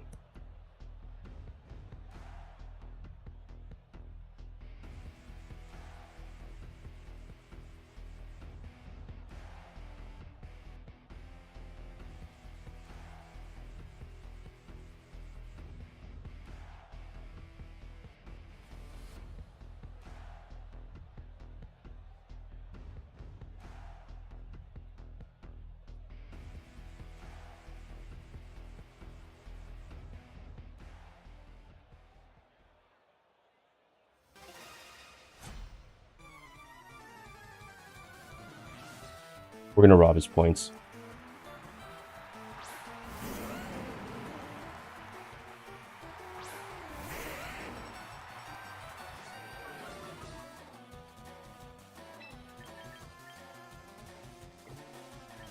Get his points away.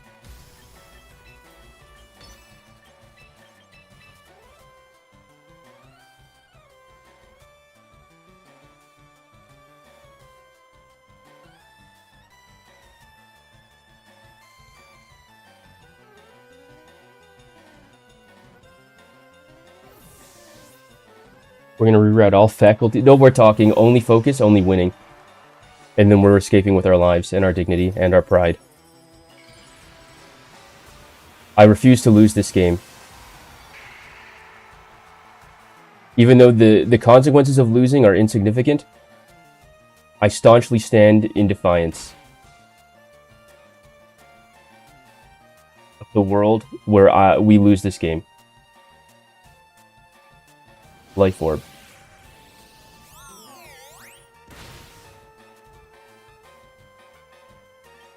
If you're Weather Setter, who are you switching into? Probably Metagross.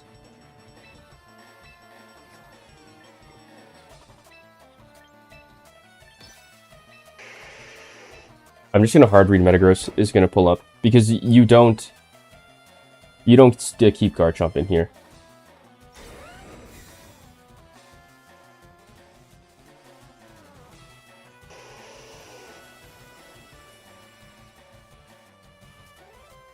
What's Incineroar gonna do now, buddy?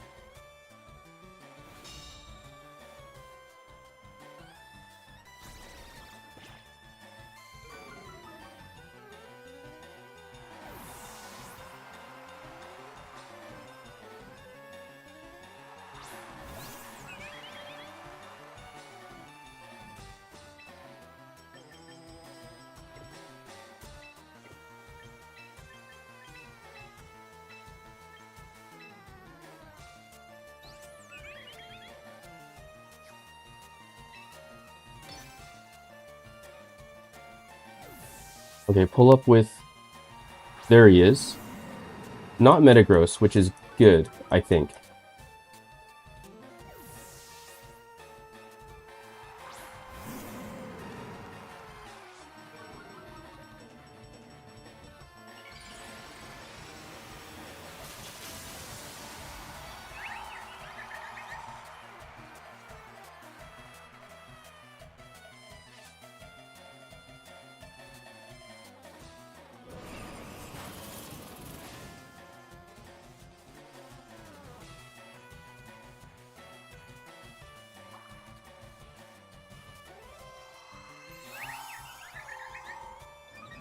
Okay, the one situation where I should have kept it in for Encore.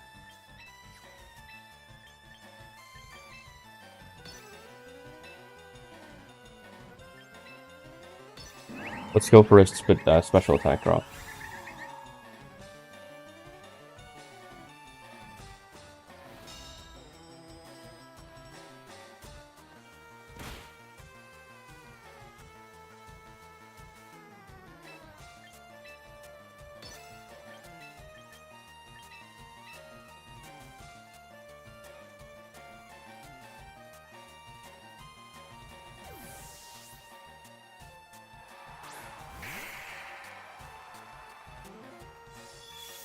How comes the Dazzling Gleam? It shouldn't do that much damage.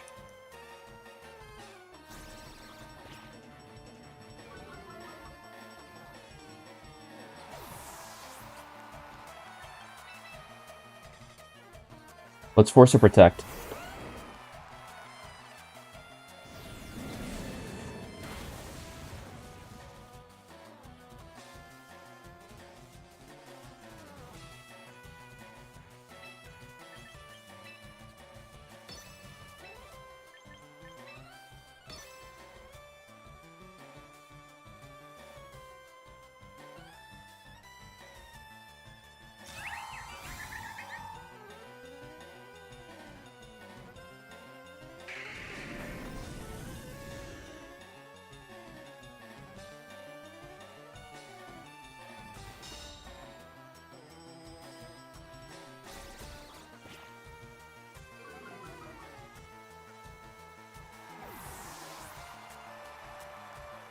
Okay, the goal now is to keep Banette alive for long enough. Sinistra.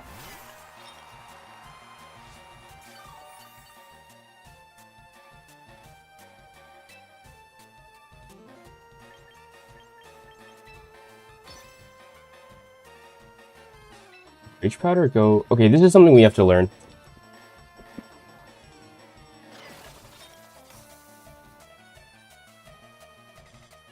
Alright, and we lose.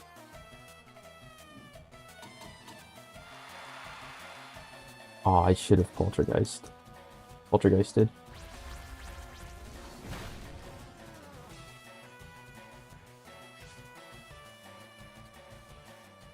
Unless you moonblasted.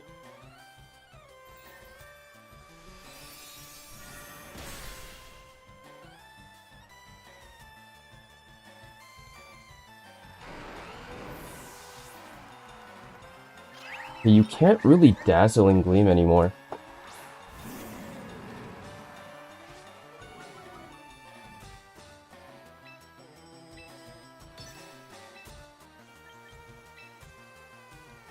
Like, you literally can't dazzling gleam. Because I just click Destiny Bond and then...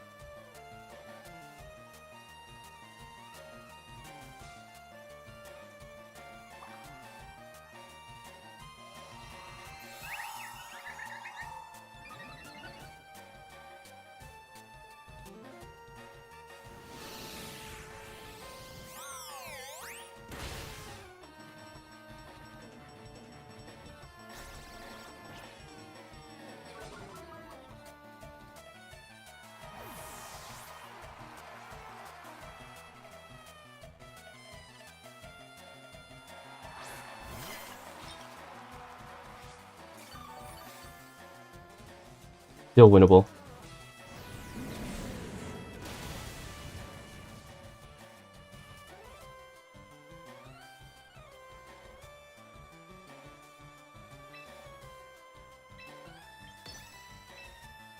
Extremely winnable.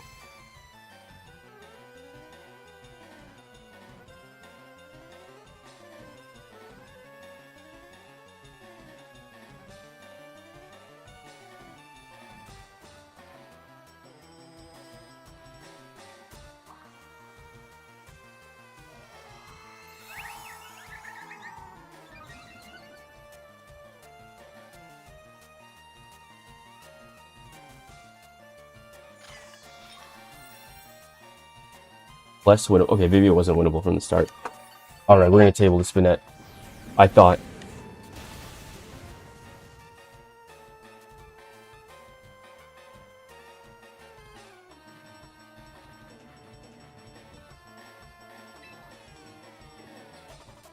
Just gonna walk away from this game. Pretend it never happened.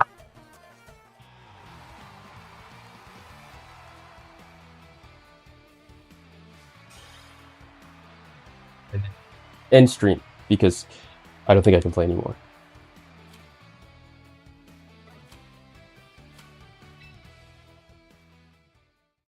But yeah, that was actually You know, even though at the tail end we just got owned over and over again, initially we were doing pretty strong.